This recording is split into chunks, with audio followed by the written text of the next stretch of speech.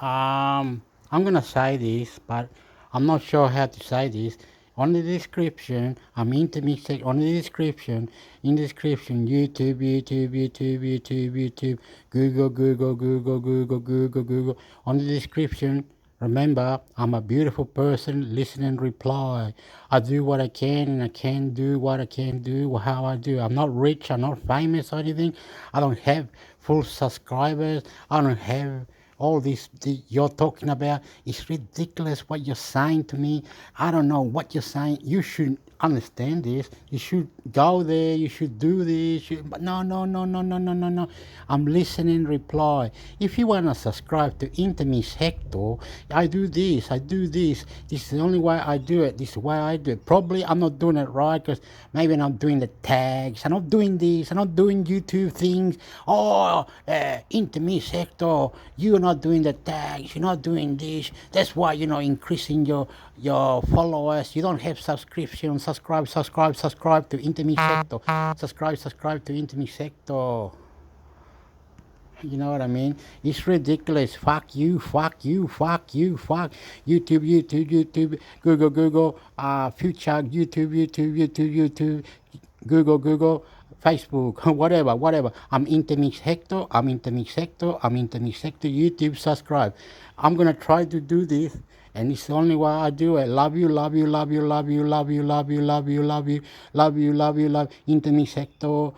YouTube channel, I love you. Internet sector YouTube channel, I love you. Yes, and on the description.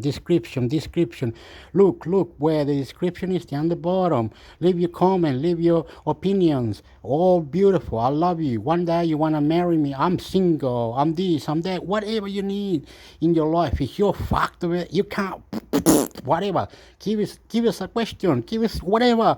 I'll answer it to you. If you want to learn how to knock someone out, you need money, you need life, you need cry, all good, all out, mate. Oh, fuck up, mark it to intermix hector YouTube here.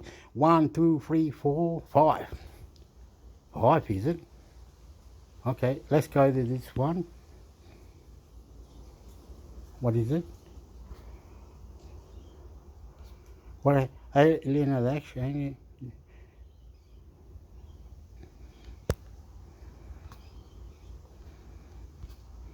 What is it? What I have to do? Like this. And then what I have to do here. What is it? Okay, go here like this or something. I don't know how this works, but intermix hector, YouTube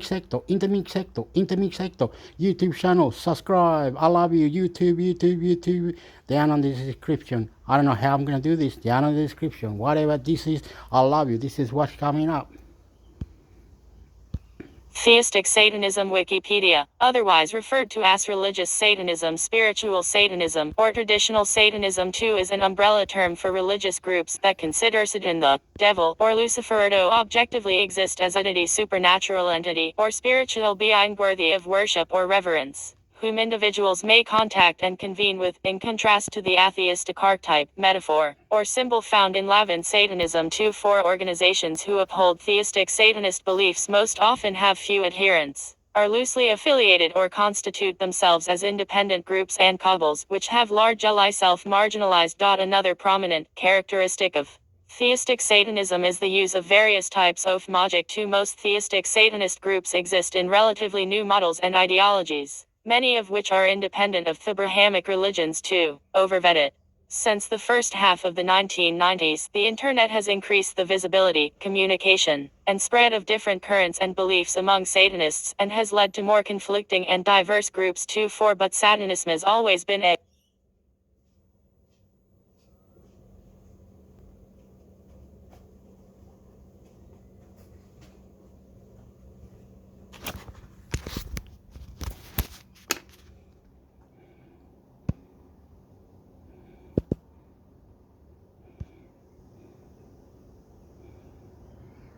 Oh, what happened? What am I doing? It's still going. What happened, bro? Hey, what the fuck? What are you doing, man? What happened, brother? What's he doing? He didn't like it or something? What the hell? No, not now. Not now, bro. Theistic Satanism Wikipedia, otherwise referred to as religious Satanism, spiritual Satanism, or traditional Satanism too, is an umbrella term for religious groups that consider Satan, the devil, or Lucifer to objectively exist as an supernatural entity, or spiritual being worthy of worship or reverence, whom individuals may contact and convene with, in contrast to the atheistic archetype, metaphor, or symbol found in Lavan Satanism. 2-4 organizations who uphold theistic Satanist beliefs most often have few adherents, are loosely affiliated or constitute themselves as independent groups and cabals, which have largely self-marginalized. Another prominent characteristic of theistic Satanism is the use of various types of magic. Most theistic Satanist groups exist in relatively new models and ideologies, many of which are independent of the Abrahamic religions. Overvet. Since the first half of the 1990s, the internet has increased the visibility, communication, and spread of different currents and beliefs among Satanists, and has led to more conflicting and diverse groups. 2-4 But Satanism has always been a heterogeneous, pluralistic, decentralized religious movement and cult. For religious academics, scholars of new religious movements, and sociologists of religion focused on Satanism have sought to study it by categorizing its currents according to whether they are esoteric/theistic or rationalist/atheistic, and they referred to the practice of working with a literal Satan as theistic or traditional Satanism. It is generally a prerequisite to being considered a theistic Satanist that the believer accepts a theological and metaphysical canon, which involves one or more gods that are either considered to be Satan in the strictest Abrahamic sense, the Judeo-Christian Islamic conception of Thedval, or a conception of Satan that incorporates adversarial gods from other religions, usually Christian polytheistic religions such as Saramanonki. Despite the number of self-professed theistic Satanists constantly increasing since the 1990s, they are considered by most scholars of religion to be a minority group within Satanism too. Any theistic Satanists believe that their own individualized concepts are based on pieces of all of these diverse conceptions of Satan, according to their inclinations and sources of spiritual guidance, rather than only believing in one suggested interpretation. Some may choose to live out the myths and stereotypes, but Christianity is not always the primary frame of reference for theistic Satanists. Their religion may be based on Gnosticism, Hermeticism, Neo-paganism, left-hand path, black magic, ceremonial magic, Crowley and magic, Western esotericism, and occult traditions. Theistic Satanists who base their faith on Christian ideas about Satan are referred to as diabolists. 15, although they are also referred to as reverse Christians by other Satanists, often in a pejorative fashion. 2-4 However, those labeled by some as reverse Christians may see their concept of Satan as undiluted or unsanitized. They worship a stricter interpretation of Satan, that of the Satan featured in the Christian Bible. 16 Peter H. Gilmore, current leader of the Atheist Church of Satan, considers devil worship to be a Christian heresy, that is, a divergent form of Christianity. 17 The diversity of individual beliefs within theistic Satanism, while being a cause for intense debates within the religion, is also often seen as a reflection of Satan, who encouraged individualism. 18 A survey found most self-identified Satanists were located in the United States and Denmark. 19 Recent and contemporary theistic Satanism edit, current edit. The diversity of beliefs amongst Satanists and the theistic nature of some Satanists was seen in a survey in 1995. Some spoke of seeing Satan not as someone dangerous to those who seek or worship him, but as someone that could be approached as a friend. Some refer to him as Father, though some other theistic Satanists consider that to be confused or excessively subservient. Satan is also portrayed as a father to his daughter, Sin, Bimiltonian Pedis Lost, Our Lady of Undercoven edit.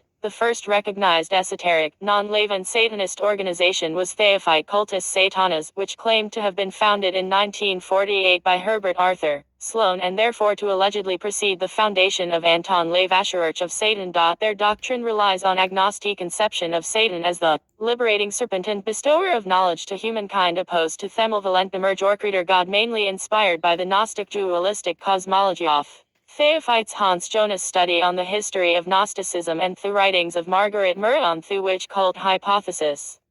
Our Lady of Under seems to have been the only existing coven of this Satanist organization, which was disbanded shortly after the death of its founder during the 1980s. Temple of Set and Session is Medit. Some scholars equate the veneration of the Egyptian gods to be the temple of Set theistic Satanism. However, other scholars do not consider them as theistic Satanists, and the affiliates to the Temple of Set themselves do not identify as such. The doctrine of the Temple of Set, an occult initiatory order founded in 1975 by Michael Aquino as a splinter group from Levi's Church of Satan, heavily relies on the writings of Aleister Crowley with elements borrowed from ceremonial magic, the left-hand path, Western esotericism, and mysticism. They believe that the Egyptian deity Set is the real prince of darkness behind the name Satan, of whom the Judeo-Christian Islamic conception of Thedval is just a caricature. Their practices primarily center on self-development. Within the Temple of Set, the black flame of Set is the individual's godlike core, which is a kindred spirit to Set, and which they seek to develop. In theistic Satanism, the black flame is knowledge which was given to humanity by Satan, who is a being independent of the Satanist himself, and which he can dispense to the Satanist who seeks knowledge.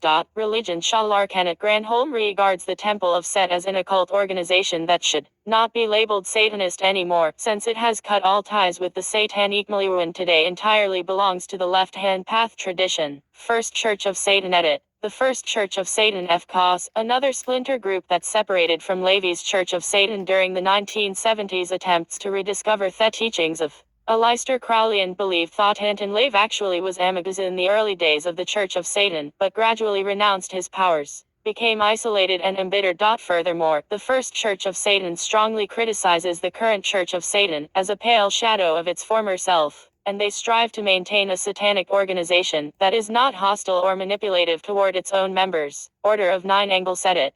The Order of Nine Angles originally was a Wiccan organization founded during the 1960s to 26 and became a theistic Satanist organization once the leadership was taken over in 1974 by David Myatt, previously known under the pseudonym of Anton Long, a former bodyguard and supporter of the British neo-Nazi leader Jordan 26. In 1998, Myatt converted to radical Islam while continuing to lead the Order of Nine Angles. Later on, he repudiated the Islamic religion in 2010 and publicly declared to have renounced all forms of extremism. The Order of Nine Angles identify as theistic Satanists, and affirm to practice traditional Satanism too. However, the doctrine of the Order of Nine Angles is complex and multifaceted. Sociologist of religion Massimo Introvini defined it as a synthesis of three different currents: Hermetic, Pagan, and Satanist, whereas the medievalist and professor of religious studies Connell Manette dismissed the satanic features of the Ana as cosmetic and contended that its core mythos and cosmology are genuinely Hermetic. According to the scholar of Western esotericist Nicholas Goodrick Clark, the Ana celebrated the dark, destructive side of life through anti-Christian elitist and social Darwinist doctrines, together with the organization's implicit ties to neo-Nazism and the appraisal of National Socialism. 26. The Order of Nine Angles believe that Thesevan plants and satellites are connected to the dark gods, while Satan is considered to be one of two actual entities,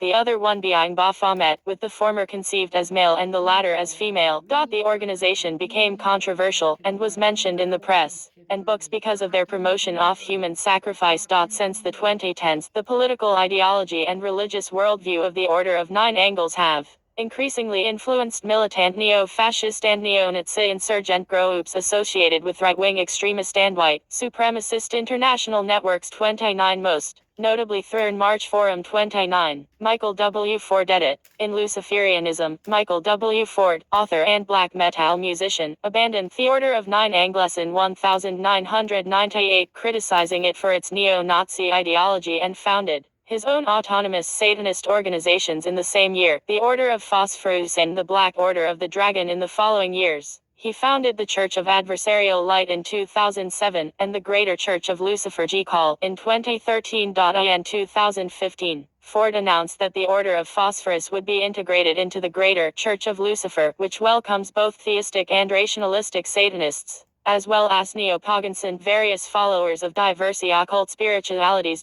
Ford presents both a theistic and atheistic approach to Luciferianism, and his ideas are enunciated in a wide compendium of publications, although they are difficult to situate into a single cohesive belief system through wisdom of Eosphros 2015 is considered the greater church of Lucifer's official statement and the core of its Luciferian philosophy. Theistic Luciferianism is considered an individualistic, personal spirituality which is established via initiation and validation of the adversarial philosophy. Luciferians, if theistic, do not accept the submission of worship, yet rather a unique and subjective type of apotheosis via the energies of perceived deities, spirits and demons. Joy of Satan edit. Joy of Satan Ministries JOS, a website founded in the early 2000s by Maxine Dietrich, pseudonym of Andrea Harrington, 33, wife of the American National Socialist Movement's co-founder and former leader Clifford Harrington, 33, 34, 35, combines theistic Satanism with neo-Nazism, racial anti-Semitism, anti-Judaic, anti-Christian sentiment and Gnostic paganism, as well as Gnostic aliens, UFO conspiracy theories and anti-Semitic conspiracy theories. 33, 36, Joy of Satan advocates spiritual Satanism, and believes Satan to be a sentient and powerful extraterrestrial being, although not a supernatural god. 33, the satanic practices promoted by Joy of Satan involve meditation, telepathic contacts with demons, rituals, and sex magic. 33, in 2004, following the exposure of Andrea Harrington among Joy of Satan's members as the wife of neo-Nazi leader Clifford Harrington and her ties with the National Socialist Movement, many adherents abandoned Joy of Satan and formed their own autonomous Satanist or neo-pagan organizations, such as the House of Enlightenment, Enki's Black Temple, the Sion, the Knowledge of Satan Group, and the Temple of the Ancients. According to Introvigny 2016, most are by now defunct, while Joy of Satan continues its existence, although with a reduced number of members. In July 2006, after the exposure of Harrington's wife's satanic website within the National Socialist Movement, Andrea and Clifford Harrington were both kicked out of the National Socialist Movement. 34, following the Harrington scandal, Bill White, the then National Socialist Movement's spokesman, also quit alongside many others. 34, according to Introvigny 2016, its ideas on extraterrestrials, meditation, and telepathic contacts with demons became, however, popular in a larger milieu of non-Lavan, spiritual or theistic Satanism. According to the scholar of religious studies and researcher of new religious movements Jesper Agard Peterson's survey on the satanic milieu's proliferation on the Internet, 2014, the only sites with some popularity are The Church of Satan and, somewhat paradoxically, Joy of Satan's page based on the Engelfer network, and they are still very far from Ontology or YouTube. Most of these sites are decidedly fringe. Satanic Reds edit. A group with a totally different ideology to the previous ones is the Satanic Reds, an occult organization with a Marxist communist political orientation founded by Tony Jansang in 1997. Their doctrine is largely based on the writings of H.P. Lovecraft mixed with elements of Central Asian folklore and the advocacy of social welfare. The group became notable mainly for their online activism and usage of communist symbols merged with Satanist ones. However, the Satanic Reds claim to belong to the left-hand path, but do not identify as theistic Satanists in the manner of believing in Satan as a god with a personality, since they conceive it as a sentient being and becoming. Similarly to the fictional deity of Chaos Nyarlathotep from Lovecraft's Cthulhu mythos. The religious practices of the Satanic Reds comprise occult rituals and a form of baptism, and the organization advocates a renewed New Deal, a moderate social program of reforms inspired by Franklin D. Roosevelt, misanthropic Luciferian or dreaded. One other group is the Temple of the Black Light, formerly known as the Misanthropic Luciferian Order. Prior to 2007, the group espouses a philosophy known as Chaosophy. Chaosophy asserts that the world that mankind lives in, and the universe that it lives in, all exist within the realm known as cosmos. Cosmos is made of 3 spatial dimensions and 1 linear time dimension. Cosmos rarely ever changes and is a materialistic realm. Another realm that exists is known as chaos. Chaos exists outside of the cosmos and is made of infinite dimensions, and unlike the cosmos, it is always changing. Members of the Totpol believe that the realm of chaos is ruled over by 11 dark gods, the highest of them being Satan, and all of said gods are considered manifestations of a higher being. This higher being is known as Osiris, the Dragon Mother, and is all of the 11 gods united as one. The Totpol believes that Osiris will resurrect one day and destroy the cosmos and let chaos consume everything. The group has been connected to the Swedish black/death metal band section, particularly its frontman Jan Notvid. 40 Notvid was introduced to the group At an early stage 41, the lyrics on the band's third album Chaos are all about beliefs of the Temple of the Black Light. 42 Notvid committed suicide. In 2006 43-44, other groups and current said it. Some groups are mistaken by scholars for theistic Satanists, such as the First Church of Satan. However, the founder of the FCOS, John Ali, considers what he calls devil worship to often be a symptom of psychosis. Other groups such as the 600 Club are accepting of all types of Satanists, as are the Synagogue of Satan, which aims for the ultimate destruction of religions, paradoxically including itself, and encourages not self-indulgence, but self-expression balanced by social responsibility. Relation to other theology said it. Theistic Luciferian groups are particularly inspired by Lucifer, from the Latin for bearer of light, who they may or may not equate with Satan. While some theologians believe the son of the dawn, Lucifer, and other names were actually used to refer to contemporary political figures, such as a Babylonian king, rather than a single spiritual entity. 47-48 Although on the surface, the Bible explicitly refers to the king Ofterus, those that believe it refers to Satan infer that by implication, it also applies to the fall of Satan. 49 Satan is also identified by the joy of Satan with Thesumerian Godenkian the Yazidi Angel Meliktas. However, in Trovigny 2016, himself remarks that their theistic Satanist interpretation of Enki derives from the writings of Zechariah Sitchin, while the one about Meliktas partially derives from the writings of Anton Lavey. Values in theistic Satanism. Edit. Seeking knowledge is seen by some theistic Satanists as being important to Satan, due to Satan being equated with the serpent in Genesis, which encouraged humans to partake of the fruit of the tree of knowledge of good and evil. Some perceive Satan as Levi's conception of Baphomet, a half human and half animal hermaphroditic tower of knowledge gnosis. 50 Some satanic groups, such as Luciferians, also seek to gain greater gnosis. 40 Some of such Satanists, such as the former Ophite cultist Satanas, equate with the emerge of Gnosticism, and Satan with the transcendent being beyond. 40 Self-development is important to theistic Satanists.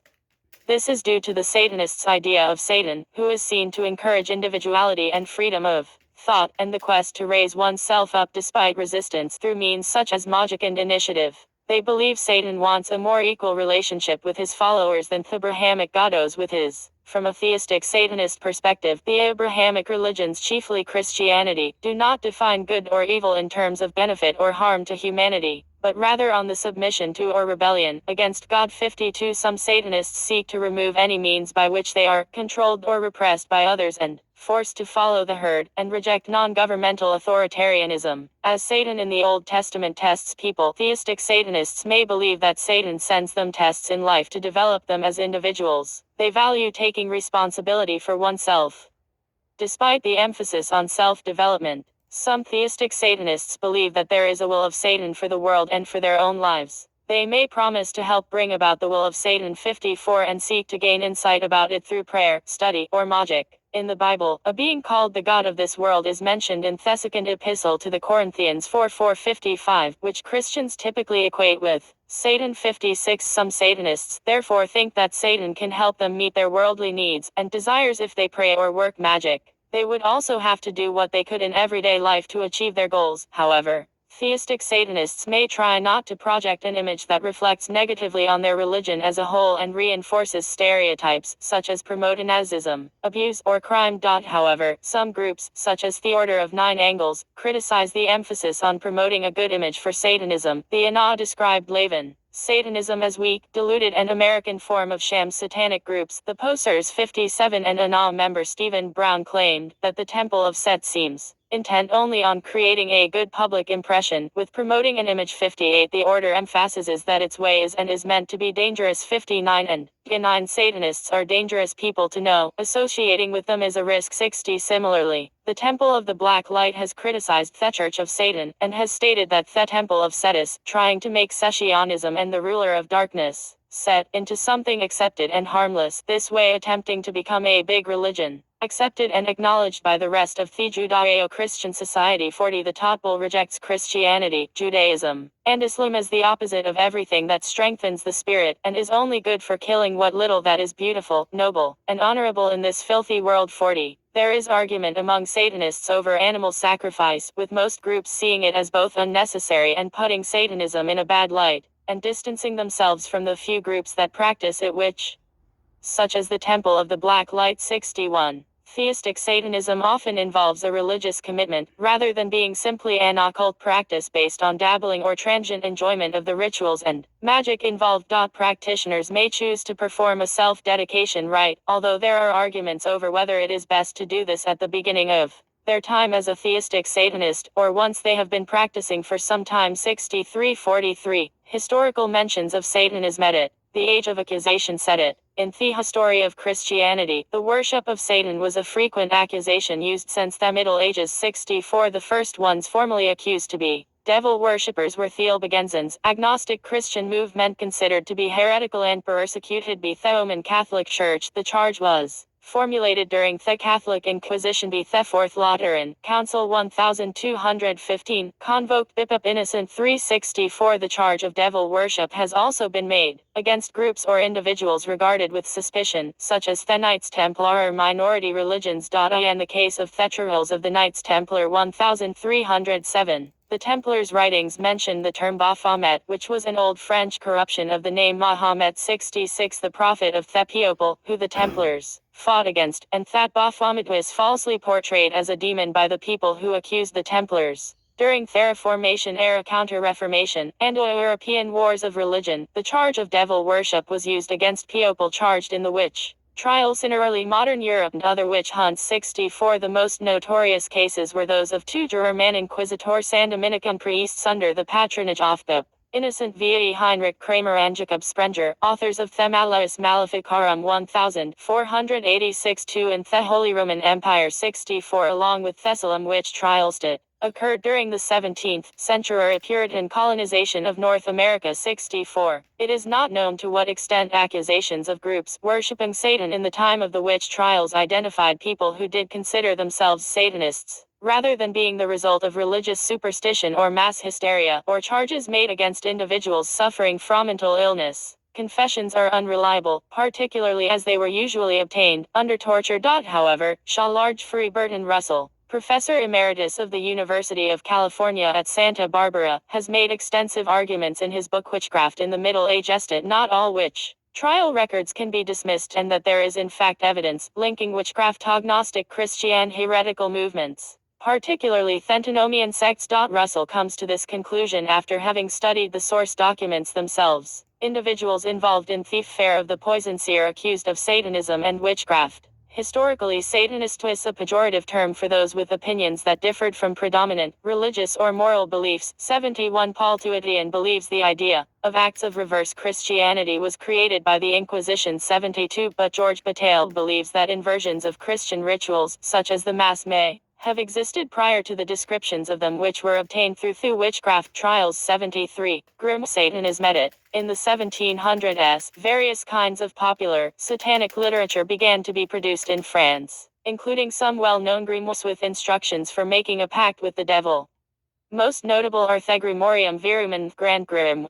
The Marquis de Sade describes defiling crucifixes and other holy objects, and in his novel Justinique gives a fictional account of the Black Mass. 74. Altarnold Heymanas said Sade's need for blasphemy was an emotional reaction and rebellion from which Sade moved on, seeking to develop a more reasoned atheistic philosophy. 75. In the 19th century, Eliphas Levi published his French books of the occult, and in 1855 produced his well-known drawing of the Baphomet, which continues to be used by some Satanists today. That Baphomet drawing is the basis of the sigil of Baphomet, which was first adopted by the non-theistic Satanist group called the Church of Satan. 76. Finally, in 1891 Joris Karl Huysmans published his satanic novel La Base, which included a detailed description of Oblique Mass which he may have known firsthand was being performed in Paris at the time. 77. Or the account may have been based on the masses carried out by Edwin Giborg, rather than by Huysmans attending himself. 78. Quotations from Huysmans' Black Mass are also used in some satanic rituals to this day, since it is one of the few sources that purports to describe the words used in a Black Mass. The type of Satanism described in La Base suggests that prayers are said to devil, hosts are stolen from the Catholic Church, and sexual acts are combined with Roman Catholic altar objects and rituals, to produce a variety of Satanism which exalts Satan, and degrades the God of Christianity by inverting Roman Catholic rites. George Bataille claims that Huysmans' description of the Black Mass is indisputably authentic. 73. Not all Theistic Satanists today routinely perform the Black Mass, possibly because the Mass is not a part of modern, evangelical Christianity in Protestant majority countries 64 and so not such an unintentional influence on Satanist practices in those countries. Organized Satanism edit. The earliest verifiable theistic Satanist group was a small group called Theophyte Cultus Satanas, which was created in Ohio in 1948. The Theophyte Cultus Satanas was inspired by the ancient Ophite sect of Gnosticism and Thehorn Godofwicca. The group was dependent upon its founder and leader, and therefore dissolved after his death in 1975. Michael Aquino published a rare 1970 text of a Church of Satan Black Mass, Themisa Solemnis. In his book Church of Satan 79 and Anton, Leva included a different Church of Satan Black Mass Themis Nowhere in his 1972 book Satanic Rituals. Levy's books on Satanism, which began in the 1960s, were for a long time the few available which advertised themselves as being satanic. Although others detailed the history of witchcraft and Satanism, such as Black Art Spiritude Cavendish published in 1967, and the classic French work Satanism and Witchcraft by Gilles Michelet. Anton Levy specifically denounced devil worshippers and the idea of praying to Satan. Although non-theistic Levin Satanism had been popular since the publication of the Satanic Bibline 1969. Theistic Satanism did not start to gain any popularity until the emergence of the Order of Nine Angles in Western England, and its publication of the Black Book of Satan in 1984-80. The next theistic, Satanist group to be created was the Misanthropic Luciferian Order, which was created in Sweden in 1995.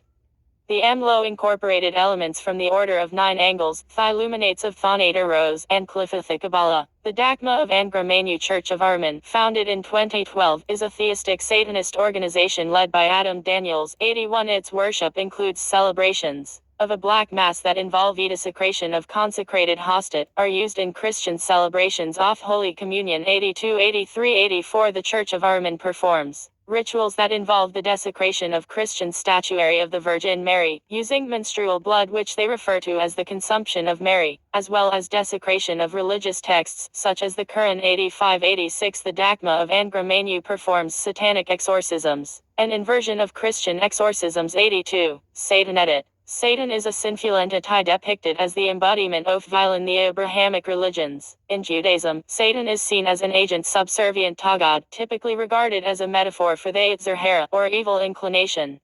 In Christianity and Islam, he is usually seen as a fallen angel or jinn who has rebelled against God, who nevertheless allows him temporary power over the fallen world, and a host of men's devil in Christianity. Edit. A large percentage of theistic Satanists worship Satan, conceived as the devil in the Christian religion. 2-4. In Christianity, the devil, also known as Satan or Lucifer, is the personification of evil and author of sin, who rebelled against God in an attempt to become equal to God himself. He is depicted as a fallen angel, who was expelled from heaven at the beginning of time, before God created the material world, and is in constant opposition to God. 88. The devil is described and depicted as being perfect in beauty.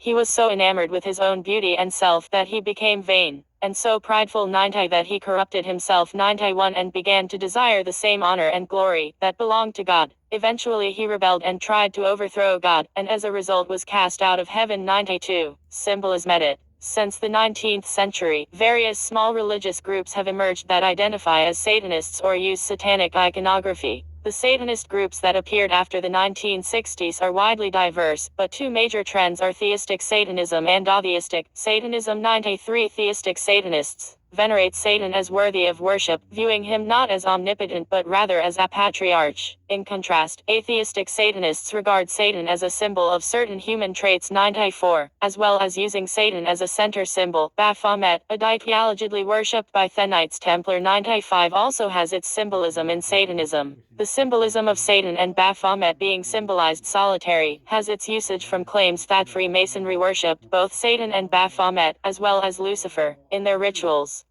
In some depictions the devil is depicted, like Baphomet, as a goat. Therefore the goat and goat's head are significant symbols throughout Satanism.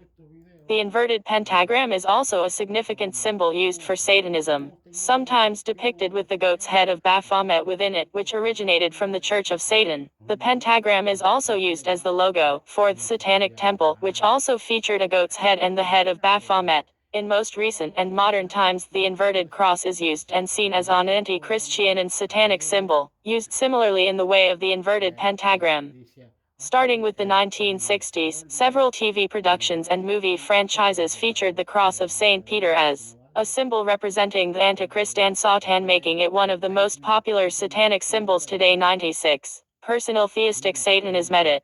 The American serial killer Richard Ramirez claimed that he was atheistic, Satanist. During his 1980s killing spree, he left an inverted pentagram at the scene of each murder and at his trial called out "Hail Satan."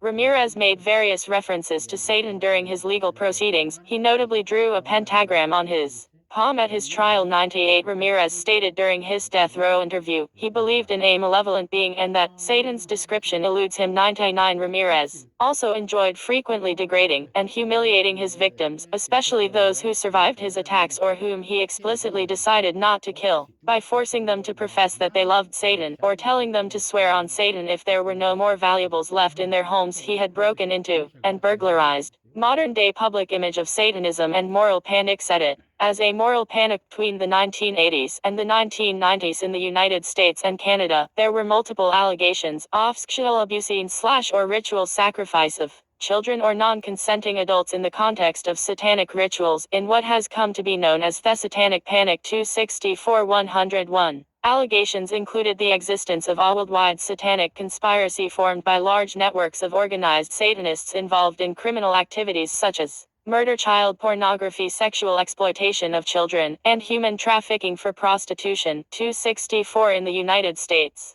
Kern County child abuse cases, McMartin preschool trial, and Thust Memphis case were widely reported. One case took place in Jordan, Minnesota, in which children made allegations of the manufacture of child pornography, ritualistic animal sacrifice, coprophagia, urophagia, and infanticide, at which point the Federal Bureau of Investigation (FBI) was alerted. 24 adults were arrested and charged with acts of sexual abuse, child pornography, and other crimes claimed to be related to satanic ritual abuse. 3 went to trial, 2 were acquitted, and 1 was convicted. Supreme Court Justice Scalia noted in a discussion of the case that here is no doubt that some sexual abuse took place in Jordan, but there is no reason to believe it was as widespread as charged, and cited the repeated coercive techniques used by the investigators as damaging to the investigation. 102. These notorious cases were launched after children were repeatedly and coercively interrogated by social workers, resulting in false allegations of child sexual abuse. 2. No evidence was ever found to support any of the allegations of an organized Satanist conspiracy or satanic ritual abuses. 2. But in some cases, the Satanic Panic resulted in wrongful prosecutions. See also edit, notes edit. By desiring to be equal to God in his arrogance, Lucifer abolishes the difference between God and the angels created by him, and thus calls the entire system of order into question. If he were instead to replace God, the system itself would only be preserved with reversed positions. Reference edit. Jump up to Abduf Jijkal Nobrams, Joe Spring 2006. Wyman, Kelly ed. The Religious Movement's Homepage Project Satanism, an Introduction. Virginia.edu. University of Virginia. Archived from the original on 29 August 2006. Retrieved 30 December 2020. Jump up to Abdelis, James R. August 2001. Who serves Satan? A Demographic and Ideological Profile. Marburg Journal of Religion. University of Marburg. 0.62, 125.10.17192/MJR.2001.6.3748. ISSN 1612-2941. Retrieved 30 December 2020. Is theistic and spiritual Satanism just reverse Christianity? 10th November 2017. Archived Cathedral of the Black Goat Views page. High Priest, Mugus Peter H. Gilmore. Satanism, the Feared Religion. Churchofsatan.com. Susa, Circ 2007. The Demonic Bible. P11. ISBN 9781411690738. Retrieved 12 May 2008. The Invention of Satanism, de Rendell, as Joern, page 164 to 165, Internet Archive. Internet Archive. 25th March 2023. Retrieved 11 April 2023. Jump up to Abudrick Clark, Nicholas 2001 Nazi Satanism, and the New Aeon. Black Sun, Aryan Cults, Esoteric Nazism, and the Politics of Identity. New York City, New York University Press. pp. 215-223. ISBN 978-0-8147-3124-6. LCCN 2001004429. Jump up to Abupkirch, HE 22nd December 2021. Cruikshank, Paul, Hummel, Christina eds. The Iron March Forum and the Evolution of the Skull Mask. Neo-Fascist Network PDF.ctc Sentinel. West Point, New York Combating Terrorism, Center Point 1410, 2737. Archive PDF from the original on 27th December 2021. Retrieved 19 January 2022. The Order of Nine Angles and Terrorist Radicalization, the Skull Mask Network's transformation into a clandestine terrorist network, coincided temporarily with the introduction of the Order of Nine Angles O9A worldview into the group's ideological influences. The O9A is a occultist current and founded by David Myatt in the late 1960s in the United Kingdom. The O9A shares with other Pogneo-fascists a belief in a primordial spirituality that has been supplanted by the Abrahamic faiths. Its doctrines are apocalyptic, predicting a final confrontation between monotheistic Magian civilization and primordial Faustian European spirituality. The Skull Mask Network groups are not religiously monolithic, and most accept members who are not O9A adherents. But O9A philosophy has had a strong influence on the culture of the network. The O9A texts emphasize solitary rituals and the sense of membership in a superhuman spiritual elite. The O9A texts do not make social or financial demands on new adherents. Psychological commitment is instead generated through secrecy and the challenging, sometimes criminal, nature of the initiatory and devotional rituals. Because the rituals are solitary and self-administered, they create a set of shared transcendent experiences that enhance group cohesion, without the need for members to be geographically close to each other. Its leaderless structure and self-administered initiations make the O9A worldview uniquely well-suited to spread through online social networks, while the ritual violence used in O9A religious ceremonies contributed to the habituation of individual Skull Mask network members to violence. Jump up to Abdintrovigny, Massimo 13th April 2017. Satan the Prophet, A History of Modern Satanism PDF. Cessnerer. p. 55. Archive PDF from the original on 28 June 2017. Retrieved 28 December 2020. Jump up to Ab. Zajic, Alexander 19 October 2006. The National Socialist Movement implodes. SPLcenter.org. Montgomery, Alabama Southern Poverty Law Center. Archived from the original on 19 September 2015. Retrieved 28 December 2020. The party's problems began last June, when Citizens Against Hate discovered Thatton's Maschulze post office box was shared by Joy of Satan Ministry, in which the wife of Ensom Chairman Emeritus Clifford Harrington is High Priestess. Within Ensom ranks, meanwhile, a bitter debate was sparked over the propriety of Harrington's Joy of Satan connections. Shoep moved ahead with damage control operations by nudging Chairman Emeritus Harrington from his position under the cover of attending to personal matters. But it was too late to stop Ensom Minister of Radio and Information Michael Blevins, aka von Bluvens, from following White out of the party, citing disgust with Harrington's Joy of Satan ties. Satanism, declared Blevins in his resignation letter, affects the whole prime directive guiding the Ensom survival of the white race.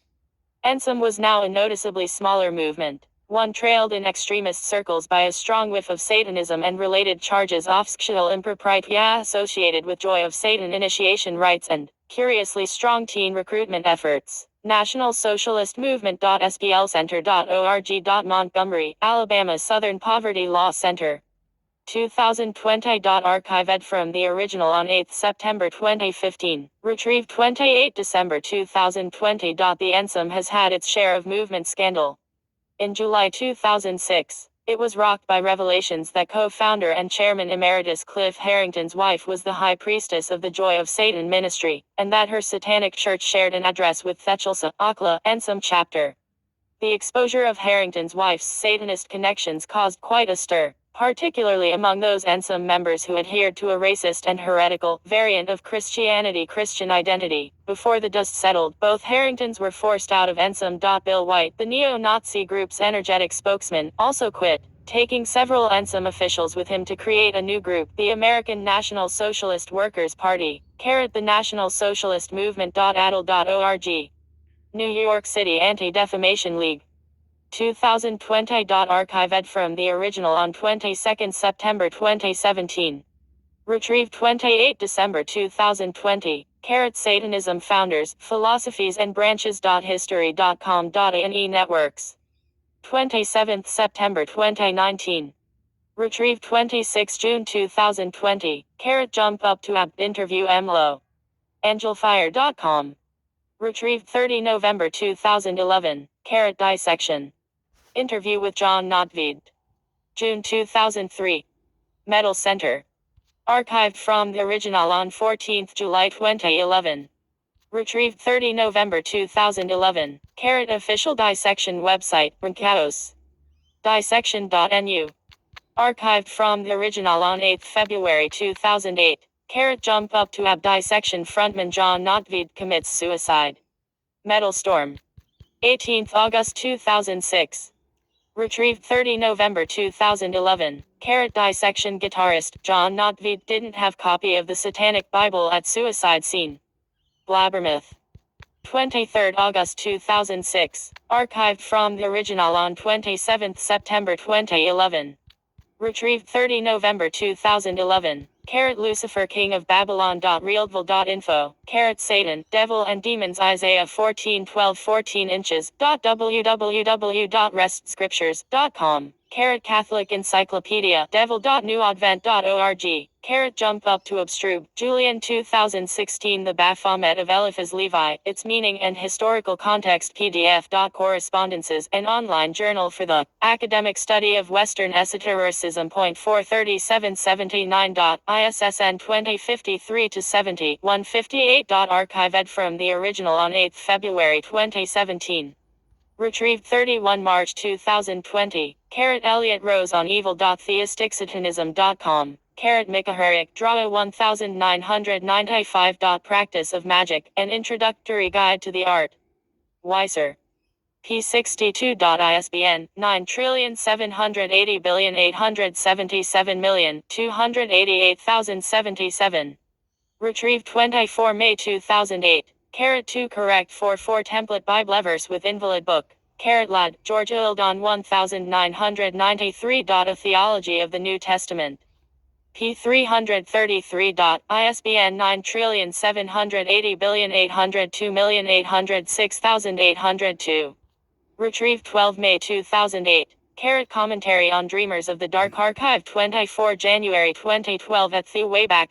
Okay. I must stop this. I don't know. It's trying to tell you that there's many websites. I will give you the description somehow. I don't know how I'm going to do this, but he wants you to, something, you go to the elevator down here somewhere. Not line. It is bad, eh? Anyway, somewhere he's doing it. I don't know what he's doing, but he's doing that. So I have to leave that there somehow. So that's there. I have to push this up. There go this one. Oh, I need to go to the toilet. I need to go to the toilet. Power manifest through micro. Okay.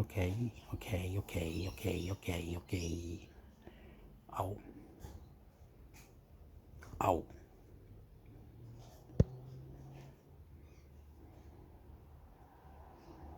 Power manifest crowd.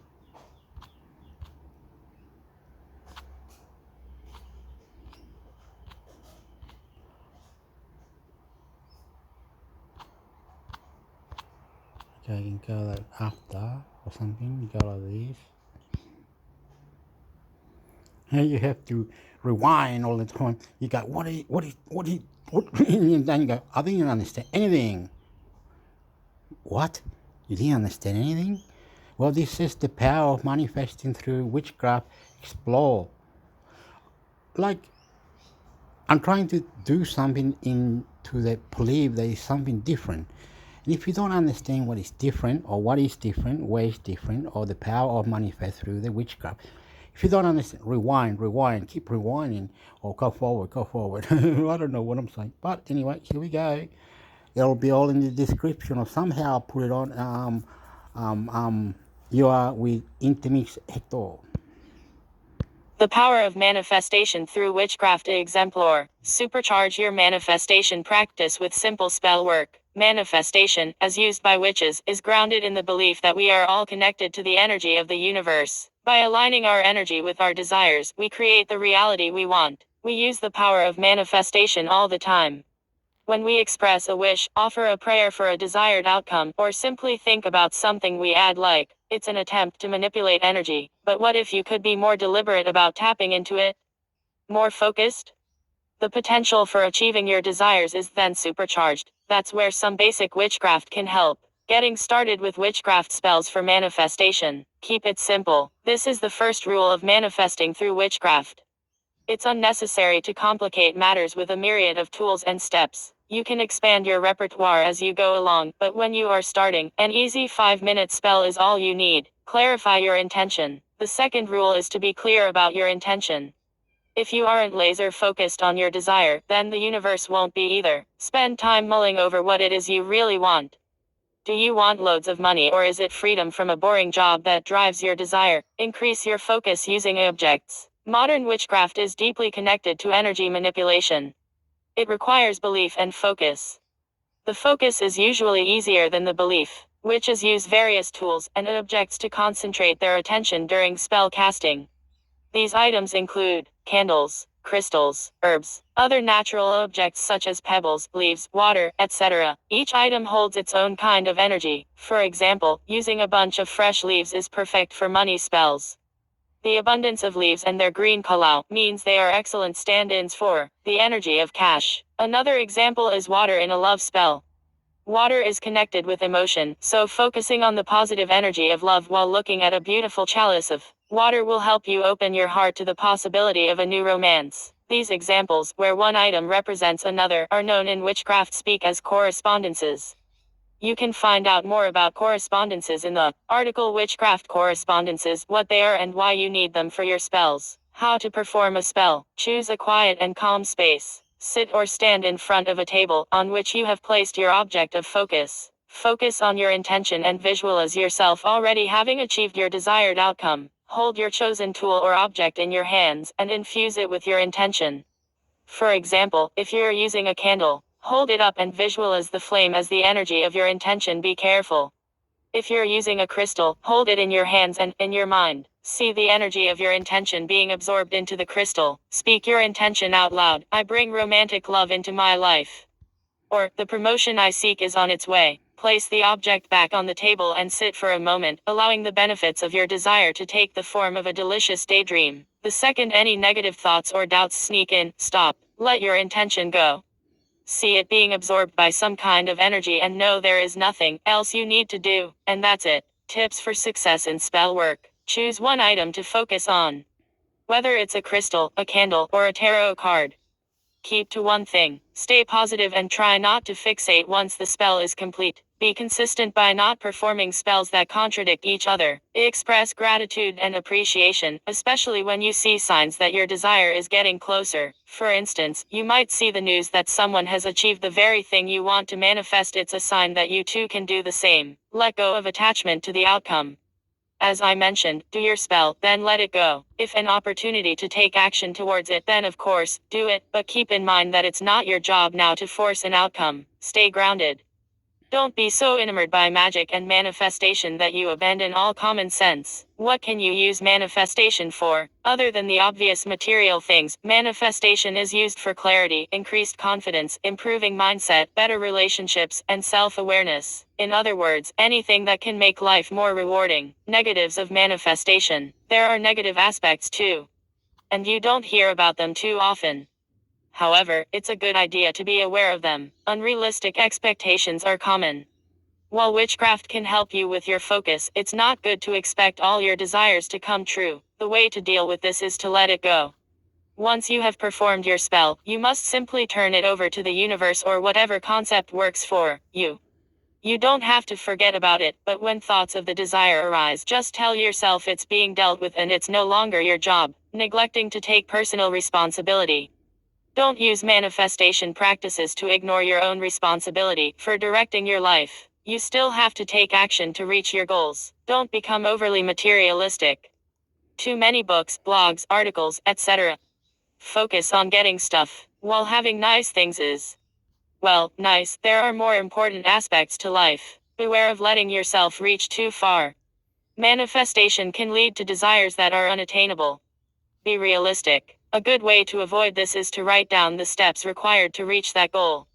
If you can easily visualize yourself completing each step, then go ahead. If they seem insurmountable, you aren't going to convince the universe if you can't convince yourself. Approach manifestation with a balanced perspective and realistic expectations. Remember, it is just one tool in a larger toolkit for personal growth and transformation. Witchcraft ethics. The most important credo in witchcraft is harm none. This means you should never use spells or other forms of magic to intentionally harm or manipulate others. Your intentions should align with your values.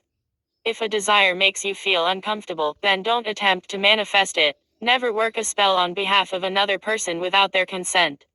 This includes things like love spells or spells designed to influence another person's thoughts or actions. Always respect the free will of others and use magic in a way that is respectful and considerate. For example, when working a spell to attract love, keep it general. Don't use another person's name. You want to have a deep and mutually rewarding relationship, not one that you manipulated into existence. Further reading. Witchcraft for Beginners, A Guide to Contemporary Witchcraft and Magic by Lisa Chamberlain. The Modern Witchcraft Spell Book, Your Complete Guide to Crafting and Casting Spells by Sky Alexander. Practical Magic, A Beginner's Guide to Crystals, Horoscopes, Psychics, and Spells by Nikki Van de Kar. The Green Witch, Your Complete Guide to the Natural Magic of Herbs, Flowers, Essential Oils, and More by Erin Murphy Hiscock. The Witch's Book of Shadows, The Craft, Lore and Magic of the Witches, Grimm by Phyllis Courat. This content reflects the personal opinions of the author. It is accurate and true to the best of the author's knowledge and should not be substituted for impartial fact or advice in legal, political, or personal matters. Copyright signed 2023 Bevji.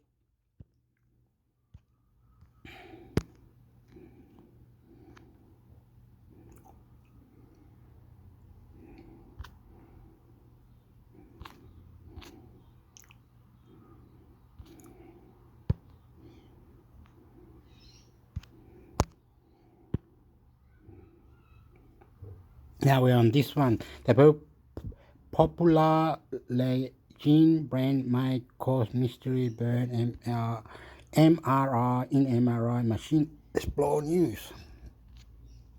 Lately became more application. Okay. Popular leggings brand may cause mysterious burns in machines. Exemplar news. The world daily becomes a more complicated place, with connections and interactions many people would never suspect. For instance, I was recently shocked to learn that certain medications come with a warning against eating grapefruit, as there is a chemical in the citrus that makes certain drugs far more powerful in your system because it prevents you from losing them due to absorption in the intestinal tract. Today, I learned a new one. Certain leggings brands cannot be worn in machines because they cause burns. Yes, really. The most common culprit in the world of dangerous leggings is the popular brand Lululemon, which can sometimes contain metallic fibers. Other athletic and athleisure brands, including Patagonia, also contain metallic fibers for stench protection and strength. The reason this is problematic is because machines use strong magnets and radio waves to make images of the human body. Metal is strictly verboten. Patients are advised to remove all jewelry, watches, and clothes that may have metal buttons, zippers, or other fasteners. However, most people figure soft, stretchy yoga pants would be fine in these circumstances, that is, until patients began getting burned. Imagine being the piece of foil or the handle on a takeout container, left in the microwave, and you start to get the idea about how dangerous this phenomenon can be. As knowledge spread about the risk, more healthcare providers are warning patients in advance about what kind of clothing is acceptable before entering these machines, but keep in mind you cannot count on the labels, as manufacturers are not required to list fiber content of less than 5% on the labels. Additionally, another place that metallic fibers may be found is in protective face masks, which are often worn in hospitals by patients as well as doctors. Love what you're reading? Be sure to follow us on Google News and subscribe to our newsletter to get supernatural news right to your inbox. For a chance to be featured on Exemplar and our social channels, click here to upload your clip and share your latest paranormal encounter with the world.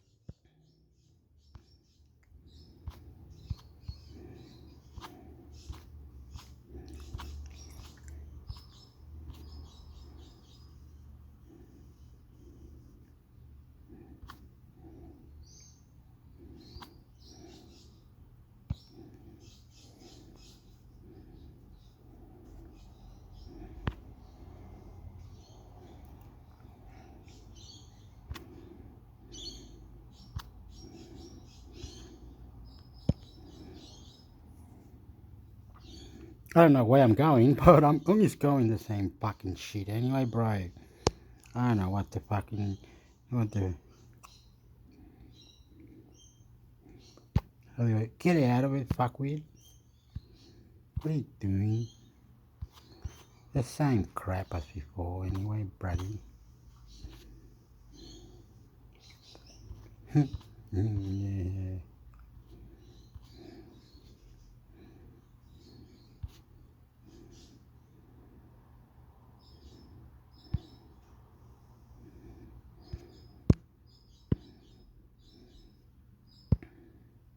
Modern scientists may have figured out what the Nordic cryptid known as the half-Gufa really is. Exemplar news. Still an amazing sight to behold. For centuries, ancient maps depicting the world's oceans were adorned with illustrations of fantastical sea monsters, and the ominous phrase, "Here be monsters." These monstrous creatures, often depicted with ferocious teeth and multiple tentacles, served as a warning to sailors of the dangers that lurked beneath the waves. But why did map makers choose to include such ominous creatures in their depictions of the world's waters? Was it simply artistic license, or was there a deeper meaning behind these illustrations? Recent research has shed light on the origins of these sea monsters and the role they played in shaping our understanding of the oceans. The Norse Vikings were some of the earliest and most prolific seafarers of the ancient world, so when they shared stories of the half-Gufa, people took note.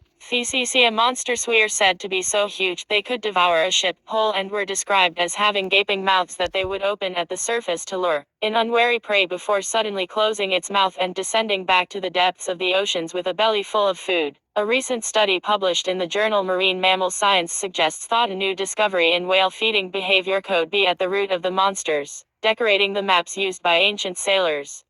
In 2014, drone footage captured recordings of whales floating motionless at the surface with mouths wide open for long periods of time and snapping their jaws closed once their mouths were full of prey. Another similarity between the whales and the legendary half-Gufa is the strange way it is said to lure the prey into its gaping jaws by regurgitating something that smells, apparently, delicious to fish. Early Nordic texts that reference the half-Gufa often classify it along with whales, and their drawings on oceanic maps are consistent with the range of the Icelandic whales seen engaging in this passive yet effective feeding method.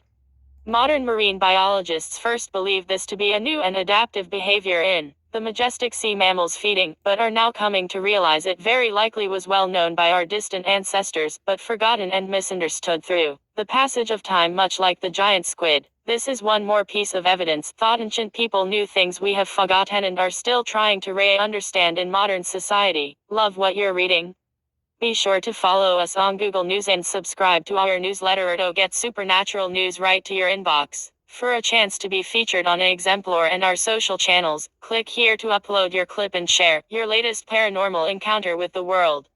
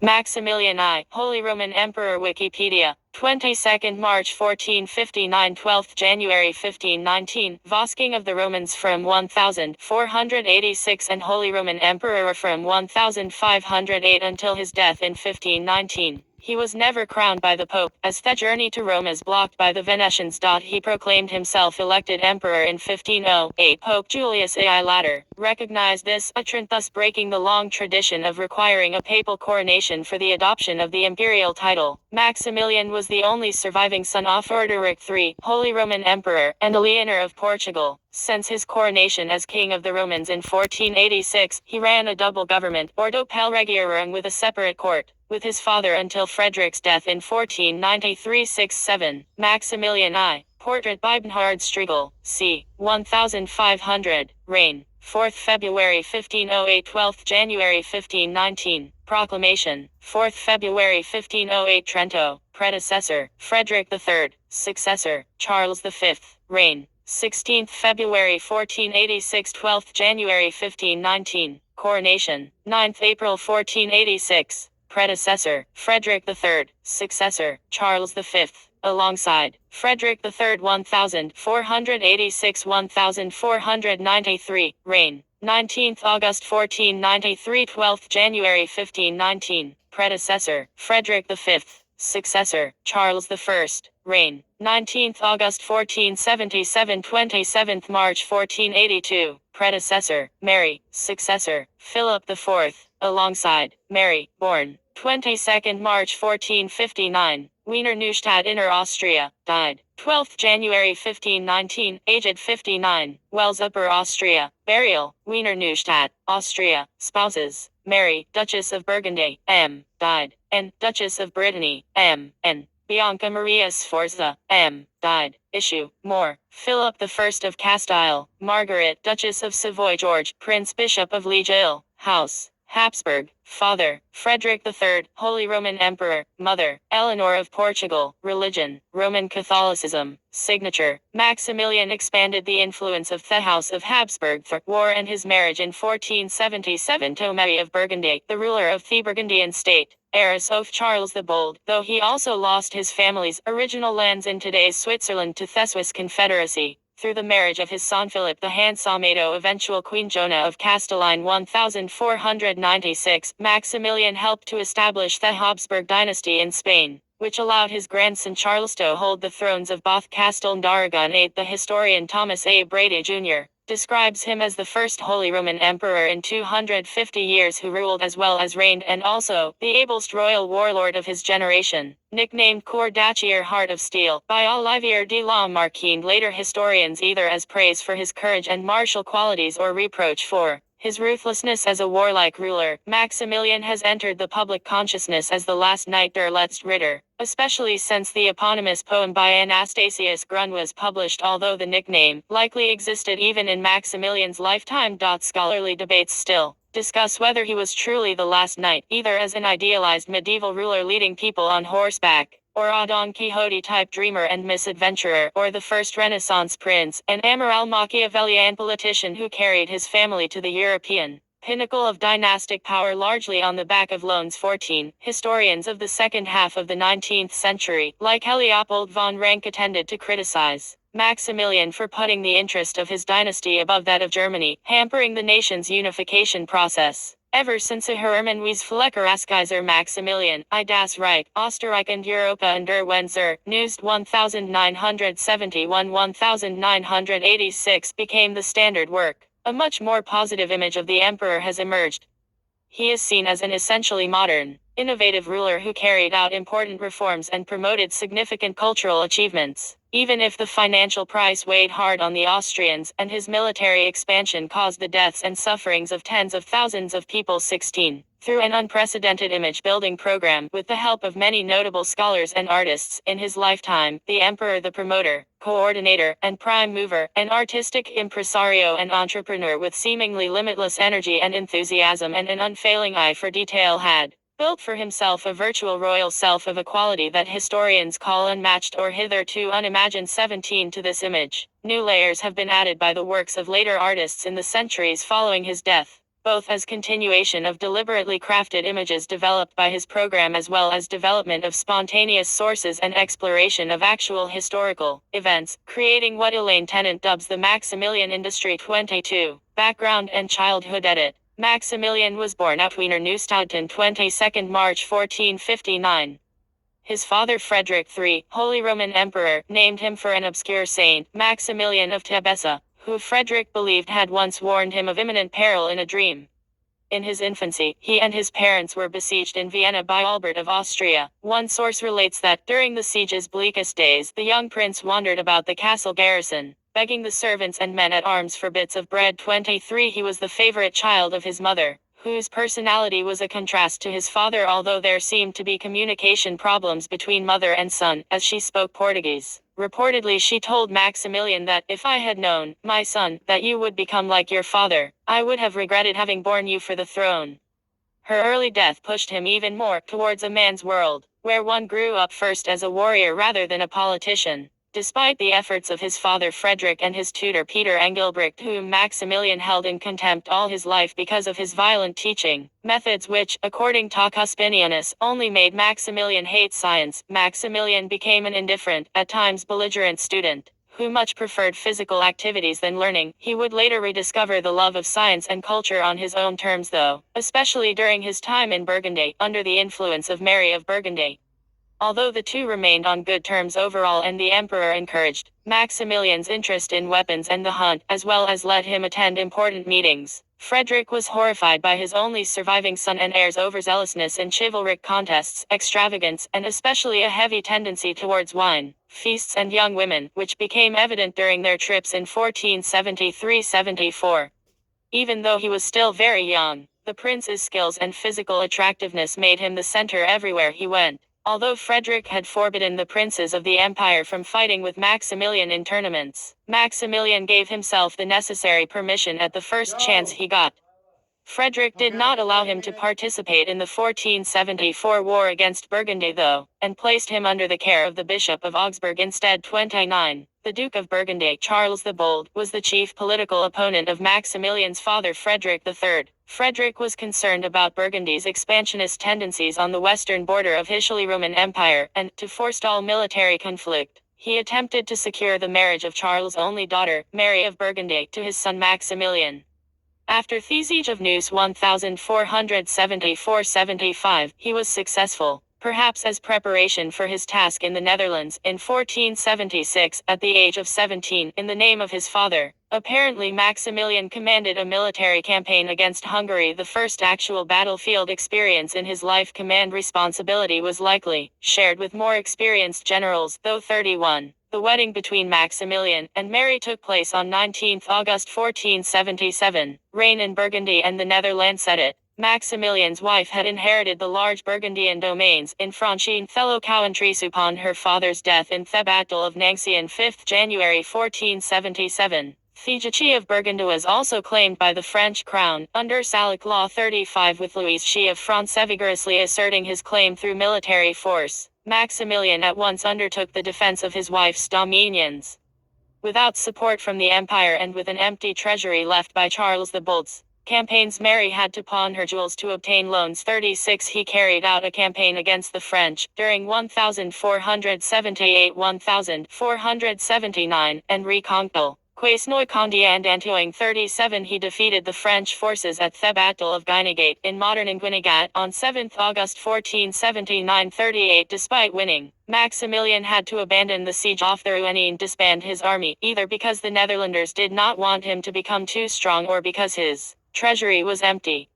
The battle was an important mark in military history though. The Burgundian pickmen were the precursors of the Landsknecht, while the French side derived the momentum for military reform from their loss. 39. According to some, Maximilian and Mary's wedding contract stipulated that their children would succeed them but that the couple could not be each other's heirs. Mary tried to bypass this rule with a promise to transfer territories as a gift in case of her death, but her plans were confounded. After Mary's death in a riding accident on 27 March 1482 near Thewijnendale Castle, Maximilian's aim was now to secure the inheritance to his and Mary's son, Philip the Handsome 41 according to Hemmers and such. The original marriage contract stipulated that Maximilian could not inherit her Burgundian lands if they had children. 42. The Guinegate victory made Maximilian popular, but as an inexperienced ruler, he hurt himself politically by trying to centralize authority without respecting traditional rights and consulting relevant political bodies. The Belgian historian Eugene Duchenne comments that these years were among the saddest and most turbulent in the history of the country, and despite his later great imperial career, Maximilian unfortunately could never compensate for the mistakes he made as regent in this period. 44-45 Some of the Netherlander provinces were hostile to Maximilian, and, in 1482, they signed a treaty with Louis XI in Aristät forced Maximilian to give up French Comté d'Artois, the French crown. 35 They openly rebelled twice in the period 1482-1492, attempting to regain the autonomy they had enjoyed under Mary. Flemish rebels managed to capture Philip and even Maximilian himself, but they released Maximilian when Frederick III intervened. 46-47 In 1489, as he turned his attention to his hereditary lands, he left the Low Countries in the hands of Albert of Saxony, who proved to be an excellent choice, as he was less emotionally committed to the Low Countries and more flexible as a politician than Maximilian, while also being a capable general. By 1492, rebellions were completely suppressed. Maximilian revoked the Great Privilege and established a strong, ducal monarchy undisturbed by particularism, but he would not reintroduce Charles the Bold's centralizing ordinances. Since 1489, after his departure, the government under Albert of Saxony had made more efforts in consulting representative institutions and showed more restraint in subjugating recalcitrant territories. Notables who had previously supported rebellions returned to city administrations. The Estates General continued to develop as a regular meeting place of the central government. 49 The harsh suppression of the rebellions did have an unifying effect, in that provinces stopped behaving like separate entities, each supporting a different lord. 52 Helmut Königsberger opines that it was not the erratic leadership of Maximilian, who was brave but hardly understood the Netherlands, but the estate's desire for the survival of the country that made the Burgundian monarchy survive. Jean Beranger and C.A. Simpson argue that Maximilian, as a gifted military champion and organizer, did save the Netherlands from France, although the conflict between the estates and his personal ambitions caused a catastrophic situation in the short term. Peter Spufford opines that the invasion was prevented by a combination of the estates and Maximilian, although the cost of war, Maximilian's spendthrift liberality, and the interests enforced by his German bankers did cause huge expenditure, while income was falling. Jell Hemmers comments that the estates stopped their support towards the young and ambitious impresario director of war who took personal control of both the military and financial details during the war, because they knew that after Guinegate the nature of the war was not defensive anymore. Maximilian and his followers had managed to achieve remarkable success in stabilizing the situation though, and a stalemate was kept in Ghent as well as in Bruges,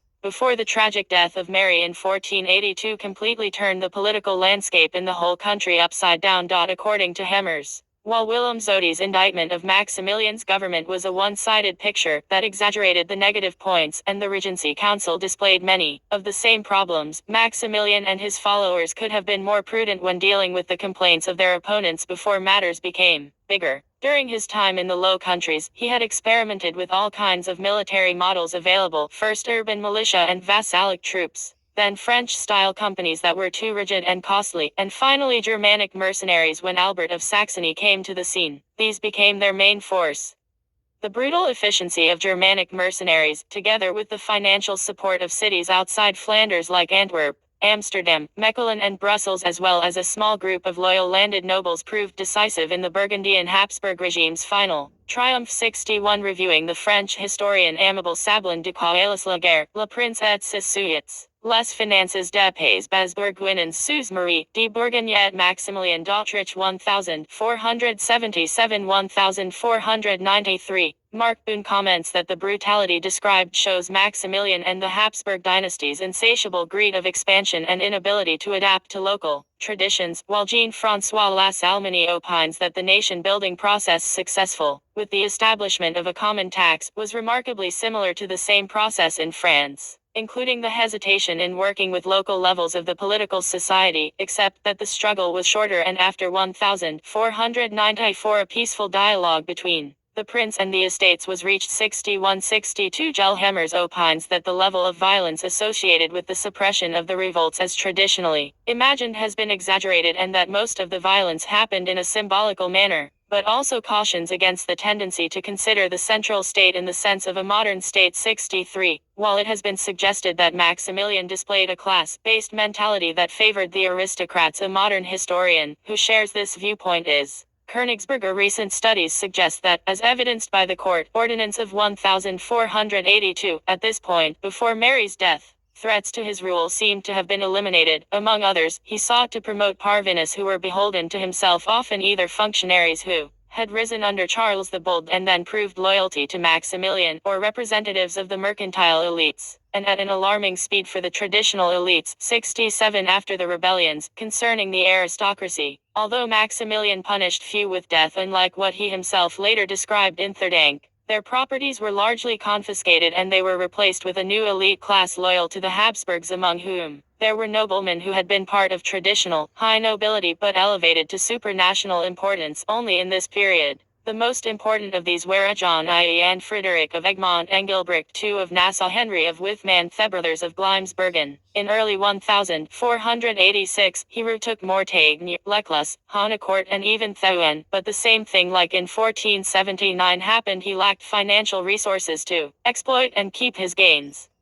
Only in 1492, with a stable internal situation, he was able to reconquer and keep Franche-Comté and Arras on the pretext that the French had repudiated his daughter. 73 In 1493, Maximilian and Charles VIII of France signed the Treaty of Senlis, with which Artois and Franche-Comté returned to Burgundian rule while Picardy was confirmed as French possession. The French also continued to keep the Duchy of Burgundy. Thus a large part of the Netherlands, known as the 17 provinces, stayed in the Habsburg patrimony. 35. On 8 January 1488, using a similar 1373 French ordinance as the model, together with Philip, he issued the Ordinance of Admiralty, that organized the Admiralty as a state institution, and strove to centralize maritime authority. This was a departure from the policy of Philip the Good, whose 1458 ordinance tried to restore maritime order by decentralizing power. 74-75 This was the beginning of the Dutch Navy. 76-77 Although initially the policy faced opposition and unfavorable political climate, which only improved with the appointment of Philip of Burgundy-Beveren in 1491. A permanent navy only took shape after 1555 under the governorship of his granddaughter Mary of Hungary. In 1493, Frederick III died, thus Maximilian I became de facto leader of the Holy Roman Empire. He decided to transfer power to the 15-year-old Philip. 80. During the time in the Low Countries, he contracted such emotional problems that, except for rare, necessary occasions, he would never return to the land again after gaining control. When the estates sent a delegation to offer him the regency after Philip's death in 1506, he evaded them for months. 82. As suzerain, Maximilian continued to involve himself with the Low Countries from afar. His sons' and daughters' governments tried to maintain a compromise between the states and the empire. 83. Philip, in particular, sought to maintain an independent Burgundian policy, which sometimes caused disagreements with his father. As Philip preferred to maintain peace and economic development for his land, Maximilian was left fighting Charles of Egmont over Guelders on his own resources. At one point, Philip let French troops supporting Guelders' resistance to his rule pass through his own land. Only at the end of his reign, Philip decided to deal with this threat together with his father. By this time, Guelders had been affected by the continuous state of war and other problems. The Duke of Cleves and the Bishop of Utrecht, hoping to share spoils, gave Philip aid. Maximilian invested his own son with Guelders and Zutphen. Within months, and with his father's skilled use of field artillery, Philip conquered the whole land, and Charles of Egmont was forced to prostrate himself in front of Philip. Maximilian would like to see the Guelders matter to be dealt with once and for all, but as Charles later escaped, and Philip was at haste to make his 1506 fatal journey to Spain, troubles would soon arise again, leaving Margaret to deal with the problems. Maximilian was exasperated by the attitude of Philip, whom, in Maximilian's imagination, was probably influenced by insidious French agency, and the Estates, whom he considered to be unbelievably nonchalant and tight-fisted about a threat to their own country's security. Philip's death in Burgos was a heavy blow. Personally, Maximilian's entourage seemed to have concealed the incident from him for more than 10 days, and also politically, as by this time, he had become his father's most important international ally, although he retained his independent judgment. All their joint ventures fell apart, including the planned Italian expedition in 1508. The Estates preferred to maintain peace with France and Guelders. But Charles of Egmont, the de facto lord of Guelders, continued to cause trouble. In 1511, Margaret made an alliance with England and besieged Venlo, but Charles of Egmont invaded Holland, so the siege had to be lifted. James D. Tracy opines that Maximilian and Margaret were reasonable in demanding more stern measures against Guelders. But their critics in the Estates General that had continuously voted against providing funds for wars against Guelders, and among the nobles naively thought that Charles of Egmont could be controlled by maintaining the peaceful relationship with the King of France, his patron. Leading humanists in the Netherlands like Erasmus and Hadrianus Barlandus displayed a distrust towards the government and especially the person of Maximilian, whom they believed to be a warlike and greedy prince. After the brutal 1517 campaign of Charles of Egmont in Friesland and Holland, these humanists, in their mistaken belief, spread the stories that the emperor and other princes were concocting clever schemes and creating wars just to expand the Habsburg dominion and extracting money. 91, 92, 93. By the time Margaret became regent, Maximilian was less inclined to help regarding the Guelders matter. He suggested to her that the estates in the Low Countries should defend themselves, forcing her to sign the 1513 treaty with Charles. Habsburg Netherlands would only be able to incorporate Guelders and Zutphen under Charles V. 94-95. Following Margaret's strategy of defending the Low Countries with foreign armies, in 1513, at the head of Henri army, Maximilian gained a victory against the French at the Battle of the Spurs, at little cost to himself or his daughter. In fact, according to Margaret, the Low Countries got a profit of 1 million of gold from supplying the English army. For the sake of his grandson Charles's Burgundian lands, he ordered Thouan's walls to be demolished. The stronghold had often served as a backdoor for French interference in the Low Countries. 98. Reign in the Holy Roman Empire. Read it. Recapture of Austria and expedition to Hungary. Edit.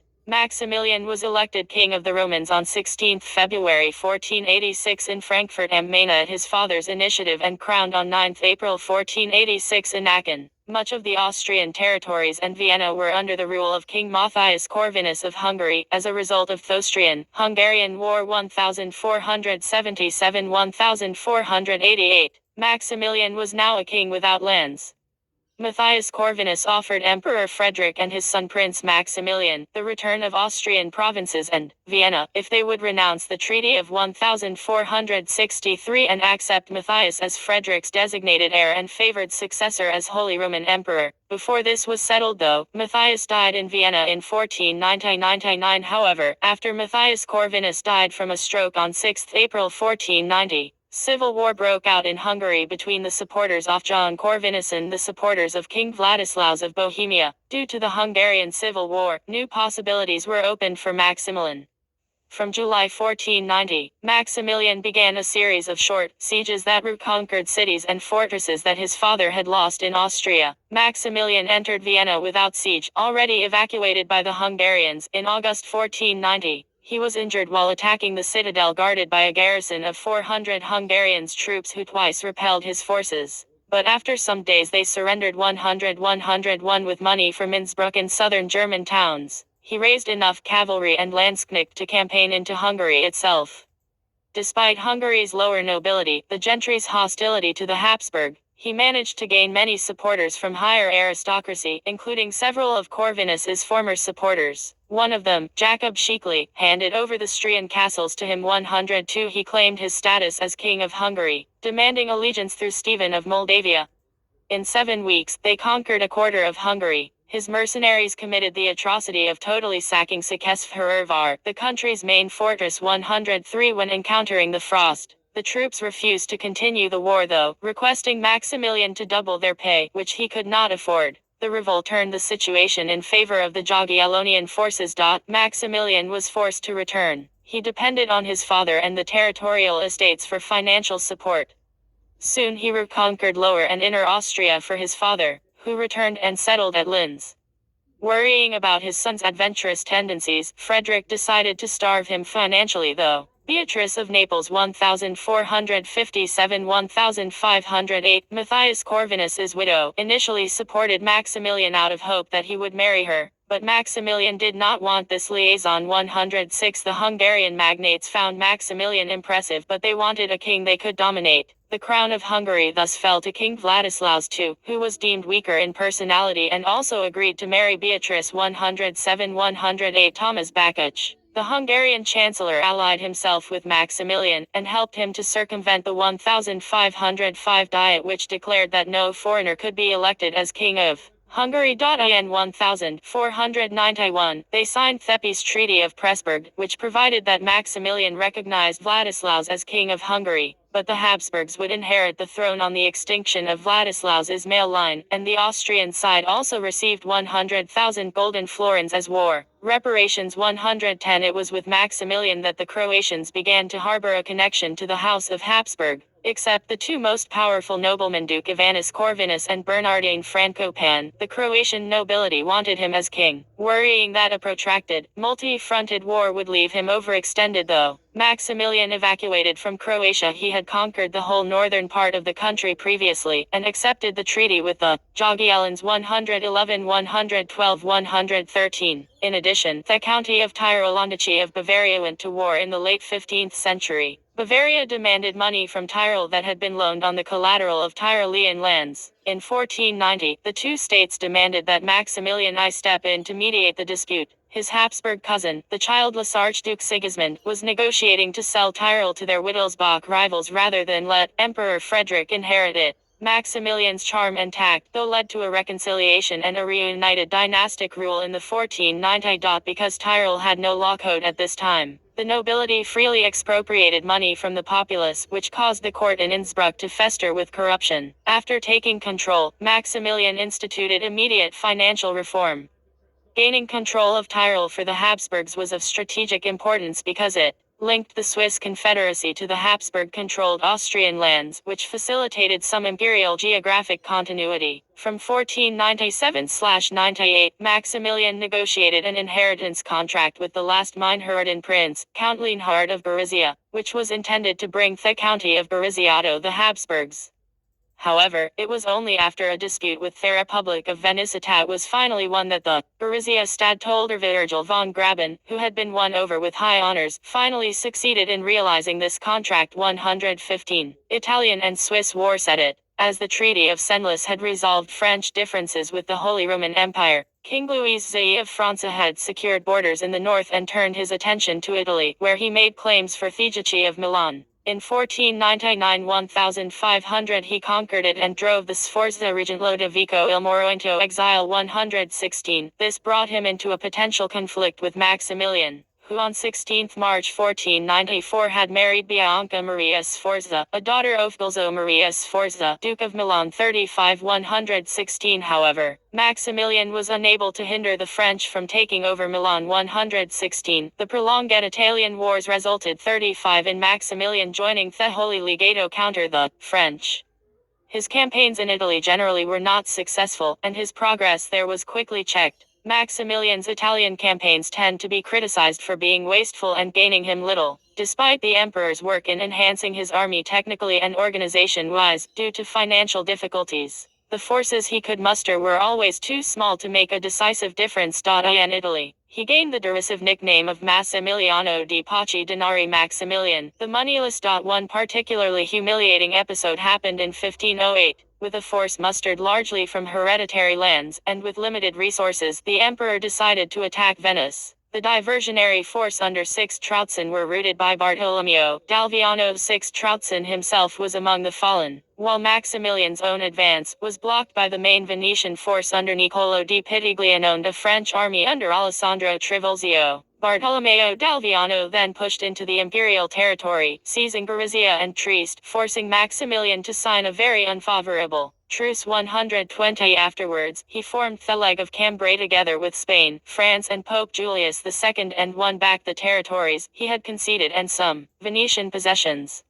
Most of the Slovene inhabited areas were transferred to the Habsburgs, but atrocities and expenses for war devastated Austria and Carniola. Lack of financial means meant that he depended on allies' resources, and just like in the Low Countries, he sometimes practically functioned as the Condottiero 123 when Signer suggested that they should let war feed war, though he did not agree, or was not brutal enough to do that. 124 He acknowledged French control of Milan in 1515. 125 The situation in Italy was not the only problem Maximilian had at the time. The Swiss won a decisive victory against the Empire in the Battle of Dornach 22, July 1499. Maximilian had no choice but to agree to a peace treaty signed on 22 September 1499 in Basilfit granted the Swiss Confederacy independence from the Holy Roman Empire. Jewish and Romani policy is edit. Jewish policy under Maximilian fluctuated greatly, usually influenced by financial considerations and the emperor's vacillating attitude when facing opposing views. In 1496, Maximilian issued a decree which expelled all Firmsteri and Wiener Neustadt 126 between 1494 and 1510. He authorized no less than 13 expulsions of Jews in return of sizable fiscal compensations from local government. The expelled Jews were allowed to resettle in Lower Austria. Buttaoni comments that this inconsistency showed that even Maximilian himself did not believe his expulsion decision was just. 127-128 After 1510 though, this happened only once, and he showed an unusually resolute attitude in resisting a campaign to expel Jews from Regensburg. David Price comments that during the first 17 years of his reign, he was a great threat to the Jews, but after 1510, even if his attitude was still exploitative, his policy gradually changed. A factor that probably played a role in the change was Maximilian's success in expanding imperial taxing over German Jewry. At this point, he probably considered the possibility of generating tax money from stable Jewish communities, instead of temporary financial compensations from local jurisdictions who sought to expel Jews. 129 Knopflacher and Peter Urfi note that Maximilian had a deep dislike for Jews since childhood, the reason of which is unknown, since both of his parents greatly favored the Jews. 130. In 1509, relying on the influence of Kunigunde, Maximilian's pious sister and the Cologne Dominicans, the anti-Jewish agitator Johannes Pfefferkorn was authorized by Maximilian to confiscate all offending Jewish books, including prayer books, except the Bible. The confiscations happened in Frankfurt, Bingen, Mainz and other German cities. Responding to the order, the Archbishop of Mainz, the City Council of Frankfurt and various German princes tried to intervene in defense of the Jews. Maximilian consequently ordered the confiscated books to be returned.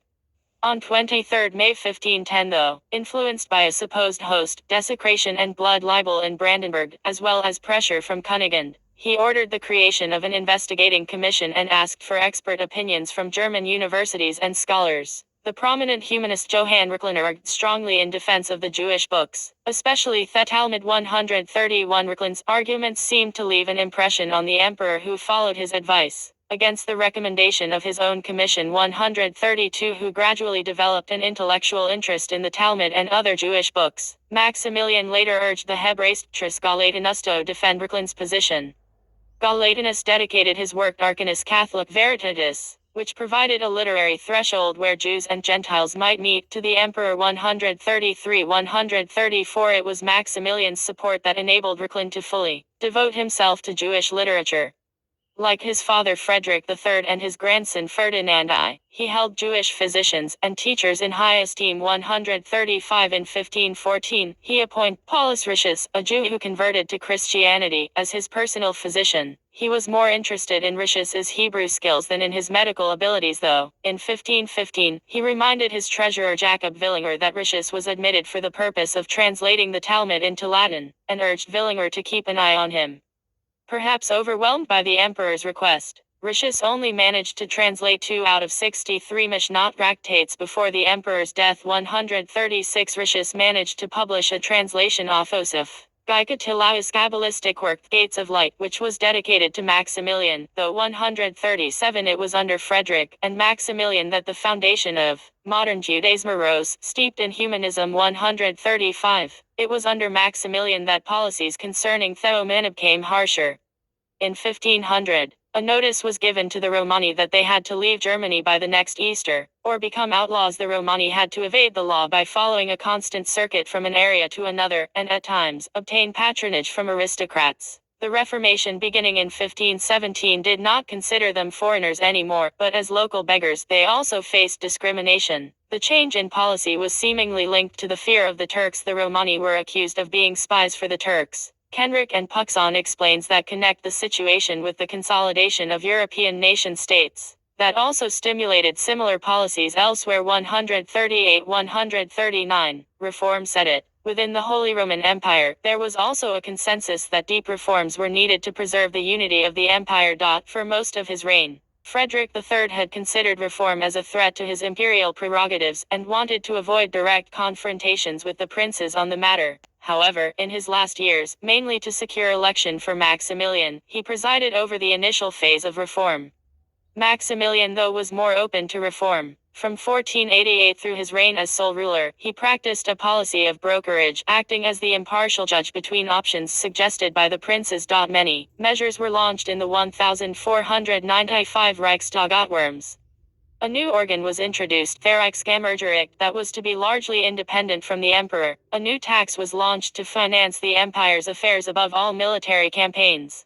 Thegn-Pfennig 145, 146, 147. It was levied for the first time between 1495 and 1499, raising 136,000 florins, and another 5 times during the 1512-1551 period, before being supplanted by the matricular system, which allowed common burdens to be assessed at imperial as well as Kreis level. To create a rival for the Reichskammergericht, Maximilian established the Reichshofrat, which had its seat in Vienna. Unlike the Reichskammergericht, the Reichshofrat looked into criminal matters, and even allowed the emperors the means to depose rulers who did not live up to expectations. Pavlak and Lott note that, during Maximilian's reign, this council was not popular, though according to Barbara Stahlberg-Reilinger, throughout the early modern period, the Reichshofrat remained by far the faster and more efficient among the two courts.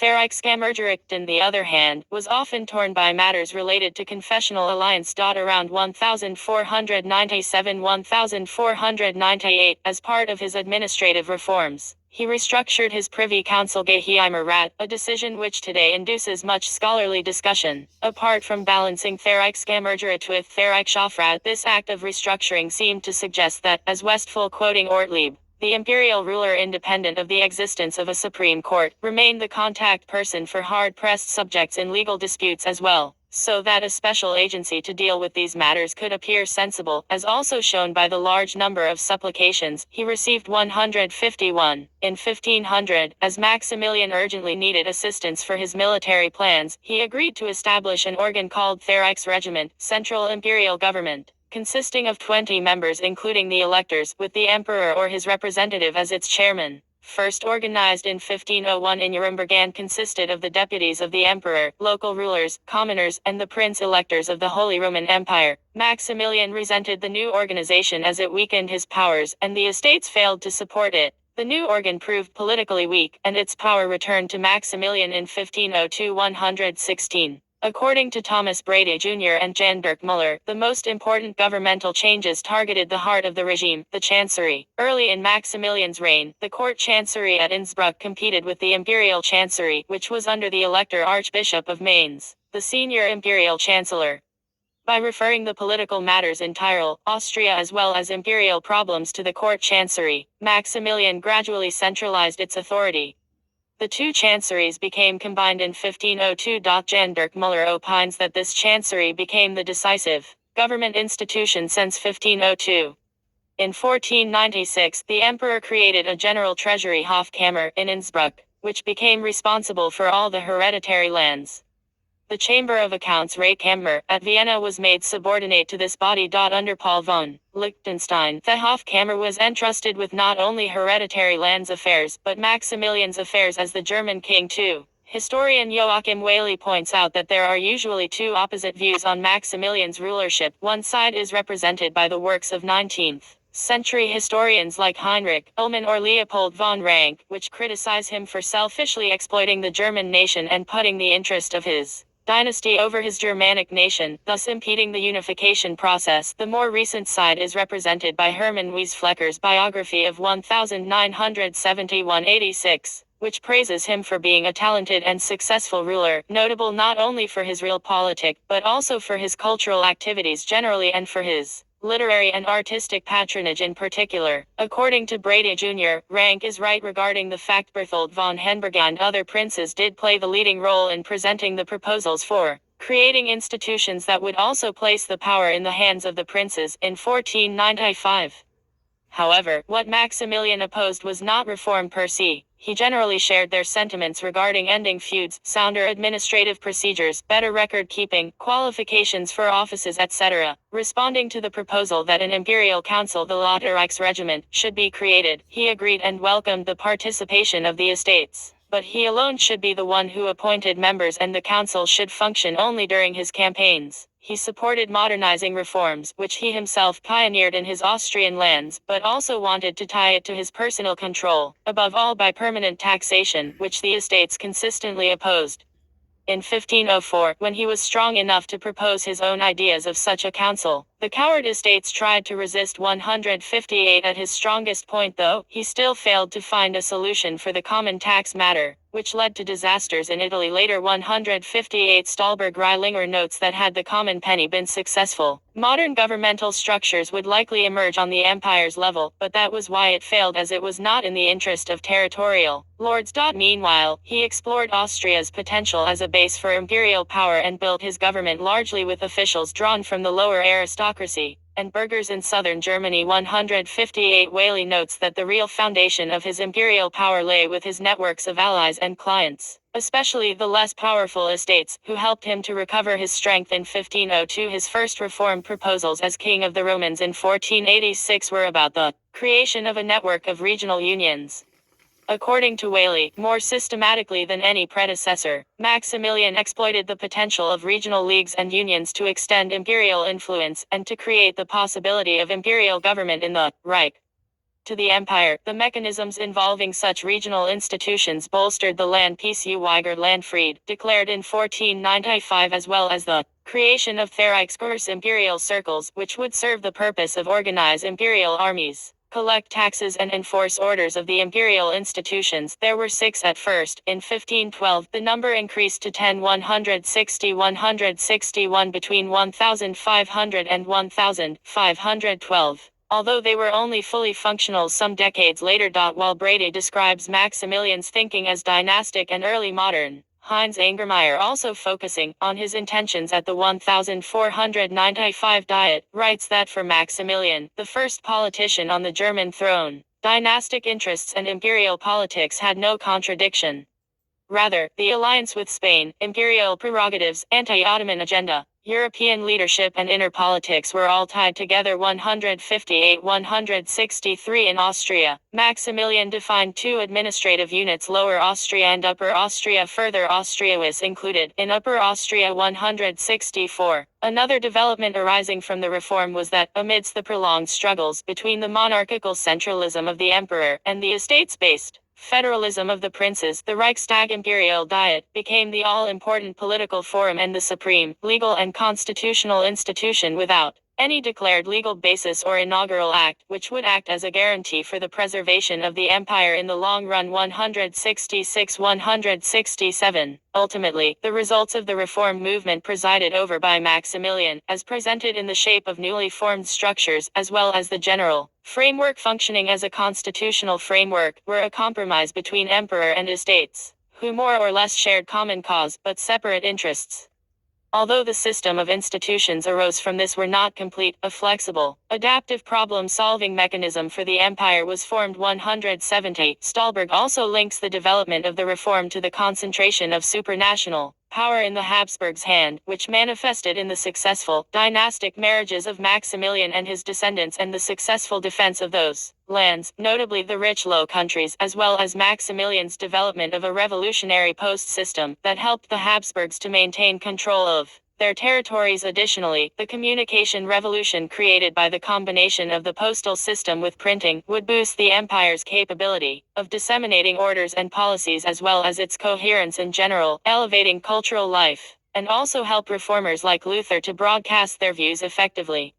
171. Recent German research explores the importance of the Reichstags that followed the 1495 one in Worms. The 1512 Reichstag in Trier that Maximilian assembled, for example, was decisive for the development of the Reichskammergericht, the land peace and Thegnenpfennig, although by this point, it was clear that Maximilian was already past his best years. The early signs of crisis seem to have showed already in Cologne, 1505, which, according to Dietmar Heil, resulted in the fact that Thegnenpfennig was only partially approved and then partially implemented. 175 Sabath notes that, in his later years, he became more irritable, obstinate and closed, which led to growing alienation with the estates.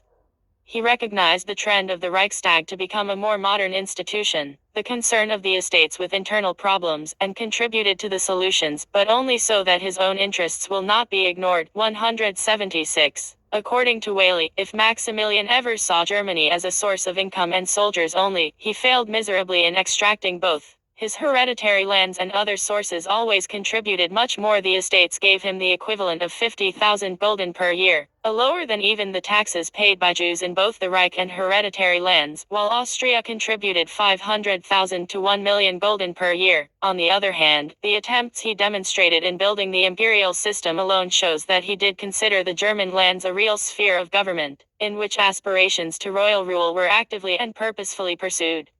Whaley notes that, despite struggles, what emerged at the end of Maximilian's rule was a strengthened monarchy and not an oligarchy of princes. If he was usually weak when trying to act as a monarch and using imperial institutions like the Reichstag, Maximilian's position was often strong when acting as a neutral overlord and relying on regional leagues of weaker principalities, such as the Swabian League, as shown in his ability to call on money and soldiers to mediate the Bavaria dispute in 1504, after which he gained significant territories in Alsace, Swabia and Tyrol. His fiscal reform in his hereditary lands provided a model for other German princes. Benjamin Curtis opines that while Maximilian was not able to fully create a common government for his lands, although the Chancellery and Court Council were able to coordinate affairs across the realms, he strengthened key administrative functions in Austria and created central offices to deal with financial, political and judicial matters. These offices replaced the feudal system and became representative of a more modern system that was administered by professionalized officials. After 2 decades of reforms, the emperor retained his position as first among equals, while the empire gained common institutions through which the emperor shared power with the estates. Dietmar Heil argues that the estates actually offered Maximilian considerable financial help in consideration of their financial capacity. According to Heil, historians have traditionally been too receptive to the statements of the deceptive emperor who tried to create such an impression in order to generate motivation. 179. In 1508, Maximilian, with the assent of Pope Julius II, took the title Lehrwalter Römischer, Kaiser elected Roman emperor, thus ending the centuries-old custom that the Holy Roman Emperor had to be crowned by the Pope. At the 1495 Diet of Worms, the reception of Roman law was accelerated and formalized. The Roman law was made binding in German courts, except in the case it was contrary to local statutes. 182. In practice, it became the basic law throughout Germany, displacing Germanic local law to a large extent. Although Germanic law was still operative at the lower courts. 183, 184, 185, 186. Other than the desire to achieve legal unity and other factors,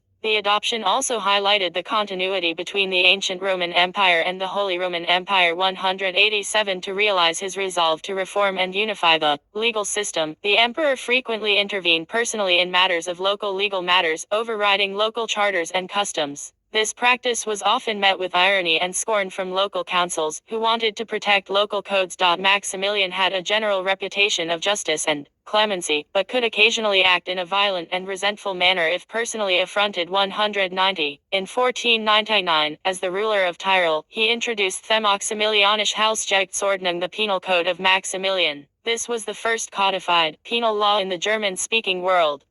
The law attempted to introduce regularity into contemporary discrete practices of the courts. This would be part of the basis for the Institutio Criminalis Caroline established under Charles V in 1530. 194-195 regarding the use of torture. The court needed to decide whether someone should be tortured. If such a decision was made, 3 council members and a clerk should be present and observe whether a confession was made only because of the fear of torture or the pain of torture, or that another person would be harmed. 196. During the Austrian-Hungarian War 1477-1488, Maximilian's father Frederick III issued the first modern regulations to strengthen military discipline. In 1508, using this ordinance as the basis, Maximilian devised the first military code articles. This code included 23 articles. The first 5 articles prescribed total obedience to imperial authority. Article 7 established the rules of conduct in camps. Article 13 exempted churches from beleading, while Article 14 forbade violence against civilians. You shall swear that you will not harm any pregnant women, widows and orphans, priests, honest maidens and mothers, under the fear of punishment for perjury and death. These actions that indicated the early developments of a military revolution in European laws had a tradition in the Roman concept of a just war and ideas of 16th-century scholars, who developed this ancient doctrine with a main thesis which advocated that war was a matter between 2 armies, and thus the civilians, especially women, children and old people, should be given immunity. The code would be the basis for further ordinances by Charles van New. Articles by Maximilian II 1527-1576, which became the universal military code for the whole Holy Roman Empire until 1642. 197. The legal reform seriously weakened the ancient McCourt Veemgericht, or secret tribunal of Westphalia. Traditionally held to be instituted by Charlemagne, but this theory is now considered unlikely. 198-199. Although it would not be abolished completely until 1811, when it was abolished under the order of Rome Bonaparte 200-201. In 1518, after a general diet of all Habsburg hereditary lands, the emperor issued Thinsbrucker Libel, which set out the general defense order, Verteidigungsordnung, of Austrian provinces, which gathered together all the elements that had appeared and developed over the preceding centuries. The provincial army, based on noble cavalry, was for defense only. Bonded laborers were conscripted using a proportional conscription system. Upper and lower Austrian provinces agreed on a mutual defense pact, in which they would form a joint command structure if either were attacked.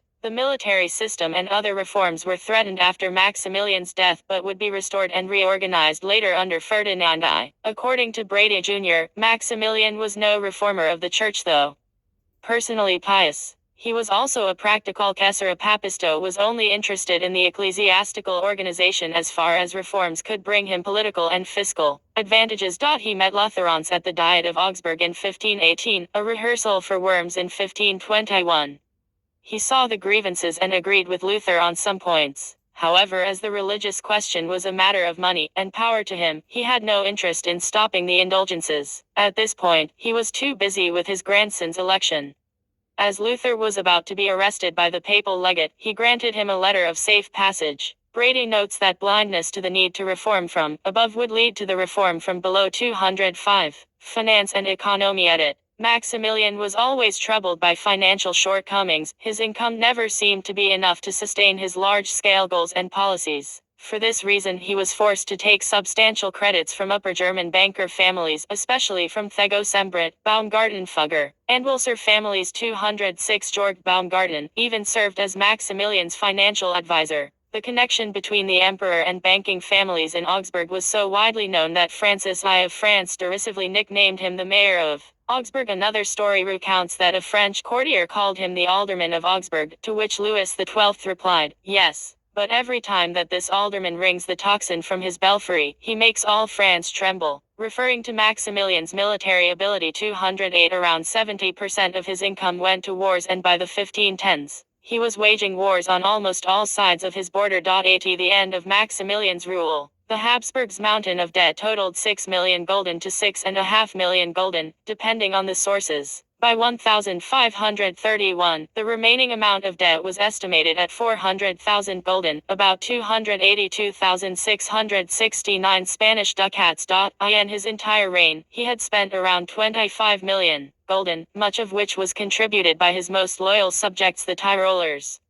The historian Thomas Brady comments, the best that can be said of his financial practices is that he borrowed democratically from rich and poor alike and defaulted with the same even-handedness. By comparison, when he abdicated in 1556, Charles V left Philip a total debt of 36 million ducats, equal to the income from Spanish America for his entire reign, while Ferdinand I left a debt of 12,500,000 gulden when he died in 1564. 215 Economy and economic policies under the reign of Maximilian is a relatively unexplored topic, according to Bennock. Overall, according to Whaley, the reign of Maximilian, I saw recovery and growth, but also growing tension. This created both winners and losers. Although Whaley opines that this is no reason to expect a revolutionary explosion in connection to Luther and the Reformation. Whaley points out, though, that because Maximilian and Charles V tried to promote the interests of the Netherlands, after 1500, the Hanseatic League was negatively affected and their growth, relative to England and the Netherlands, declined. In the Low Countries, during his regency, to get more money to pay for his campaigns, he resorted to debase coins in the Burgundian mints, causing more conflicts with the interests of the estates and the merchant class. 219. In Austria, although this was never enough for his needs, his management of mines and salt works proved efficient, with a marked increase in revenue. The fine silver production in Schwyz increased from 2,800 kg in 1470 to 14,000 kg in 1516. Bennock remarks that Maximilian was a ruthless, exploitative businessman, while Holliger sees him as a clear-headed manager with sober cost-benefit analysis. Ultimately, he had to mortgage these properties to the Fuggers to get quick cash. The financial price would ultimately fall on the Austrian population.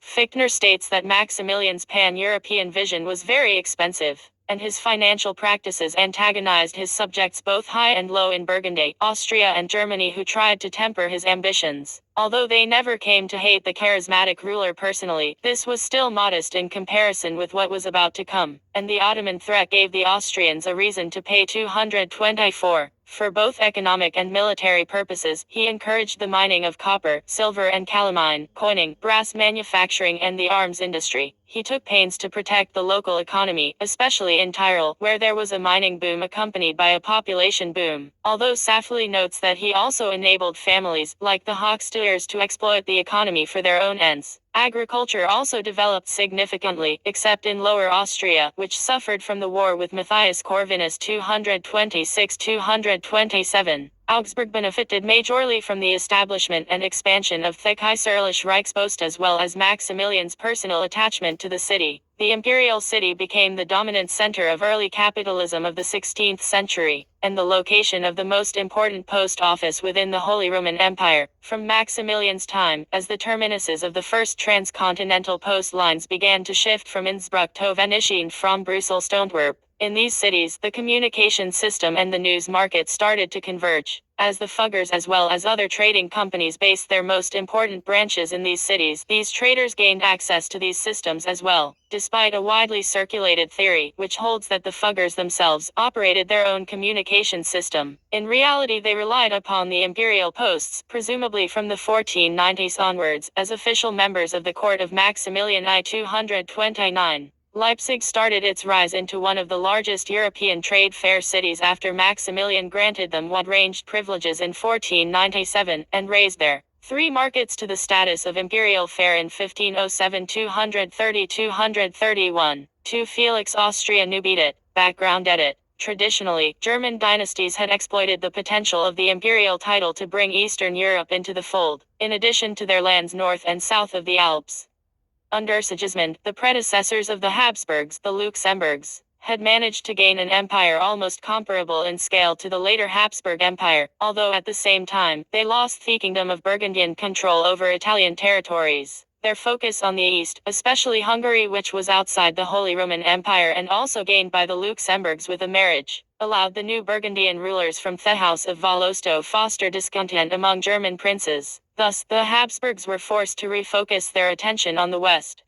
Frederick III's cousin and predecessor Albert II, who was Sigismund's son-in-law and heir through his marriage with Elizabeth of Luxembourg, had managed to combine the crowns of Germany, Hungary, Bohemia and Croatia under his rule. But he died young 233–234 during his rule. Maximilian had a double focus on both the east and the west. The successful expansion with the notable role of marriage policy under Maximilian bolstered his position in the empire, and also created more pressure for an imperial reform, so that they could get more resources and coordinated help from the German territories to defend their realms and counter hostile powers, such as France. Marriage policy under Maximilian edit. As part of the Treaty of Arras, Maximilian betrothed his 3-year-old daughter Margaretto the Dauphin of France later Charles VIII, son of his adversary Louis XI. The betrothal was the result of clandestine negotiations between Louis XI and Ghent. As Maximilian's position was temporarily weakened by his wife's death, he had no say in the matter. Dying shortly after signing the Treaty of La Verger, Francis II, Duke of Brittany, left his realm to his daughter Anne. In search of alliances to protect her domain from neighboring interests, she betrothed herself to Maximilian I in 1490. About a year later, they married by proxy 243. However, Charles VIII and his sister Anne wanted her inheritance for France. So, when the former came of age in 1491, and taking advantage of Maximilian and his father's interest in the succession of their adversary Matthias, Corvinus king of Hungary 244, Charles repudiated his betrothal to Margaret, invaded Brittany, forced Anne of Brittany to repudiate her unconsummated marriage to Maximilian, and married her himself 247. Margaret then remained in France as a hostage of sorts until 1493, when she was finally returned to her father with the signing of the Treaty of Senlis 249. In the same year, as the hostilities of the lengthy Italian wars with France were in preparation, Maximilian contracted another marriage for himself, this time to Bianca Maria Sforza, daughter of Galzo Maria Sforza, Duke of Milan, with the intercession of his brother Ludovico Sforza 253, then regent of the duchy after the former's death. In the east, Maximilian faced the need to reduce the growing pressures on the empire brought about by treaties between the rulers of France, Poland, Hungary, Bohemia, and Russia, as well as to bolster his dynasty's position temporarily threatened by the union between Anne of Foix-Candeline Vladislaus II of Hungary, in addition to resistance of the Hungarian magnates in Bohemia and Hungary that the Habsburgs claimed through inheritance and overlordship.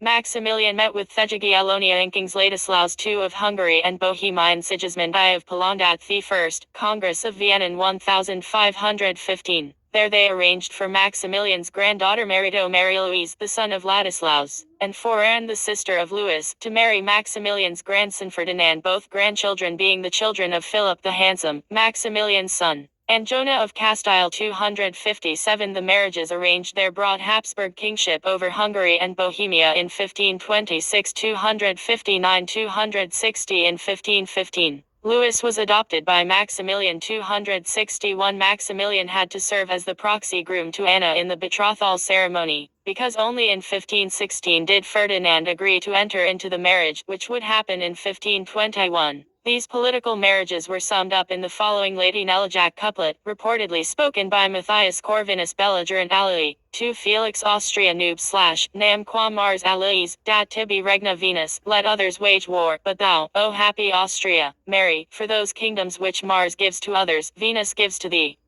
264. Contrary to the implication of this motto though, Maximilian waged war aplenty in 4 decades of ruling. He waged 27 wars in total. Late in his life though, only the military situation in the east worked well. The Magyars was said to fear him more than the Turks or the devil. In the west, he could do no more than blocking French expansion and only with Spanish aid.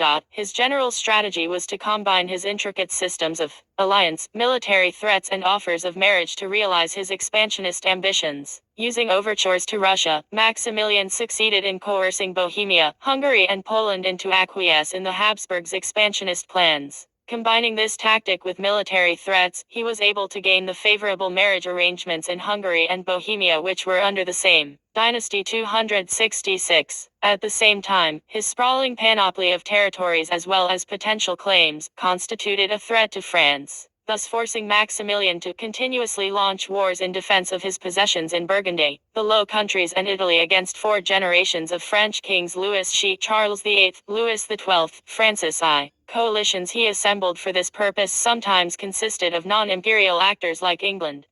Edward J. Watts comments that the nature of these wars was dynastic, rather than imperial. 267. Fortune was also a factor that helped to bring about the results of his marriage plans. The double marriage could have given the Jagiellon a claim in Austria, while a potential male child of Margaret and John, a prince of Spain, would have had a claim to a portion of the maternal grandfather's possessions as well. But as it turned out, Vladislaus's male line became extinct, while the frail John died without offspring. So Maximilian's male line was able to claim the thrones. 268. Death and succession. Edit. During his last years, Maximilian began to focus on the question of his succession. His goal was to secure the throne for Charles. According to the traditional view, a credit of 1 million gulden was provided to Charles after Maximilian's death. According to Wies Flecker and Königsberger, by the Fuggers they Kortschad voted over 600,000 crowns for Charles's election campaign. But money from Spain could not arrive quick enough, which was used for advertising and to bribe the prince-electors, and that this was the decisive factor in Charles's successful election. 270, 272, 273. Others point out that while the electors were paid, this was not the reason for the outcome, or at most played only a small part. 274. The important factor that swayed the final decision was that Frederick refused the offer, and made a speech in support of Charles on the ground that they needed a strong leader against the Ottomans. Charles had the resources and was a prince of German extraction. 275, 276, 277, 278. The death of Maximilian in 1519 seemed to put the succession at risk. But in a few months, the election of Charles V was secured. 116. In 1501, Maximilian fell from his horse and badly injured his leg, causing him pain for the rest of his life. Some historians have suggested that Maximilian was morbidly depressed. From 1514, he traveled everywhere with his coffin. 279. In 1518, feeling his death near after seeing an eclipse, he returned to his beloved Innsbruck.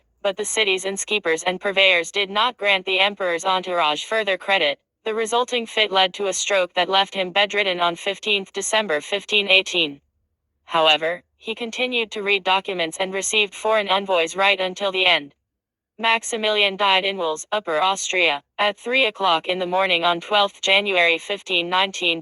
Different historians have listed different diseases as the main cause of death, including cancer like halostoma, cancer or intestinal cancer, pneumonia, syphilis, gallstones, stroke. He did have a combination of dangerous medical problems, etc. 284, 285. Maximilian was succeeded as emperor by his grandson Charles V, his son Philip the Handsome having died in 1506. For penitential reasons, Maximilian gave very specific instructions for the treatment of his body after death. He wanted his hair to be cut off and his teeth knocked out, and the body was to be whipped and covered with lime and ash, wrapped in linen, and publicly displayed to show the perishableness of all earthly glory. 286. Gregor Reich, the emperor's friend and confessor who closed his eyes, did not obey the instruction though.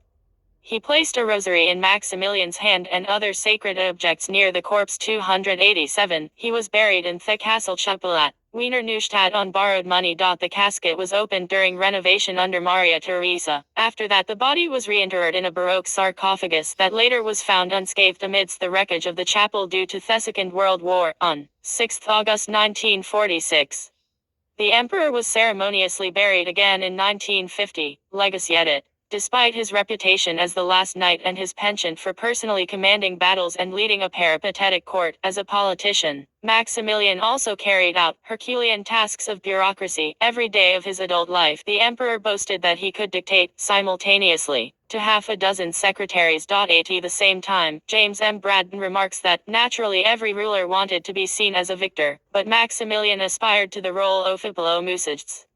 294. The circle of humanists gathered around him and other contemporary admirers also tended to depict him as such. 295, 296, 297, 298, 299, 300. Maximilian was a universal patron whose intellect and imagination, according to historian Sidney Anglo, made the courtier of Castilian look like a scaled-down version. Anglo points out, though, that the emperor treated his artists and scholars like mere tools, whom he also tended to fail to pay adequately or timely to serve his purposes, and never autonomous forces. 302-303 Maximilian did not play the roles of the sponsor and commissioner only, but as organizer, stimulator and planner. He joined the creative processes, drew up the programs, suggested improvements, checked and decided on the details, invented devices, almost regardless of the time and material resources required. His creativity was not limited to the practical issues of politics, economy and war, but extended to the areas of arts, sciences, hunting, fishing and especially technical innovations, including the creation of all kinds of military equipment, fortifications, precious metal processing or the mining industry. These activities, though were time-consuming and the effort the emperor poured in such activities was sometimes criticized as excessive or that they distracted him from the main tasks of a ruler. In the 19th century and early 20th century, some even criticized him for possessing the qualities that befitted a genius more than a ruler, or that his intellect that saw too far made him unwisely try to force the march of time. 307, 308, 309. Military innovation, chivalry, and equipment. Edit. Maximilian was a capable commander and a military innovator who contributed to the modernization of warfare, although he lost many wars, usually due to the lack of financial resources. The notable commentators of his time, including Machiavelli, Piero Vettori and Guicciard, narrated him as a great general, or in the words of Machiavelli, second to none, but pointed out that extravagance, terrible management of financial resources and other character defects tended to lead to the failures of grand schemes. According to Matthias Pfaffenbichler, he did not accept the truth that war depended on money, and thus the problem was that despite his military tactical talents, he rarely managed to convert military victories into long-term political successes. 311-313 He and his condottero George von Frundsberg organized the first formations of the Landsknecht based on inspiration from Swiss pickmen, but increased the ratio of pickmen and favored handgunners over the crossbowmen, with new tactics being developed, leading to improvement in performance. Discipline, drilling and a highly developed staff by the standard of the era were also instilled. 315-316 The war apparatus he created later played an essential role in Austria's rank as great power.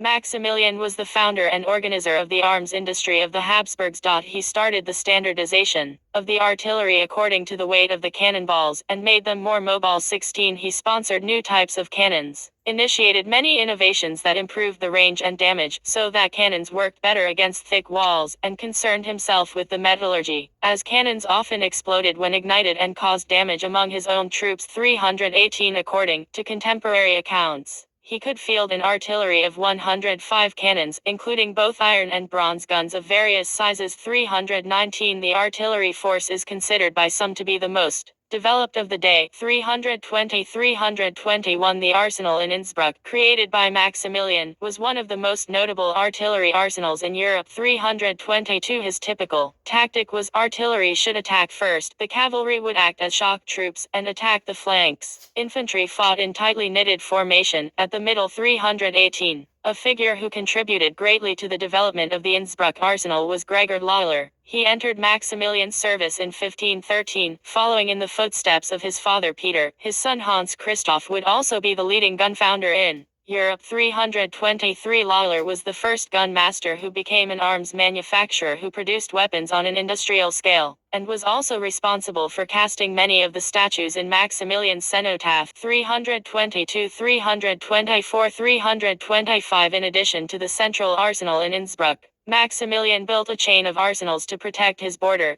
those in Sigmundskron and Trent against Italians, in Lindau against the Swiss, in Breisach against the French, in Vienna against the Hungarians, in Graz, Hoch-Osterwitz, Laybach, Gorizia against the Turks and Venetians. In addition, there were the old Burgundian arsenals against France. 327 On the other hand, Wilfried Tittmann stresses the central importance of the arms manufacturing center in Nuremberg, where the earliest handguns, which proved suitable for the field and export, were developed, not only concerning Maximilian's military system, but also the early modern military revolution in general.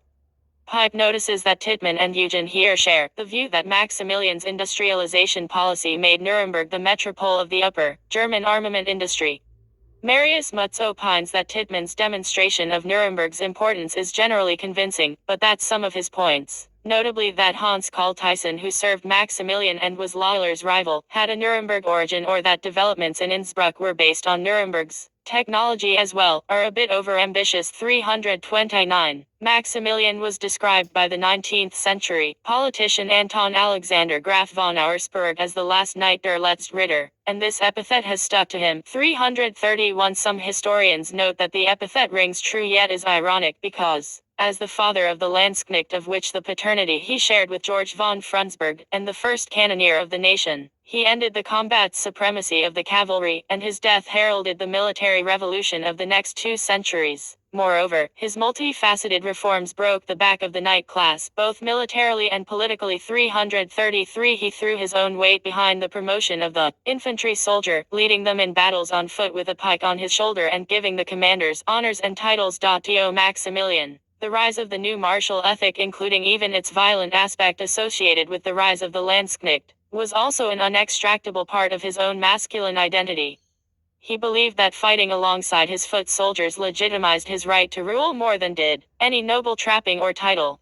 In his time, though, social tensions were brewing, and the nobles resisted this belief. 336. At the siege of Padua 1509. Commanding a French-German allied army, Maximilian ordered the noble knights to dismount to help the Landsknecht to storm a breach. Bochevalibod criticized him for putting noblemen at risk alongside cobblers, blacksmiths, bakers, and laborers, and who do not hold their honor in like esteem as gentlemen.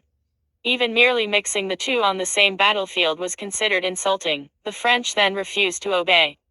The siege broke when the German knights refused to continue their assaults on foot and demanded to fight on horseback, also on basis of status. A furious Maximilian left the camp and ordered the army to retreat. 337-339. With Maximilian's establishment and use of the Landsknecht, the military organization in Germany was altered in a major way. Here began the rise of military enterprisers, who raised mercenaries with a system of subcontractors to make war on credit, and acted as the commanding generals of their own armies. 340. Maximilian became an expert military enterpriser himself, leading his father to consider him a spendthrift, military adventurer who wandered into new wars and debts while still recovering from the previous campaigns. Regarding the cavalry, in 1500, using the French gendarmes as a model, he organized his heavy cavalry, called Thekarassar. 344. These cavalrymen, still mostly noblemen, were still fully armed, but more lightly these were the predecessors of cuirassiers. 311, 345, 346. Non-nobles began to be accepted into the cavalry, mostly serving as light cavalry. Each lance contained 1 cuirassier and 6 to 7 light cavalrymen, and occasionally, he knighted them too. For heavy as well as light cavalry, firearms began to replace cold weapons. 347, 348. Great arquebus for 2 shooters, fall .72 r. In battles, the main force of a Landsknecht regiment created a formation called Waffen. After the first encounter, those armed with melee weapons attacked the enemies at close range, while arquebusiers moved in front or between various formations, while the artillery would be covered by the rear guards. Haupttuch, main gun der Leo, used in the siege of Kufstein 1504. Although one of the heaviest cannons, it failed to breach Kufstein's walls together with other cannons that shot stone balls. Only the Pearl Pows and Thof, the 2 largest cannons of the time, destroyed Kufstein almost all on their own with iron balls. 351. In military medicine, Maximilian introduced structured triage. Triage itself had existed since the ancient Egypt. It was in his armies that the wounded was first categorized and treated according to an order of priority in times of war. Higher priority was given to military personnel over civilians, and the higher ranked over the lower ranked. The practice spread to other armies in the following centuries and coined triage by the French. 350-353. During the Middle Age, European armies tended to bring with them workers who served the soldiers both as barbers. This was their chief function, thus the origin of their name in German Feldscherer or field shearer, and low-skilled paramedics as opposed to a trained medicus, who worked on their external wounds.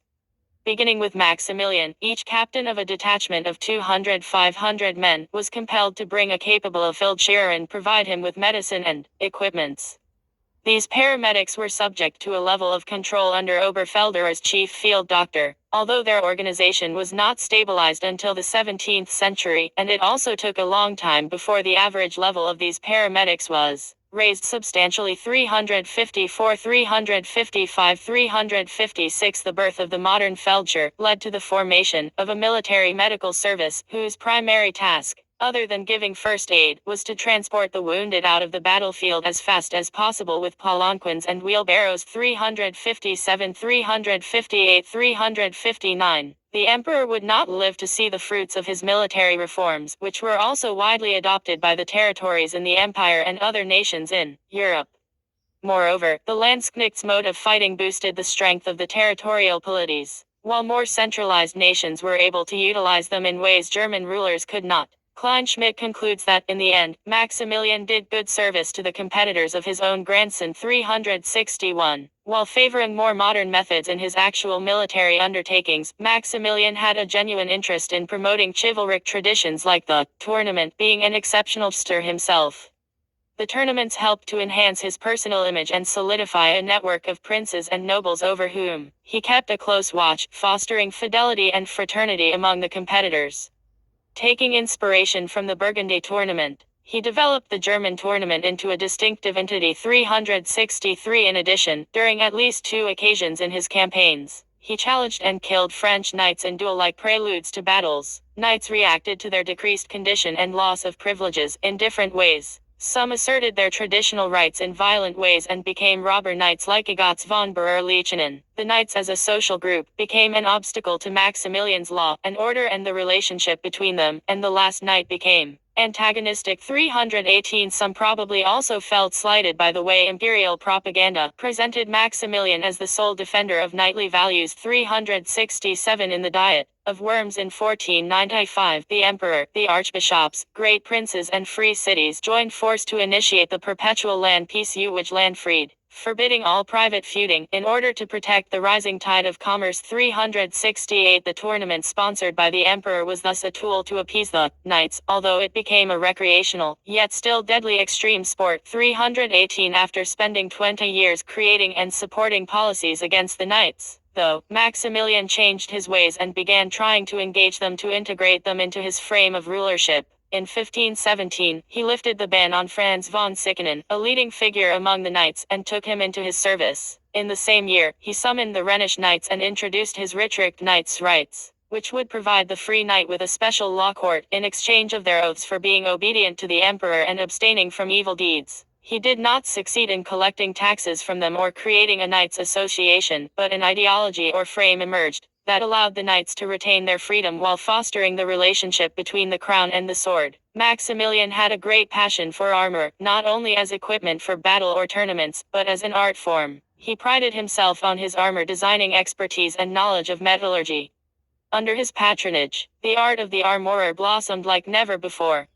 Master armorers across Europe like Lorenz Helmschmidt, Konrad Sussenhofer, Frank Screw and Daniel Hopfer, who was the first to etch on iron as part of an artistic process, using an acid wash, created custom-made armors that often served as extravagant gifts to display Maximilian's generosity, and devices that would produce special effects often initiated by the emperor himself. In tournaments 371-372, the style of armor that became popular during the second half of his reign featured elaborate fluting and metalworking, and became known as Maximilian armor. It emphasized the details in the shaping of the metal itself, rather than the etched or gilded designs popular in the Milanese style. Maximilian also gave a bizarre, jousting helmet as a gift to King Henry VIII. The helmet's visor features a human face with eyes, nose and a grinning mouth, and was modeled after the appearance of Maximilian himself. 374. It also sports a pair of curled ram's horns, brass spectacles, and even etched beard stubble. 374. Knowing that the extinct Trijorben, likely Trijorwine, family had a method to make extra tough armas that could not be shot through by any crossbow, he sought their servant Caspar Riederer, who helped Konrad Sussenhofer to recreate the armor type. With knowledge gained from Riederer, Maximilian invented a method so that in his workshops 30 front and back plates could be made at once, in order to help his soldiers and especially his Landsknecht. The details of the process described are currently not known, but likely utilizing matrices with where armor parts could be stamped out from sheet metal. 375-376. Maximilian associated the practical art of hunting as well as fishing and falconry with his status as prince and knight. He introduced parforce and park hunting to Germany. He also published essays on these topics. In this he followed Friedrich to Hohenstaufen and was equally attentive to naturalist details, but less scientific. His Tyrol fishery book, Tyroler Fischereibuch, was composed with the help from his fish master Martin Fritz and Wolfgang Hohenleiter. To keep fish fresh, he invented a special kind of fish container, 381, while he was unconcerned with the disappearance or weakening of the night class due to the development of artillery and infantry. Maximilian worried greatly about the vulnerability of ibexes, described by him as noble creatures, in front of handguns, and criticized the peasants in particular for having no moderation. In 1517, the emperor banned the manufacturing and possession of the wheelhook, which was designed and especially effective for hunting. 383. Another possible reason for this earliest attempt at gun control might be related to worries about the spreading of crimes. 384. He investigated, classified and protected game reserves, which also damaged the farmers' crops as he forbade them to erect fences. Game population quickly increased though. In one case, he became an unintentional species conservationist, as he had Tyrolean mountain lakes stocked with trouts. A variety of the last trout originating from the Danube, the Kaiser Max trout, has survived until this day in Gossen Colsee. 385. Since he was young, in Germany and especially in the Low Countries, he paid attention to the burghers' art of archery, joined archery competitions and gave patronage to crossbow and archery guilds in military affairs though. He officially abolished the crossbow in 1517 despite its continued use in other countries. 388. Although he never gained complete popular support in Flanders, these patronage activities helped him to build up a relationship with guild members who participated in his campaigns, notably for Guinegate 1479, and rally urban support during his time in the Low Countries. His name heads the list of lords in the huge 1488 St. George Guild Book in Ghent. 390, 391, 392. In the early 16th century, he built a guild house for the street. Sebastian's Archers at Hague. 393. The 1511 Landlabelle, a military statue, and a cornerstone of Tyrole's democracy, which established the foundation for Tyrole's separate defense organization by exempting the population from military service outside their borders, but requiring them to serve in the defense of their region, and recognizing the connection between freedom and the rights to bear arms. 394-395, which remained largely in effect until the fall of monarchy, led to the establishment of armed militia formations called Tyroler Schützen. The term Schützen had been used to refer to men armed with crossbows, but Maximilian enthusiastically encouraged riflemen and firearms. These formations still exist, although they have become non-governmental since 1918. 397, 398, 399. In 2019, they organized a great shooting event in commemoration of the Emperor. 400. Another art associated with chivalry and military activities was dancing. As the Landsknechts fighting techniques were developed, they no longer preferred fighting along a straight line as exercised by even the Swiss until the end of the 15th century, but leaned towards a circle-wise movement that enhanced the use of the space around the combatant and allowed them to attack the opponents from different angles.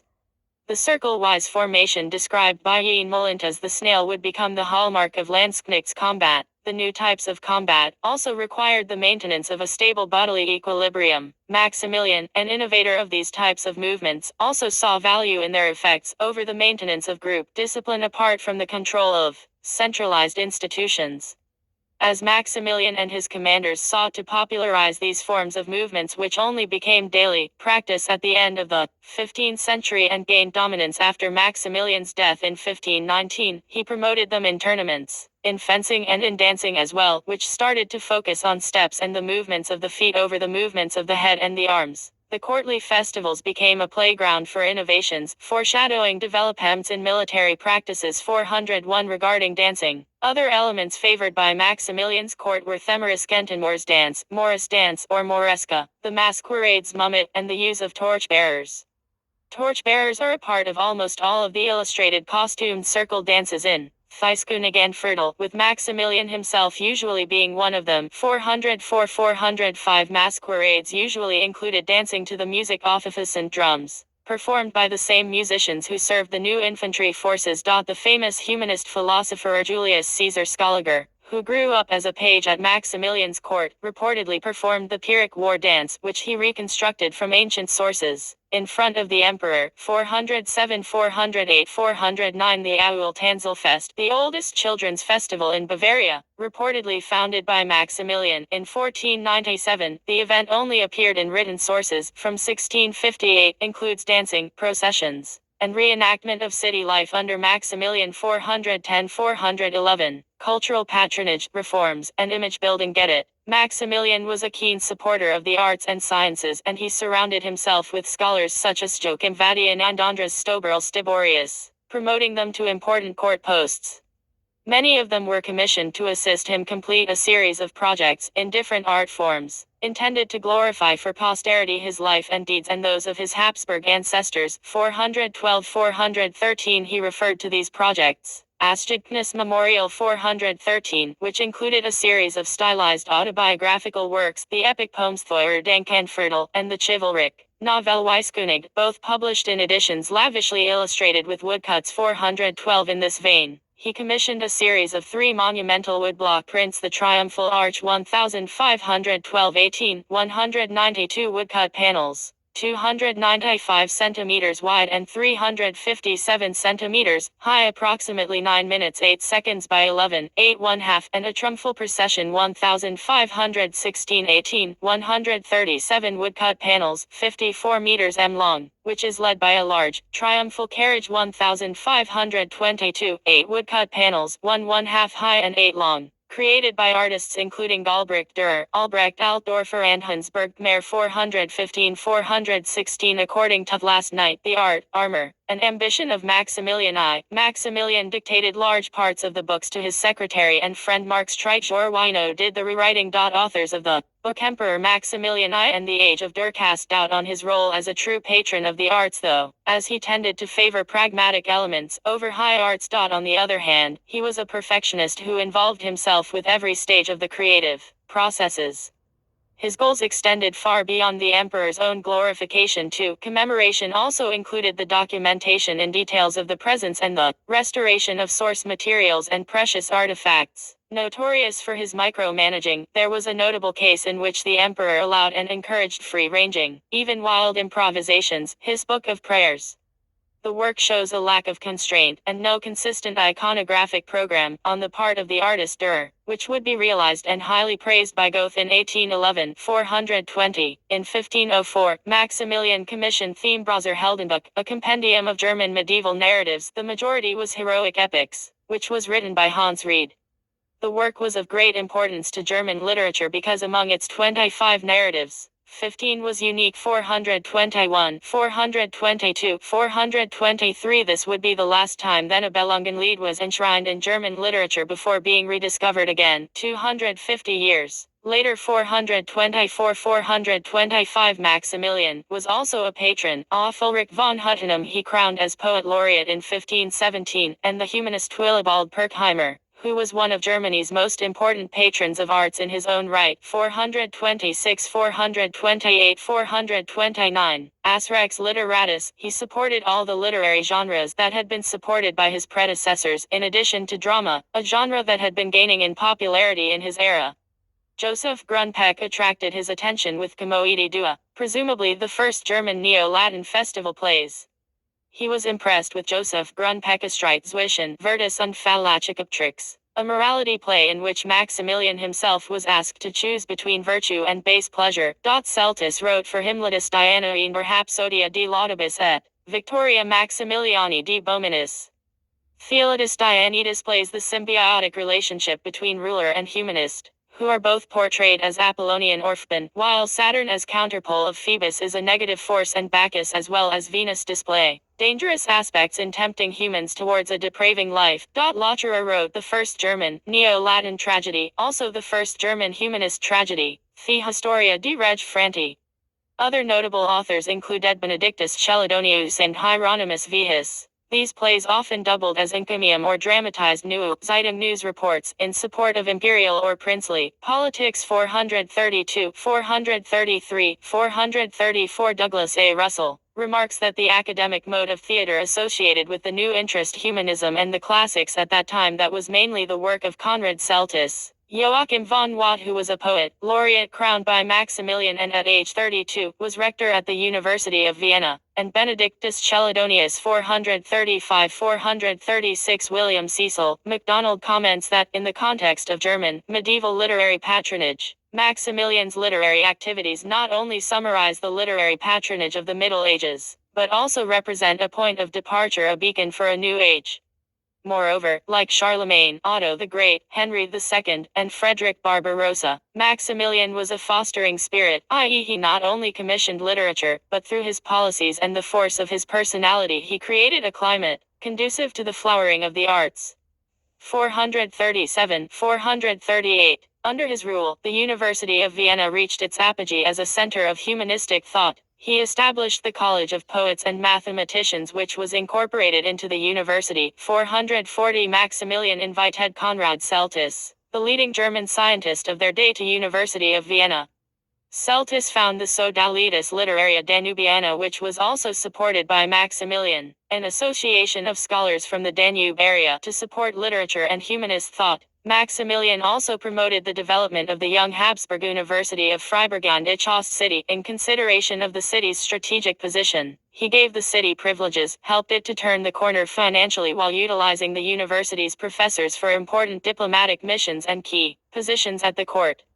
The Chancellor Konrad Sturzel, twice the university's rector, acted as the bridge between Maximilian and Freiburg. 441, 442, 443. Maximilian supported and utilized the humanists partly for propaganda effect, partly for his genealogical projects, but he also employed several as secretaries and counselors in their selection. He rejected class barriers, believing that intelligent minds deriving their nobility from God, even if this caused conflicts, even physical attacks, with the nobles. He relied on his humanists to create a nationalistic imperial myth in order to unify the Reich against the French in Italy. As pretext for a later crusade, the estates protested against investing their resources in Italy, though Maximilian told his electors each to establish a university in their realm.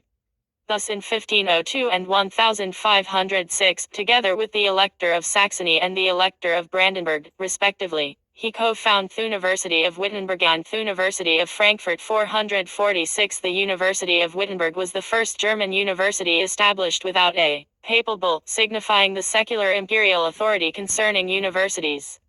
This first center in the north, where old Latin scholarly traditions were overthrown, would become the home of Luther and Melanchthon. As he was too distant, his patronage of humanism and humanistic books in particular did not reach the Netherlands, and as Mary of Burgundy died too young while Philip the Fair and Charles V were educated in the Burgundian tradition, there was no sovereign who fostered humanistic, Latin culture in the Netherlands. Although they had their own mode of learning. 447, there were exchanges and arguments over political ideas and values between the two sides, though Maximilian greatly admired his father-in-law, Charles the Bold. He even adopted Charles's motto as one of his own, namely, I dared it, or Gile imprint, and promoted his conception that the sovereign's power and magnificence came directly from God and not through the mediation of the Church.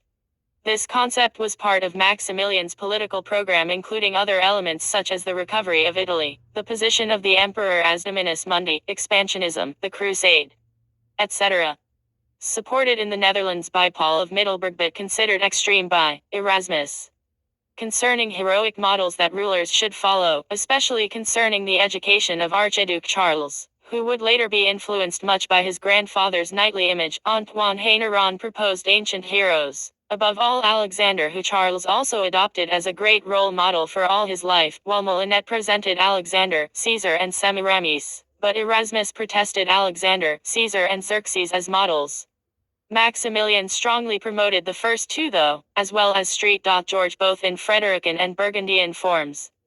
The idea of peace also became more pronounced in Maximilian's court in his last years, though likely influenced by Flemish humanism, especially Erasmian. Maximilian himself was an unabashed warlike prince, but late in his life, he did recognize that his 27 wars only served the devil. Responding to the intense Burgundian humanistic discourse on nobility by birth and nobility by virtue, the emperor pushed his own modification, office versus birth, with a strong emphasis on the primacy of office over birth. Knopflacher opines that the emperor was probably the most important mediator of the Burgundian model himself, with Bianca Maria also having influence although she could only partially fulfill her role. The Italian philosopher Francesco Pico della Mirandola dedicated his 1,500 work Imaginatione, a treatise on the human mind in which he synthesized Aristotle Neoplatonist Girolamo Savonarola, to Maximilian 450–451. The Italian philosopher and theologian Tommaso Radini Tedeschi also dedicated his 1,511 work La Calypsychia Civ. De Pulchritude Animaito the Emperor 452–453. In philosophy, besides humanism, esotericism had a notable influence during Maximilian's time. In 1505, he sent Johannes Trithemius 8 questions concerning spiritual and religious matters. Questions 3, 5, 6, 7 were concerned with witchcraft that Trithemius answered and later published in the 1515 book Liber Octo, Questionum, books of 8 questions. Maximilian displayed a skeptical aspect, posing questions such as why God permitted witches and their powers to control evil spirits. 454–456. The authors now usually identified Heinrich Kramelone, of the most notorious work on witchcraft of the time, Malleus Maleficarum, claimed that they had his letter of approval supposedly issued in November 1486 to act as inquisitors, but according to Beringer, Doran, and Bailey, he likely never supported them, although Kramer apparently went to Brussels, the Burgundian capital, in 1486. Hoping to influence the young king, they did not dare to involve Frederick III, whom Kramer had offended some years earlier. 457–458. Trithemius dedicated Fide Septem Secundis, the 7 secondary intelligences, which argued that the cycle of ages was ruled by 7 planetary angels, in addition to God the first intelligence. 459. The historian Martin Holliger notes, though, that Maximilian himself did not share the cyclical view of history, typical for their contemporaries, nor believed that their age would be the last age. He had a linear understanding of time, that progresses would make the world better. 461. See the Kabbalistic elements in the court, as well as Trithemius himself, influenced the thinking of the famous polymath and occultist Heinrich Cornelius Agrippa, who in Maximilian's time served mainly as secretary, soldier and diplomatic spy. 463–464. The emperor, having interest in the occult himself, intended to write 2 books on magic, Zauberpuig and black magic, Schwarzkunstpuig, but did not have time for them. Like his father, Maximilian was an alchemist, who at times locked himself up in his room for days to experiment. He collaborated with his sister-in-law Katerina Sforza. Her work Experiments records a recipe for an emetic powder attributed to him. 468. He sponsored such experiments too. According to Leonhard Thurneser, in 1499 an alchemist named Schwichard Fraunberger set up for him an astro-alchemical project that would theoretically produce silver in 1547 and gold in 1598. Maximilian was 40 in 1499. In his circle, Reich and Agrippa were also interested in alchemy, although Agrippa joined a secret society that did not allow publishing about this topic. 469–470–471. The establishment of the new courts and the formal reception of Roman law in 1495 led to the formation of a professional lawyer class, as well as a bureaucratic judiciary. Legal scholars trained in Mos Italicus, either in Italian universities or in newly established German universities, became in demand. 183–474. Among the prominent lawyers and legal scholars who served Maximilian in various capacities and provided legal advices to the emperor were Mercurino Gattinara, Sebastian Brandt and Ulrich Zasius. 475–476. Together with the aristocrats and the literati who participated in Maximilian's propaganda and intellectual projects, the lawyers and legal scholars became one of 3 main groups in Maximilian's court. Konrad Sturzel, the chancellor, belonged to this group. In Maximilian's court, more egalitarian than any previous German or imperial court, with its burghers and peasants, all these groups were treated equally in promotions and rewards. The individuals were also blending in many respects, usually through marriage alliances. 477. Maximilian was an energetic patron of the library. 483. Previous Habsburg rulers such as Albert I and Maximilian's father Frederick III, who collected the 110 books that were the core inventory of the later library, had also been instrumental in centralizing art treasures and book collections. 484–485. Maximilian became a bibliophile during the time he was in the Low Countries. 486. As husband of Mary of Burgundy, he would come into possession of the huge Burgundian library, which according to some sources 485-486 was brought to Austria when he returned to his native land. According to the official website of the Austrian National Library, though, the Habsburgs only brought the collection to Vienna in 1581. 481 Maximilian also inherited the Tyrol library of his uncle Sigismund, also a great cultural patron, which had received a large contribution from Eleanor of Scotland, Sigismund's wife, and also a great lover of books. 487 when he married Bianca Maria. Italian masterpieces were incorporated into the collection. 481 the collection became more organized when Maximilian commissioned Ladislaus Sondheim, Jacob Menel and Johannes Cuspinian to acquire and compose books.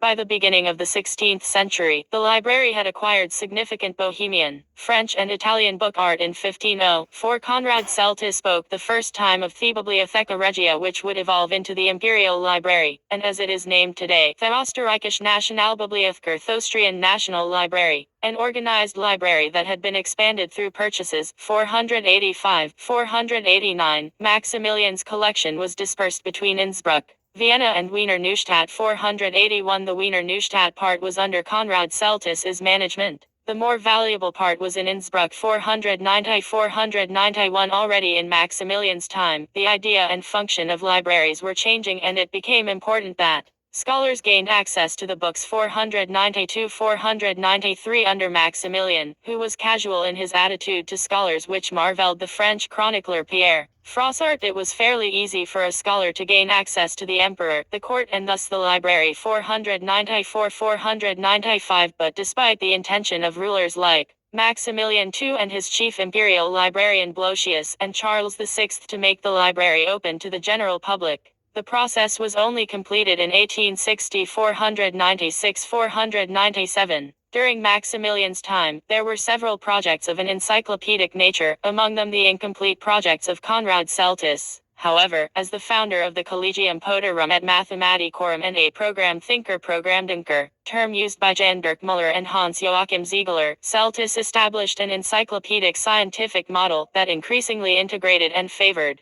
mechanical arts in relation to the combination between natural sciences and technology, and associated them with Divina Fabrica, God's creation in the 6 days. In consistence with Celtis's design, the university's curriculum, and the political and scientific order of Maximilian's time, which was also influenced by developments in the previous eras, the humanist Gregor Reich, who was also Maximilian's confessor, produced The Margarita Philosophica, the first modern encyclopedia of any importance, first published in 1503.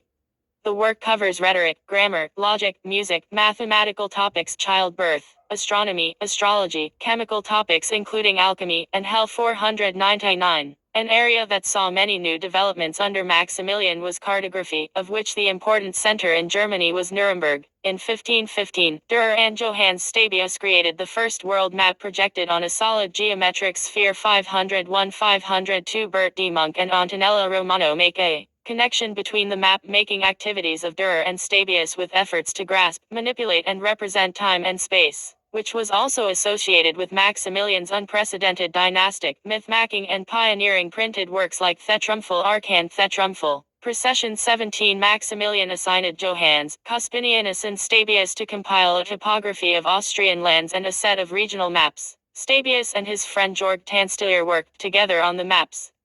The work appeared in 1533 but without maps. The 1528 Lazarus Tanstiller map of Dobul Hungary, one of the first regional maps in Europe, though seemed to be related to the project. The cartographers Martin Waldseemüller and Matthias Ringmann dedicated their famous work Universalis Cosmographiae Maximilian. Although the direct backer was René II of Lorraine. 503 the 1513 edition of Geography, which contained this map, and was also dedicated to Maximilian, by Jacobus Escheler and Georgius Eubelin, is considered by Armando Cortes to be the climax of a cartography revolution. 504 the emperor himself dabbled in cartography. According to Bisseret, Maximilian could call upon a variety of cartographic talent unrivaled anywhere else in Europe at that time that included Celtis, Stabius, Cuspinianus, Jacob Ziegler, Johannes Aventinus and Tanstiller. The development in cartography was tied to the emperor's special interest in sea route exploration, as an activity concerning his global monarchy concept, and his responsibilities as Duke Consort to Mary of Burgundy. grandfather of the future ruler of Spain as well as ally and close relation to Portuguese kings. He sent men like Martin Buchmann de Hieronymus Munzerto the Portuguese court to cooperate in their exploration efforts as well as to act as his own representatives. 508 Another involved in the network was the Flemish Jos van Huerterjas de Utra, who would become the first settler of the island of File, in the Portuguese Azores.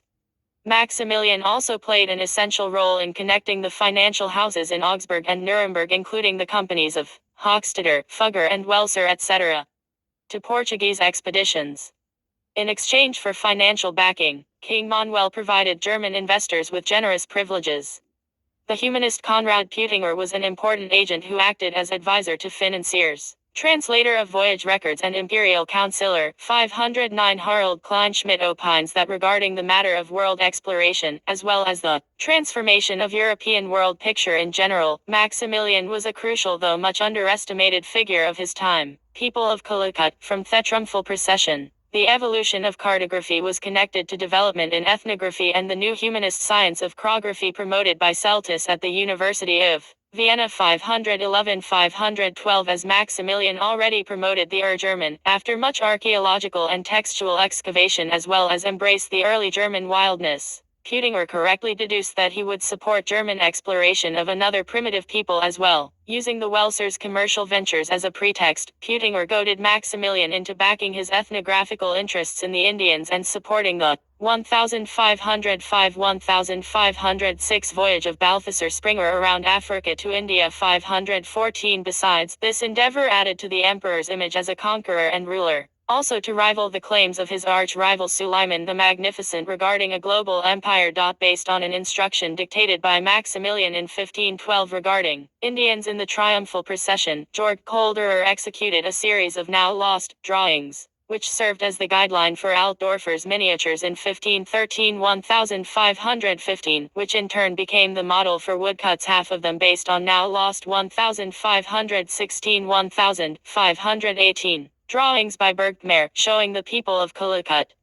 516 and 1508, Bergkmair produced the People of Africa and India series, focusing on depicting the peoples whom Springer encountered along coastal Africa and India. The series brought into being a basic set of analytic categories that ethnography would take as its methodological foundation. As part of his dealings with Moscow, the Jagiellons and the Slavic East in general, Maximilian surrounded himself with people from the Slovenian territories and familiar with Slavic languages, such as Sigismund von Herberstein himself a prominent ethnographer, Petrus Bonimo, George Slakonia and Paulus Oberstein. Political necessities overcame the prejudice against living languages, which started to find a place along Latin throughout Central Europe. Also in scholarly areas. 518. The emperor's program of restoring the University of Vienna to its former preeminence was also concerned with astrology and astronomy. He realized the potential of the print press when combined with these branches of learning, and employed Georg Tanstetter, who, in 1509,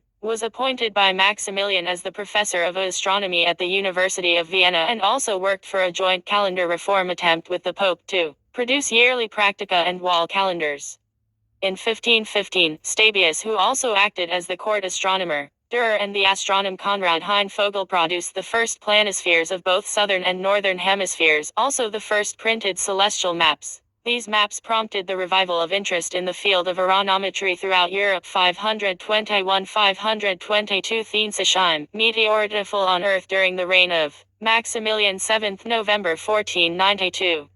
This was one of the oldest meteorite impacts in recorded history. King Maximilian, who was on his way to a campaign against France, ordered for it to be dug up and preserved at a local church. The meteorite, as a good omen, was utilized for propaganda against France through the use of broadsheets with dramatic pictures under the direction of the Haut-Sebastien Brant. As Maximilian defeated a far larger French army to his own in Senlis 2 months later, the news would spread even more. 525-526. On the subject of calendars and calendar reform, already in 1484, the famous Flemish scientist Paul of Middelburg dedicated his Pronostica ad Vigentianos, Doctorado Maximilian.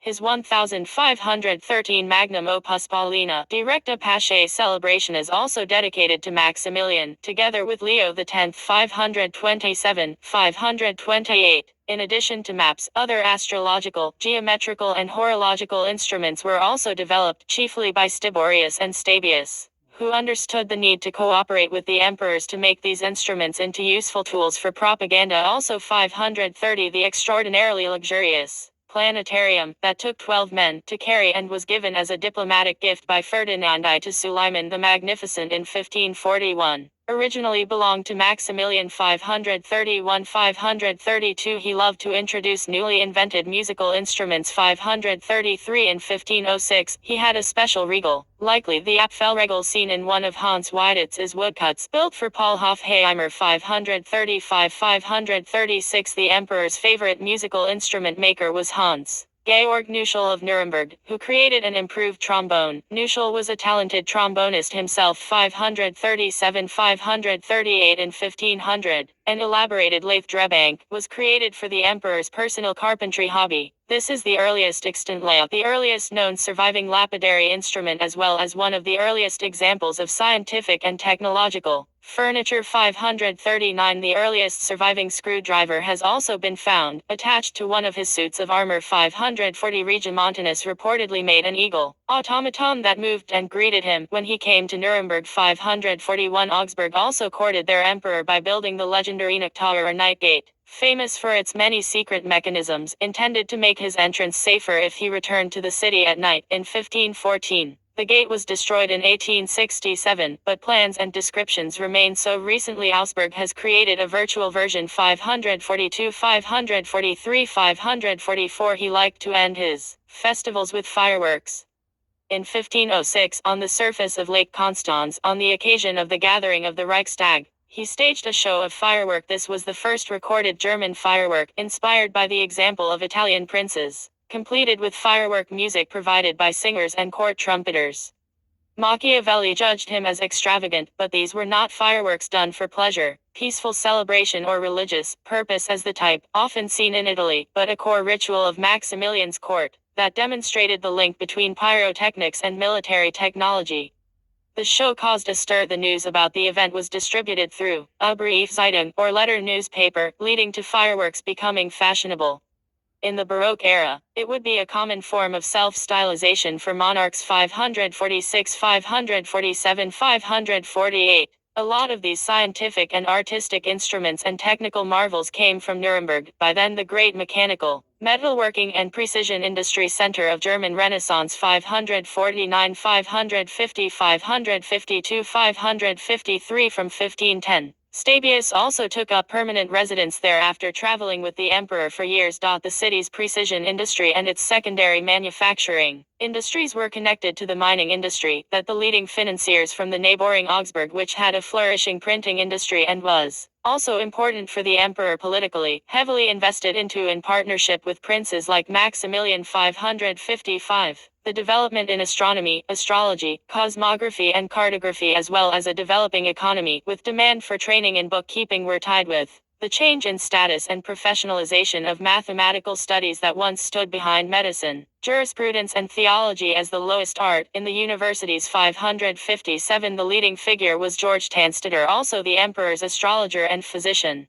who provided his students with reasonably priced books through the collection and publication of works done by Johannes de Muris, Perbach and Regimontanus and others, as well as wrote Viri Mathematici, Lives of Mathematicians, the first historical study of mathematics of Austria, and also a work to consolidate the position of astronomers, astrologers in Maximilian's court, in imitation of Maximilian's genealogical projects that reinforced his imperial titles. 558. The foremost exponent and one of the founders. 560-561 of descriptive geometry was Albrecht Dürer himself, whose work Melancholia I was a prime representation. 562-563, and inspired a lot of discussions, including its relation or non-relation to Maximilian's status as the most known melancholic of the time, his and his humanists' fear of the influence of the planet Saturn. Some say that the engraving was a self-portrayal of Dürer, while others think that it was a talisman for Maximilian to counter Saturn, the triumphal arch, hieroglyphics and other esoteric developments in his court.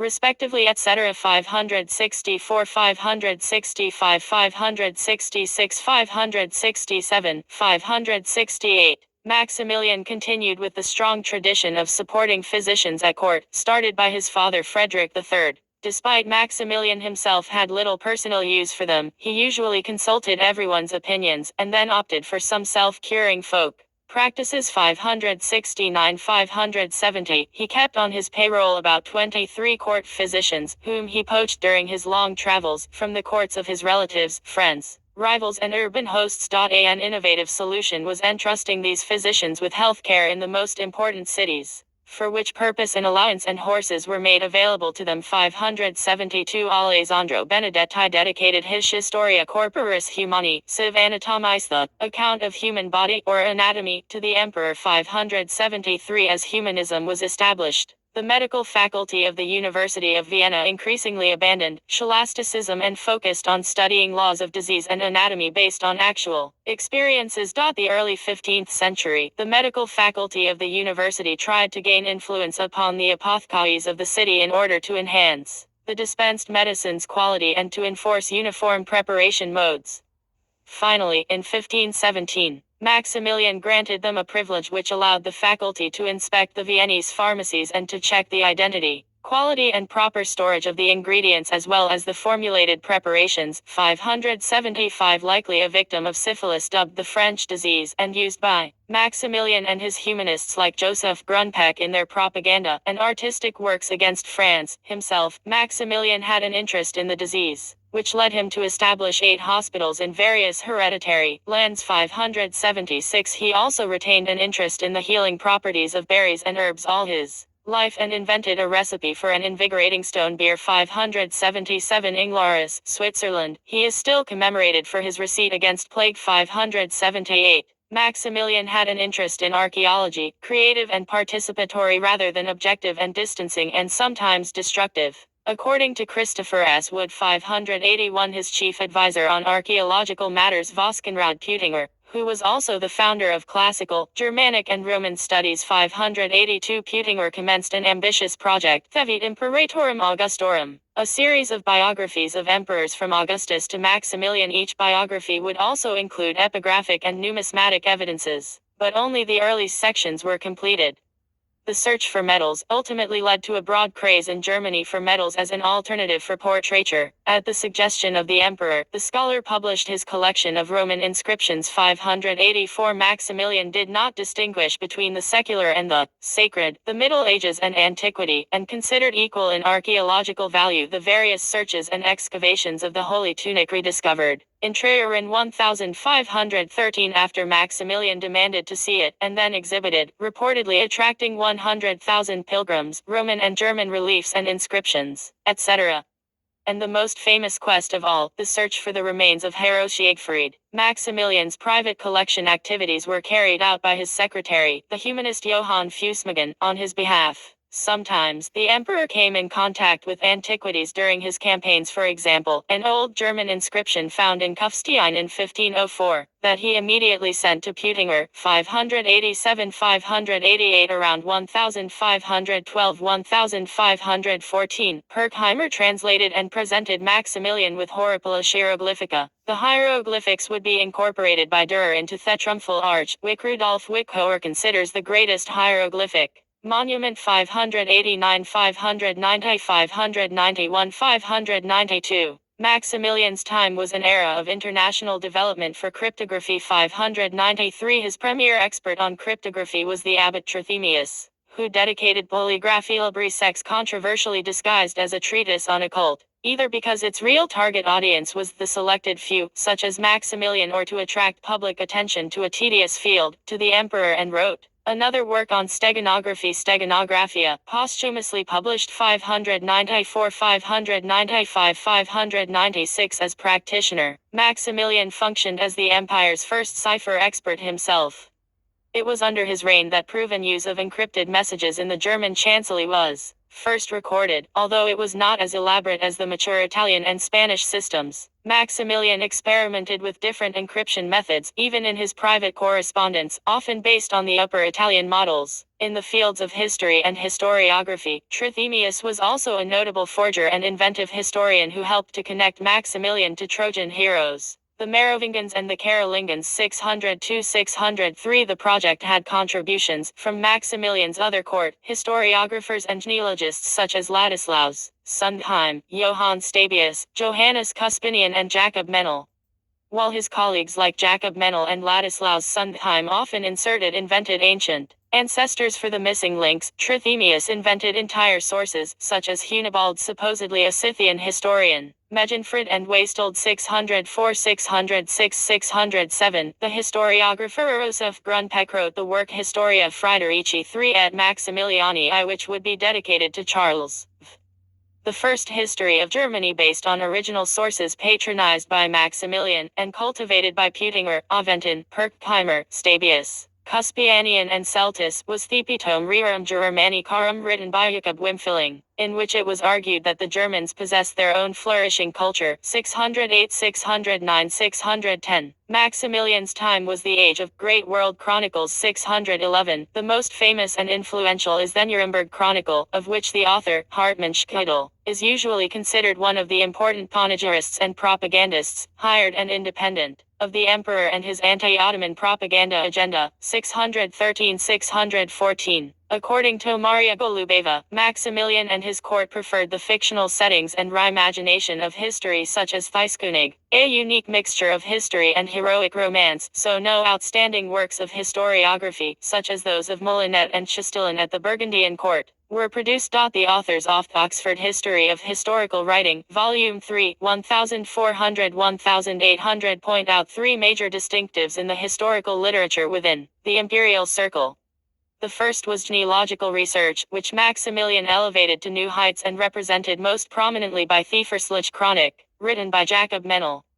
The second encompassed projects associated with the printing revolution, such as Maximilian's autobiographical projects and Der Strumpfel III, and also the most sober strain of historical scholarship, constituted a serious engagement with imperial legacy, with the scholar Johannes Cuspinianus being its most notable representative. 611. Seton Watson remarks that all his important works show the connection to Maximilian, with Thecamentarii de Romanorum Consulibus being the most profound and critical. Theed Caesaribus et Imperatoribus Romanorum, also considered by Cesc Estive as his greatest work. 617, possessing the most practical interest, especially regarding Maximilian's life, and Thostria giving a complete history of the nation up to 1519. He had notable influence on the development of the musical tradition in Austria and Germany as well. Several historians credit Maximilian with playing the decisive role in making Vienna the music capital of Europe. 619. Under his reign, the Habsburg musical culture reached its first high point, and he had at his service the best musicians in Europe. 622. He began the Habsburg tradition of supporting large-scale choirs, which he staffed with the brilliant musicians of his days like Paul Hofheimer, Heinrich Isaac and Ludwig Senfeld. His children inherited the parents' passion for music, and even in their father's lifetime, supported excellent chapelles in Brussels and Mechelen, with masters such as Alexander Agricola, Marbriano di Orto who worked for Philip, Pierre de la Rue y Nasquin Desprez, who worked for Margaret. 624. After witnessing the brilliant Burgundian court culture, he looked to the Burgundian court chapel to create his own imperial chapel. As he was always on the move, he brought the chapel as well as his whole peripatetic court with him. In 1498, though, he established the imperial chapel in Vienna, under the direction of George Slakonia, who would later become the Bishop of Vienna. 625. Music benefited greatly through the cross-fertilization between several centers in Burgundy, Italy, Austria and Tyrol, where Maximilian inherited the chapel of his uncle Sigismund, in the service of Maximilian, Isaac, the first continental composer, who provided music on demand for the monarch employer. 627. Cultivated the mass proper genre with an intensity unrivaled anywhere else in Europe. 628. He created a huge cycle of polyphonic mass propers, most of which was published posthumously in the collection Currelis Constantinus, printed between 1550 and 1555. David J. Rothenberg comments that, like many of the other artistic projects commissioned and instilled with Maximilian's bold artistic vision and imperial ideology, it was never completed. A notable artistic monument, seemingly of great symbolic value to the emperor, was Isaac's Mot Virgo Prudentissima, which affiliated the reigns of two sovereign monarchs, the Virgin Mary of Heaven and Maximilian of the Holy Roman Empire. The motet describes the Assumption of the Virgin, in which Mary, described as the most prudent virgin allusion to parable of the 10 virgins, beautiful as the moon, excellent as the sun, and glowing brightly as the dawn, was crowned as Queen of Heaven and united with Christ, her bridegroom and son, at the highest place in heaven. Rothenberg opines that Duras' Festival of the Rose Garlands see below was its direct visual counterpart. The idea was also reflected in the scene of the Assumption seen in Theberlin Book of Hours of Mary of Burgundy and Maximilian commissioned when Mary of Burgundy was still alive, with some images added posthumously 630. Among some authors, Maximilian has a reputation as the media emperor. The historian Larry Silver describes him as the first ruler who realized and exploited the propaganda potential of the print press, both for images and texts. The reproduction of the triumphal arch mentioned above, in printed form, is an example of art in service of propaganda, made available for the public by the economical method of printing. Maximilian did not have money to actually construct it. At least 700 copies were created in the first edition, and hung in ducal palaces and town halls through the Reich. 632. Historian Joachim Whaley comments that, by comparison with the extraordinary range of activities documented by Silver, and the persistence and intensity with which they were pursued, even Louis XIV appears a rather relaxed amateur. Whaley notes, though, that Maximilian had an immediate stimulus for his campaign of self-aggrandizement through public relation. The series of conflicts that involved Maximilian forced him to seek means to secure his position. Whaley further suggests that, despite the later religious divide, patriotic motifs developed during Maximilian's reign, both by Maximilian himself and by the humanist writers who responded to him, formed the core of a national political culture. Historian Manfred Holliger notes, though, that the emperor's contemporaries certainly did not see Maximilian as a media emperor, he achieved little political impact with pamphlets, leaflets, and printed speeches.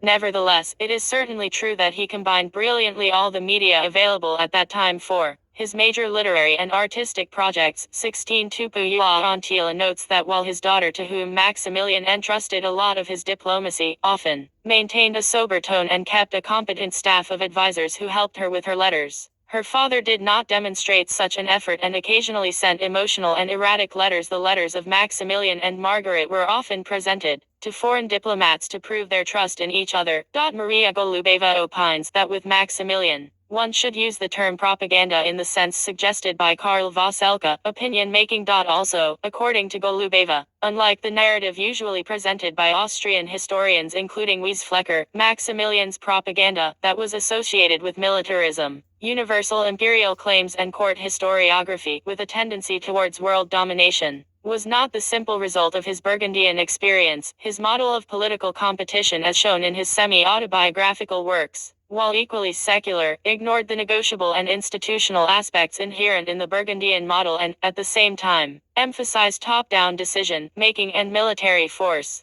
During Maximilian's reign, with encouragement from the emperor and his humanists, iconic spiritual figures were reintroduced or became notable. The humanists rediscovered the work Germania, written by Tacitus.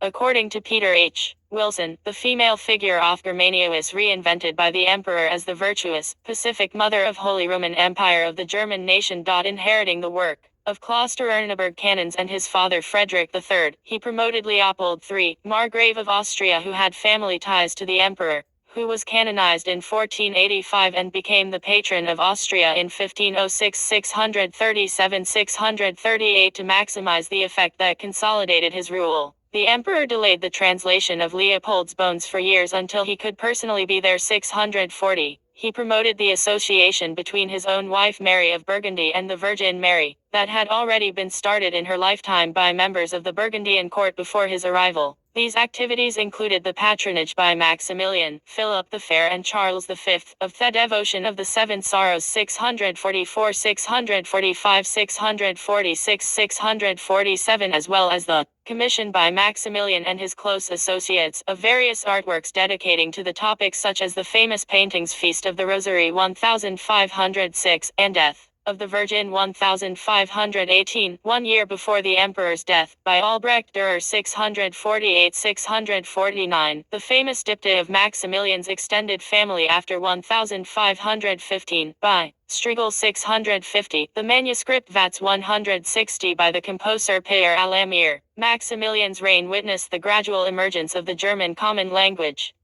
His chancery played a notable role in developing new linguistic standards. Martin Luther credited Maximilian and the Wettin Elector Frederick the Wise with the unification of German language. Tennant and Johnson opine that, while other chanceries have been considered significant and then receded in importance when the research direction changes, the chanceries of these two rulers have always been considered important from the beginning. As a part of his influential literary and propaganda projects, Maximilian had his autobiographical works embellished, reworked and sometimes ghostwritten in the chancery itself. He is also credited with a major reform of the imperial chancery office. Maximilian is said to have caused a standardization and streamlining in the language of his chancery, which set the pace for chanceries and printers throughout the empire. 652 The form of written German language he introduced into his chancery was called Maximilian's chancery speech, Maximilianisch Kanzleisprach, and considered a form of early New High German.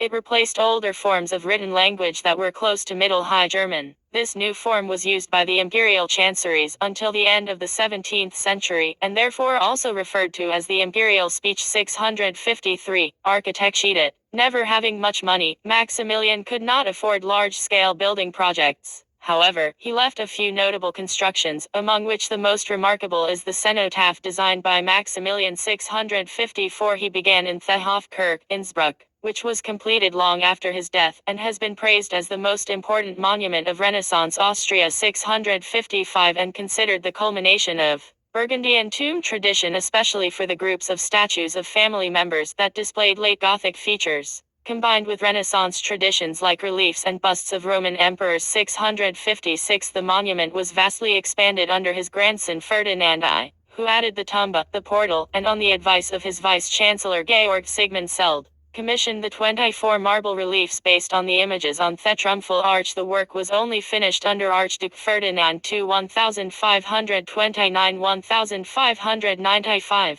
The reliefs were carved by the Flemish sculptor Alexander Colin. 657 While the statues were cast by the bronze founder Stefan Gödel, following the designs of Gilg, Schreiber and Georg Kolderer. 658 The bronze busts of Roman emperors were created by Georg Muscat. 659 After taking Tyrol, in order to symbolize his new wealth and power, he built the golden roof, the roof for a balcony overlooking the town center of Innsbruck, from which to watch the festivities celebrating his assumption of rule over Tyrol. The roof is made with gold-plated copper tiles. The structure was a symbol of the presence of the ruler, even when he was physically absent.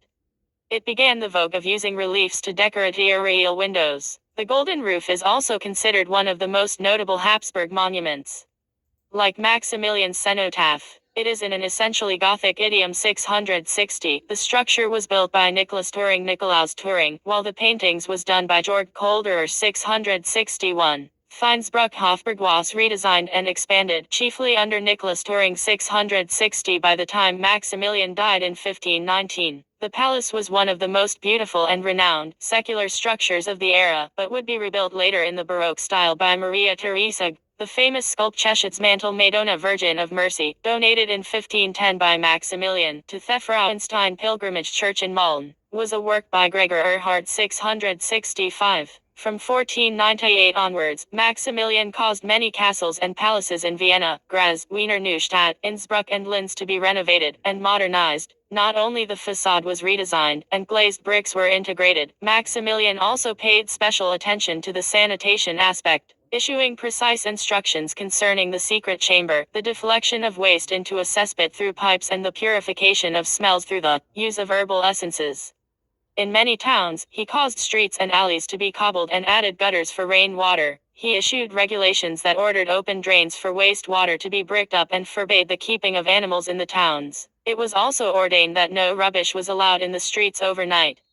Directions related to fire prevention were also issued. leading to firewalls being constructed between the houses and tiled roofs in many towns. In the hereditary lands and southern Germany. Through his financial blessings, there were wooden cities that were transformed into stone. 1667. Modern postal system and printing. Get it. Together with Franz von Taxis, in 1490, Maximilian developed the first modern postal service in the world. The system was originally built to improve communication between his scattered territories, connecting Burgundy, Austria, Spain and France, and later developing to a Europe-wide, fee-based system. Fixed postal routes, the first in Europe, were developed, together with regular and reliable service.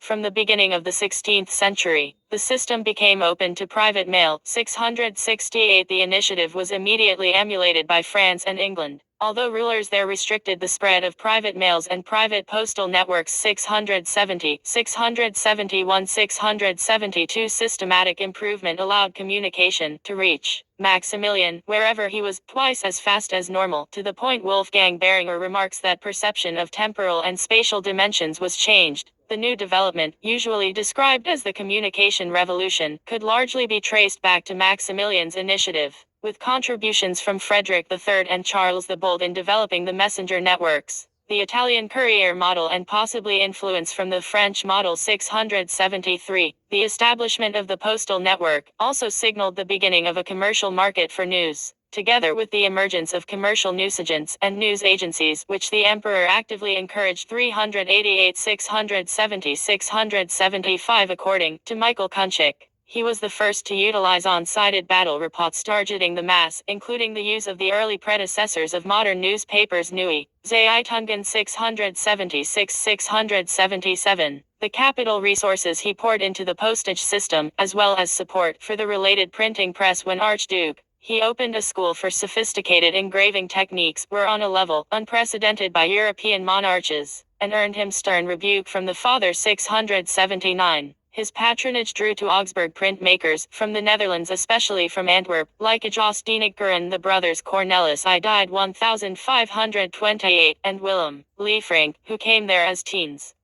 After his death, as teams dispersed, Nigger remained in Augsburg while the Liefrinks returned to their homeland, established there a printmaking dynasty, and introduced German-styled workshops. 681. 682. 683. According to Printing Kalau. 1400. 1700. History, techniques, functions and receptions. There was a dramatic drop in both quantity and quality of print projects in Augsburg as a whole once Charles V took over. 684. The development of the printing press led to a search for a national font.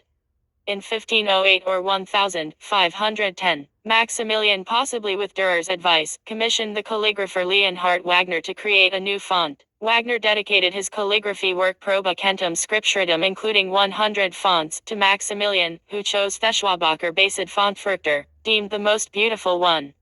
While he originally envisioned this font for Latin works, it became the predominant font for German writings, while German printers would use Centika for works written in foreign languages. The font would spread to German-influenced countries and remain popular in Germany until being banned in 1941 by the Nazi government as a Jewish font. 685. 686. 687. Bergkmair was the chief designer for most of his printing projects. Augsburg was the great center of the printing industry, where the emperor patronized printing and other types of craft through the agency of Konrad Peutinger, giving impetus for the formation of an imperial style. Bergkmair and Erhard Radbold created new printing techniques. 689. As for his own works, as he wanted to produce the appearance of luxury manuscripts, he mixed handcrafted elements with printing. His book of Prayers and Thirdank Weiskunnig and Viertelwehr, unfinished before the emperor's death, were printed with a type that resembled calligraphy. The Imperial Furchter, created by Johannes Schönberger. For prestigious recipients, he used parchment rather than paper. At least one copy of the Book of Hours was decorated by hand by Bergkmair, Dürer Hans Baldung Georg Brew and Cranach. 412. Political legacy. Edit. Maximilian had appointed his daughter Margaret as the regent of the Netherlands, and she fulfilled this task well. Tupuya Antila opines that Margaret acted as de facto queen consort in a political sense, first to her father and then Charles V. Absent rulers who needed a representative dynastic presence that also complemented their characteristics. Her queenly virtues helped her to play the role of diplomat and peacemaker, as well as guardian and educator of future rulers, whom Maximilian called our children or our common children in letters to Margaret. This was a model that developed as part of the solution for the emerging Habsburg composite monarchy and would continue to serve later generations. Through wars and marriages he extended the Habsburg influence in every direction, to the Netherlands, Spain, Bohemia, Hungary, Poland, and Italy. This influence lasted for centuries and shaped much of European history. The Habsburg Empire survived as the Austro-Hungarian Empire until it was dissolved 3 November 1918, 399 years 11 months and 9 days after the passing of Maximilian. Jeffrey Parker summarizes Maximilian's political legacy as follows: 693. By the time Charles received his presentation copy of Der Weiskönig in 1517, Maximilian could point to 4 major successes. He had protected and reorganized the Burgundian Netherlands, whose political future had seemed bleak when he became their ruler 40 years earlier. Likewise, he had overcome the obstacles posed by individual institutions, traditions and languages to forge the subalpine lands he inherited from his father into a single state, Austria, ruled and taxed by a single administration that he created at Innsbruck. He had also reformed the chaotic central government of the Holy Roman Empire in ways that, though imperfect, would last almost until its demise 3 centuries later. Finally, by arranging strategic marriages for his grandchildren, he had established the House of Habsburg as the premier dynasty in Central and Eastern Europe, creating a polity that his successors would expand over the next 4 centuries. The Britannica Encyclopedia comments on Maximilian's achievements 266. Maximilian I made his family, the Habsburgs, dominant in 16th century Europe. He added vast lands to the traditional Austrian holdings, securing the Netherlands by his own marriage, Hungary and Bohemia by treaty and military pressure, and Spain and the Spanish Empire by the marriage of his son Philip. Great as Maximilian's achievements were, they did not match his ambitions. He had hoped to unite all of Western Europe by reviving the empire of Charlemagne. His military talents were considerable and led him to use war to attain his ends.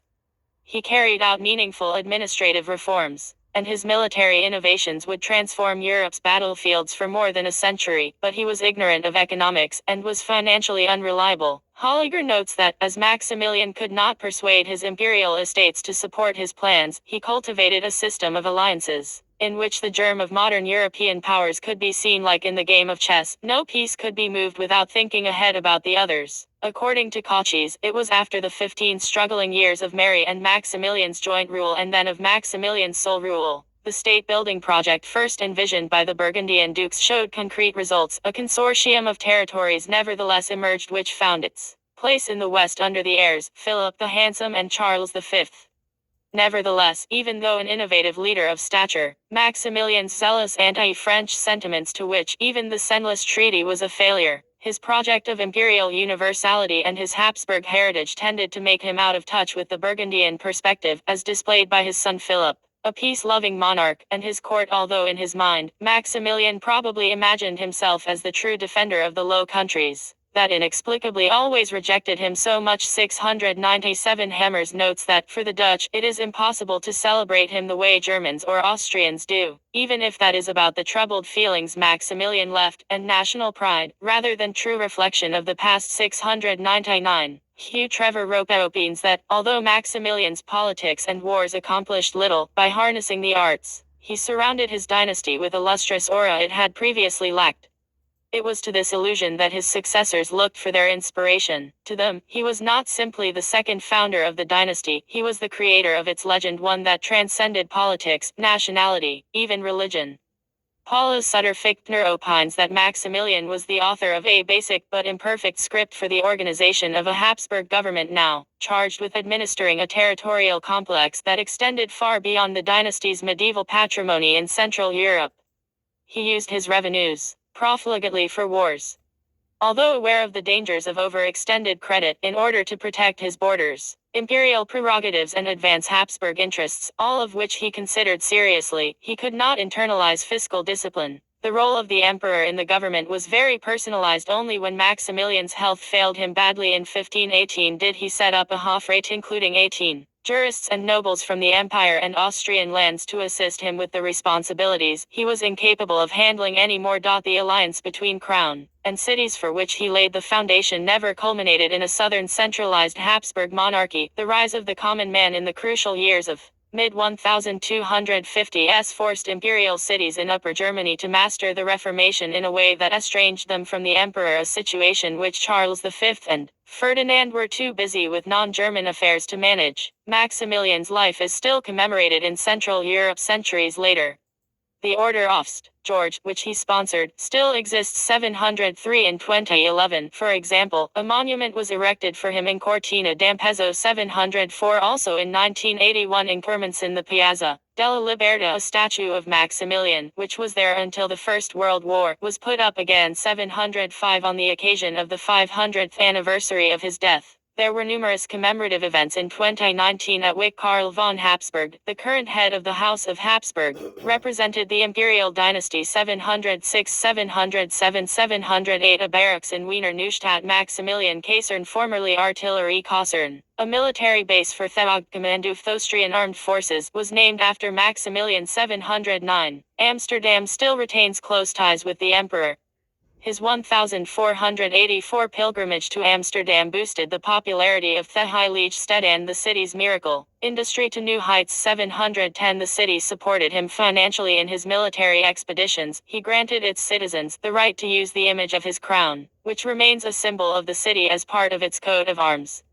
The practice survived the later revolt against Habsburg Spain. 711 The Central Canal in Amsterdam was named in 1615 as the Keizersgracht Emperor's Canal, after Maximilian. The city Beerbrugszaad, or the Fools of Bruges, which suffered a 4-century-long decline that was partially inflicted by Maximilian's orders, that required foreign merchants to transfer operations to Antwerp. Later, he would withdraw the orders, but it proved too late.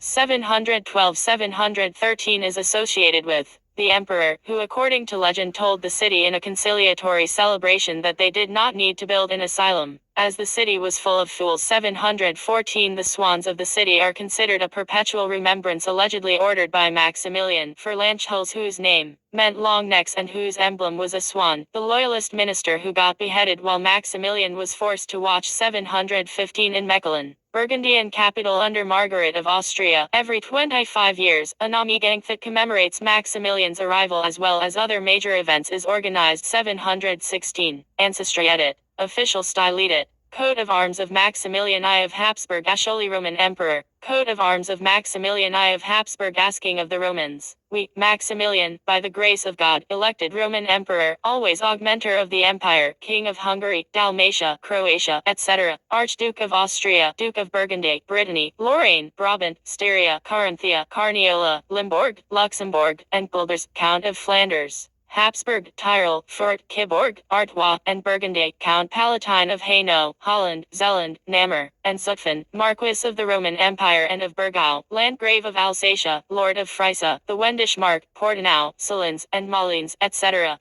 722. Chivalric Order Sedet. On 30th April 1478, Maximilian was knighted by Adolf of Cleves. 1425-1492, a senior member of the Order of the Golden Fleece. On the same day, he became the sovereign of this exalted order. As its head, he did everything in his power to restore its glory as well as associate the order with the Habsburg lineage. He expelled the members who had defected to France and rewarded those loyal to him, and also invited foreign rulers to join its ranks. Maximilian I was a member of the Order of the Garter, nominated by King Henry of England in 1489. His garter stall plate survives in St. George's Chapel, Windsor Castle. 724. Maximilian was patron of the Order of St. George, founded by his father, and also the founder of its secular confraternity. 725. Appearance and personality. Edit. Maximilian was strongly built with an upright posture. He was over 6 feet tall, had blue eyes, neck-length blonde or reddish hair, a large hooked nose, and a jutting jaw like his father. He always shaved his beard, as the jutting jaw was considered a noble feature. 726. Although not conventionally handsome, he was well proportioned and considered physically attractive, with abiding youthfulness and an affable, pleasing manner. 728-729. A womanizer since his teenager days. He increasingly sought distraction from the tragedy of the first marriage and the frustration of the second marriage in the company of sleeping women in all corners of his empire. Sigrid Maria Grossing describes him as a charming heartbreaker for all his life. He could maneuver with one hand a 7-meter lance, comfortably 732-733. Maximilian was a late developer. According to his teacher Johannes Cuspinian, he did not speak until he was 9 years old, and after that only developed slowly. Frederick III recalled that when his son was 12, he still thought that the boy was either mute or stupid. In his adulthood, he spoke 6 languages. He learned French from his wife Mary and was a genuinely talented author. Other than languages, mathematics and religion, he painted and played various instruments and was also trained in farming, carpentry and blacksmithing, although the focus of his education was naturally kingship. According to Fichtner, he did not learn much from formal training though, because even as a boy, he never sat still and tutors could not do much about that. Berhard Benneck opines that by nature he was the man of action, a vigorously charming extrovert who had a conventionally superficial interest in knowledge, science and art combined with excellent health. In his youth he remained virile into his late 30s, and although later his health was damaged due to a leg accident and other ailments, the emperor displayed remarkable self-discipline and hardly ever recognized a weakness. At the 1510 Reichstag in Augsburg, Maximilian, 51, fought against Frederick of Saxony, 47, in front of a large audience. He was brave to the point of recklessness, and this did not only show in battles. He once entered a lion's enclosure in Munich alone to tease the lion, and at another point climbed to the top of the Cathedral of Ulm, stood on one foot and turned himself round to gain a full view, at the trepidation of his attendants. In the 19th century, an Austrian officer lost his life, trying to repeat the emperor's feat, while another succeeded 739-740. While he paid magnificently for a princely style, he required little for personal needs. In his mature years, he exerted restraint on personal habits, except during his depressive phases when he drank night and day, sometimes incapacitating the government, to the great annoyance of Chancellor Cyprian von Serntiner, or in the companion of his artist friends. The artists got preferential treatment in criminal matters too, such as the case of Stoss, whose sentence imprisonment and having his hands chopped off for an actual crime, issued by Nuremberg, got cancelled on the sole basis of genius. The emperor's reasoning was that what came as a gift from God should not be treated according to usual norms or human proportions. To the astonishment of contemporaries, he laughed at the satire directed against his person, and organized celebrations after defeats. 744. Historian Ernst Bach, with whom Benneck shares the same sentiment, writes the following about him: his rosy optimism and utilitarianism, his totally naive amorality in matters political, both unscrupulous and Machiavellian, his sensuous and earthy naturalness, his exceptional receptiveness towards anything beautiful, especially in the visual arts, but also towards the various fashions of his time, whether the nationalism in politics,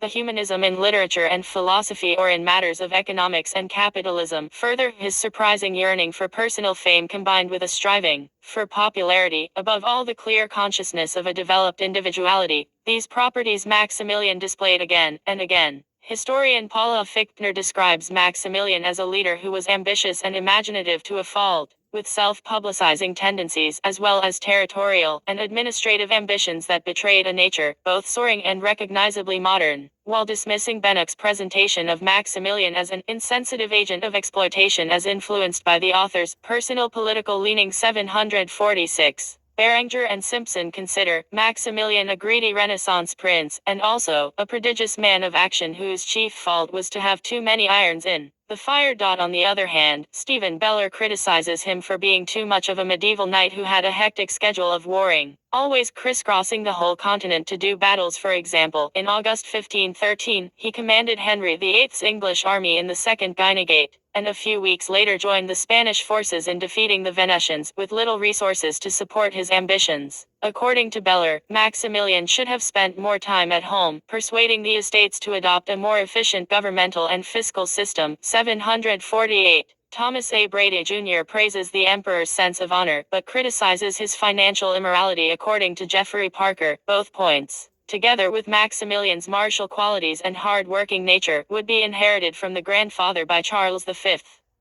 Though punctilious to a fault about his honor, he lacked all morals about money. Every florin was spent, mortgaged, and promised 10 times over, before it ever came in. He set his courtiers a model for their infamous venality. He sometimes had to leave his queen behind as pledge for his debts, and he borrowed continuously from his servitors large sums from top officials, tiny ones from servants, and never repaid them.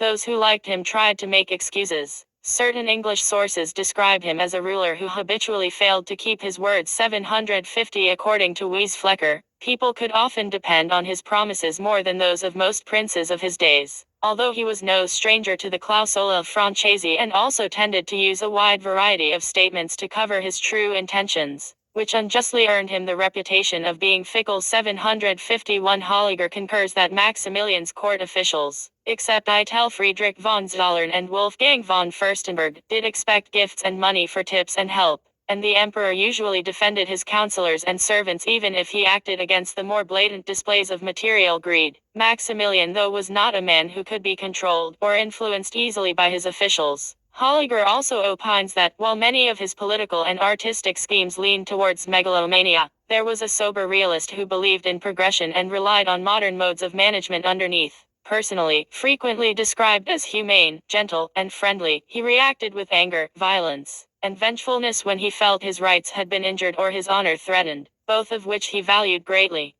The price for his warlike ruling style and his ambition for a globalized monarchy that ultimately achieved considerable successes was a continuous succession of war that earned him the sobriquet Heart of Steel. Cour d'Acier 16. Marriages and offspring. Jedit. Maximilian was married 3 times, but only the first marriage produced offspring. Maximilian's first wife was Marie of Burgundy 1457–1482.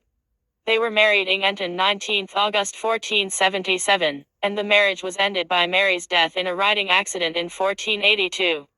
Mary was the love of his life. Even in old age, the mere mention of her name moved him to tears, although his sexual life, contrary to his chivalric ideals, was unchaste. The grand literary projects, commissioned and composed in large part by Maximilian many years after her death, were in part tributes to their love, especially Thirdank, in which the hero saved the damsel in distress like he had saved her inheritance in real life. 754 His heart is buried inside her sarcophagus in Bruges according to his wish.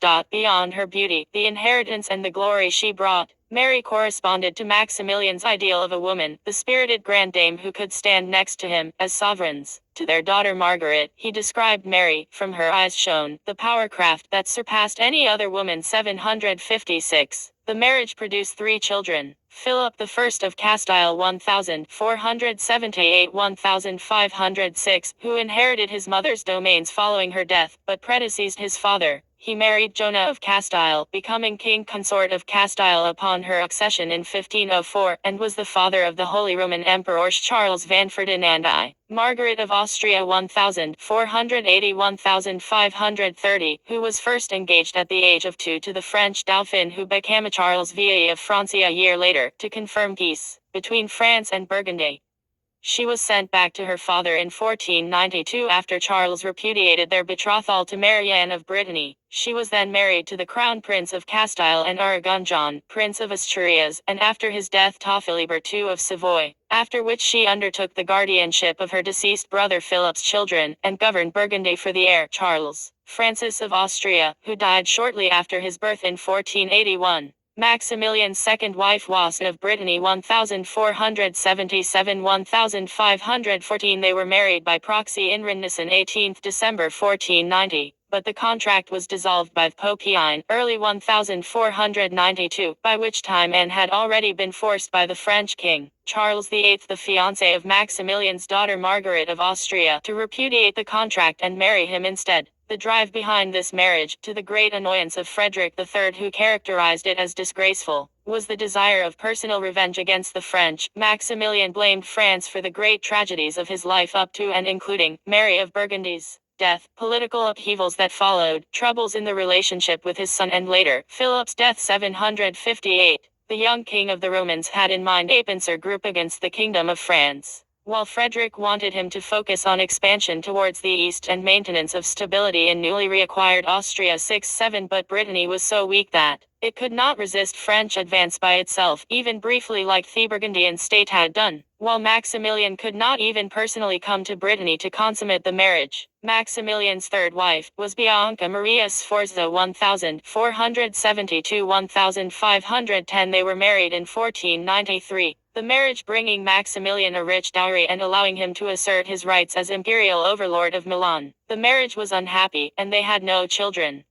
In Maximilian's view, while Bianca might surpass his first wife Mary in physical beauty, she was just a child with a mediocre mind, who could neither make decisions nor be presented as a respectable lady to the society. Bennett opines that this seems unfair, as while Bianca was always concerned with trivial, private matters, recent research, though, indicates that Bianca was an educated woman who was politically active. 759 She was never given the chance to develop politically, unlike the other women in Maximilian's family, including Margaret of Austria or Catherine of Saxony. Despite her unsuitability as an empress, Maximilian tends to be criticized for treating her with coldness and neglect, which after 1500 only became worse. Bianca, on the other hand, loved the emperor deeply and always tried to win his heart with heartfelt letters, expensive jewels and allusions to sickness, but did not even get back a letter, developed eating disorders and mental illness, and died a childless woman. 762 Joseph Grunpeck, the court historian and physician, criticized the emperor, who, in Grunpeck's opinion, was responsible for Bianca's death through neglect. 763. In addition, he had several illegitimate children, but the number and identities of those are a matter of great debate. Johann Jakob Fugger writes, in Ehrenspiegel Mirror of Honor, that the emperor began fathering illegitimate children, after becoming a widower, and there were 8 children in total, 4 boys and 4 girls. 764, by a widow in Den Bosch, whom Maximilian met in a campaign. Barbara Disquiz 1482-1568, her birth and Mary of Burgundy's death seemed to connect to Maximilian's near-fatal illness in 1482 and later pilgrimage to Amsterdam in 1484. In her teenage years, she rebelled against her father, and entered St. Gertrude's convent. Philip the Fair was introduced to her in 1504 when he and Maximilian went to Den Bosch to preparing for the war against Guelders. Philip tried to persuade her to leave the convent and get married on their father's behalf, but she refused. The place she was buried was now a square named after her. In 2021, a recently built city walk has been named Mijnleven Dr. My Dear Daughter, and also close to Maximilian's statue. 765 710 766, by unknown mistress Martha von Helfensteiner Margareta, Mathilde, Margareta, nie von Edelsheim 1537, wife of Johann von Hill, died 1515, remarried Count Ludwig Helfrich von Helfenstein 1493-1525, married in 1517 or 1520. Ludwig was killed by peasants on 16 April 1525 in the massacre of Weinsberg during the German Peasants' War. They had a surviving son named Maximilian. 1523 1555 767. Some sources reported that she was born in 1480 or her mother was Margareta von Edelsheim, nie Rappach. By Margareta von Edelsheim, nie Rappach 1522. Dingle reports that she was born around 1470-770, while others report that in 1494 she was still a minor when she married von Rodel. 771. Barbara von Rodel 1500-1550, wife of Siegmund von Dietrichstein. Some report that she was the daughter of Margareta von Edelsheim, nie Rappach. 772, while Benach lists the mother as unidentified. George of Austria 1505-1557, Prince Bishop of Leech, by Anna von Helfenstein. Cornelius 1507 c. 1527. Citation needed. Maximilian Friedrich von Amberg 1511-1553, Lord of Feldkirch. Citation needed. Anna Maria 1512-1562, wife of Barthold Dinger. Citation needed. Leopold c. 1515-1557, Bishop of Cordoba, Spain 1541-1557, with illegitimate succession. Citation needed. Dorothea 1516-1572, heiress of Falkenberg, by and Halem, lady-in-waiting to Queen Maria of Hungary, wife of Johanna of East Frisia. Anna Margareta 1517-1545, lady-in-waiting to Queen Maria of Hungary, wife of François de Melun 1547, second Count of Benoit. Citation needed. And 1519. She married Louise de Herlemont. Citation needed. Elizabeth d. 1581-1584, wife of Ludwig III von der Mark, Count of Rochefort. Citation needed. Barbara, wife of Wolfgang Place. Citation needed. Christoph Ferdinand DC 1522. Citation needed. By unknown mistress. Parentage uncertain. Gilma, wife of Rudiger Rieger von Westerneck. Citation needed. Triumphal woodcuts. Edit. A set of woodcuts called the Triumph of Emperor Maximilian the First. See also category Triumphal Procession of Maximilian. I Wikimedia Commons. In Arts and Popular Culture. Edit. See also Edit. Family tree of the German monarchs. He was related to every other king of Germany. First Congress of Vienna. The First Congress of Vienna was held in 1515, attended by the Holy Roman Emperor, Maximilian I, and the Jagiellonian brothers, Vladislaus II, King of Hungary and King of Bohemia, and Sigismund I, King of Poland and Grand Duke of Lithuania. Landsknecht. The German Landsknechts, sometimes also rendered as Landsknecht, were colorful mercenary soldiers with a formidable reputation, who became an important military force through late 15th and 16th century Europe. Notes edit. Internal division, political competition among the representatives in the estates, the tradition of a strong corps of officials used to governing the state in a centralizing manner, and the arrival of a new, ambitious impresario of war as the head of state undermined the privileges of 1477. pg.100. After 1500, however, the promotion of the interests of the Netherlands by Maximilian and Charles V inaugurated a long decline relative to the economic, and above all commercial, growth of the Low Countries and England. His belief in progress was already remarkably modern, leading him to instruct obstinate powers like the Austrian estates that the world was constantly moving forward into a better future, so that they should just allow him to set his reforms in motion, even if they failed to understand the new developments themselves. The emperor, he writes, not only calls them his friends, but treats them as such, and it appears to me that he seeks their society gladly, and is much influenced by them. There is certainly no other ruler who is so willing to learn from those more learned than he is, and whose own mind is so cultivated that his questions are themselves instructive. 494. The Bishop of Chiemsee, writing to the Cardinal of Siena in January of 1491, that Maximilian knew the topography of his lands so well that he could jot down an impromptu map of any region. Maximilian and his father Emperor Frederick III were present at the 1475 gathering in Cologne, and were among the first members of the Fraternity of the Rosary. Barely 3 years later, in 1478, the Burgundian court chronicler Molinet added his allegoric eulogy La Chapelle des Dames, in which he placed a symbolic rosary chapellet upon the head of Maximilian's first wife Mary. It is in this same allegory that the birth of Philip receives its parallel in the depiction of the baby Jesus in a manger, surrounded by an ox and an ass. The German-speaking community in Venice also united in a fraternity of the Rosary. It was for this fraternity in 1506 that Dürer began his famous Feast of the Rosary in Augsburg. This painting is extraordinary because of the extreme tenderness with which the Virgin Mary, now in her function as Virgin with child enthroned, places a rosary of white and red roses upon the head of Maximilian. In so doing, Dürer made a single entity of the religious and the worldly. Zwei Fellows ist beim Tod des Kaisers 1519 die Innsbrucker Hofburgeins der Chancen und Betenzen Profanwerk Jenner Epochbesen. 663, reference edit.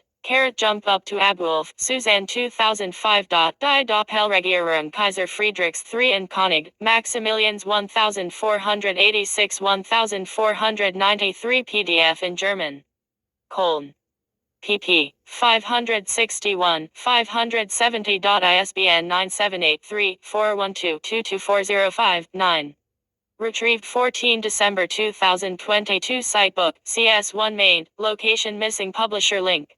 Jump up to Abheinig, Paul Joachim 15 June 2010 Rezension von Reinhard Sabath Berb.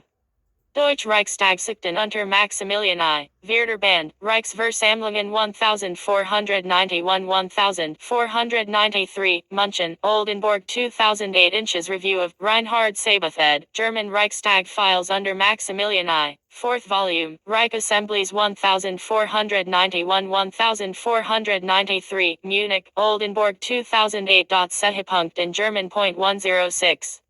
Retrieved 14 December 2022. Holland, Arthur William 1911 Maximilian I Inschelm, Hugh ed. Encyclopedia Britannica. Vol 1711 th ed. Cambridge University Press. pp. 922-923-922. And about the same time, arranged a marriage between his son, Philip, and Joanna, daughter of Ferdinand and Isabella, King and Queen of Castile and Aragon. Van, James Allen Spring 1984. Review, Untitled Reviewed Work, Maximilian I, 1459-1519, An Analytical Biography, by Gerhard Bennick. Renaissance Quarterly. 371, 6971. Doi 10.2307/2862003. Jaster 2862003. S2 CID 163,937,003. Jump up to Abdhulliger, Manfred 25 March 2019. Maximilian believed in progress. www.e.ac.at Österreichische Akademie der Wissenschaften. Archived from the original on 20 September 2021. Retrieved 20 September 2021. Jump up to Abmank, Bert D. Romano, Antonella 2019. Knowledge and the Early Modern City, A History of Entanglements. Routledge. p. 114. ISBN 978-0-429-80843-2. Retrieved 23 January 2022. Tennant, Elaine C. 27 May 2015. Productive Reception, Third Ank in the 16th Century. Maximilian's Roomswork. pp. 295, 341. Doi 10.15/9,783,110,351,026-013. Retrieved 23 January 2022. Janssen, Johannes. Gesch. Der Deutschen Volks. Vol. IP 593. Full citation needed. Der Romantiker auf dem Kaiserthron Kaiserslautern. Rheinpfalz redaction in German. Der Rheinpfalz. 12 April 2014. Retrieved 28 January 2022. Anderson 2017, p. 212. Menzel, Thomas 2003. Der First Alsfelder, Militärisches Handeln und Selbstdarstellung zwischen 1470 und 1550, dargestellt und ausgehalten bei Spielen in German. Logos. p82. ISBN 978-3-8325-0240-9. Retrieved 17 December 2021. Jump up to AB World Book Encyclopedia, Field Enterprises Educational Corporation, 1976. Full citation needed. We, H. van der 2013. The Growth of the Antwerp Market and the European Economy, 14th-16th Centuries. Springer Science and Business Media. p. 109. ISBN 978-94-015-3864-0. Retrieved 17 November 2021. Loads, Judith, ed. 1994. Medieval History, Volume 4. Head Start History. p. 126. ISBN 978-1-85943-1252. Archived from the original on 24 October 2021. Retrieved 24 October 2021. Holland, Arthur William 1911. Maximilian I. Inchischelm, Hugh ed. Encyclopedia Britannica. Vol. 1711 th ed. Cambridge University Press. pp. 922-923-922. Delbruck, Hans 1985. History of the Art of War Volume 4, The Dawn of Modern Warfare. Lincoln, University of Nebraska Press. pp. 67. ISBN 978-0-8032-6586-8. Archived from the original on 25 September 2021. Retrieved 25 September 2021. Rouvere, Anthonus D. Ms. 437. Excellente Chronic van Vlaanderen en Gedicht op de bijeenkomst van Frederik III en Karel D. Stout Bibliotheek. Brug. www.bibliotheek.be in Dutch. Retrieved 1 April 2022. Hyman, Heinz Dieter 2001. Die Habsburger, Dynasty in Kaiserreich in German. Ch. Beck. p. 48. ISBN 978-3-406-44754-9. Retrieved 20 February 2022. Such, Susie Speakman 2010. Politics and Print at the Time of Philip the Fair, in Wigsman, Hanno, Wigsman, Henry Willem, Calders, and eds. Books in transition at the time of Philip the Fair, manuscripts and printed books in the late 15th and early 16th century Low Countries. Breppels. P 235. ISBN 978-2-503-52984-4. Retrieved 17 February 2022. Académie Royale des Sciences, des Lettres et des Beaux-Arts de Belgique 1897. Maximilien. Biographie Nationale, Volume 14. H. Theory van Bugend. P 161. Retrieved 24 October 2021. Morin, Paul 2004. Van Carroll, D. Stout Ta Carroll v 1477 1519. Garant. P 66. ISBN 978-90-441-1545-1. Archived from the original on 24 October 2021. Retrieved 24 October 2021. Jacoba van Leeuwen 2006. Balancing Tradition and Rites of Rebellion, the Ritual Transfer of Power in Bruges on 12 February 1488. Symbolic Communication in Late Medieval Towns. Leuven University Press. ISBN 978-90-5867-522-4. Retrieved 25 February 2014. Frederick Bylaert, Jan van Camp, Bert Verf 2011. Enquiry, Adrian R. Bell eds. Urban Militias, Nobles and Mercenaries. The organization of the Antwerp army in the Flemish Brabantine Revolt of the 1480s. Journal of Medieval Military History. X. Tracy, James D. 2002. Emperor Charles V, Impresario of War, Campaign Strategy, International Finance, and Domestic Politics. Cambridge University Press. P. 71. ISBN 978-0-521-81431-7. Retrieved 26 October 2021. Ellis, Edward Sylvester, Horn, Charles Francis 1914. The Story of the Greatest Nations, a Comprehensive History, extending from the earliest times to the present, founded on the most modern authorities, and including chronological summaries and pronouncing vocabularies for each nation, and the world's famous events, told in a series of brief sketches forming a single continuous story of history and illumined by a complete series of notable illustrations from the great historic paintings of all lands. Nigluch. P 1904. Archived from the original on 26 October 2021. Retrieved 26 October 2021. Vossen, Karl 1982. Maria von Bergend, Der Hauses Habsburg Kronjuwel in German. Seawald. pp.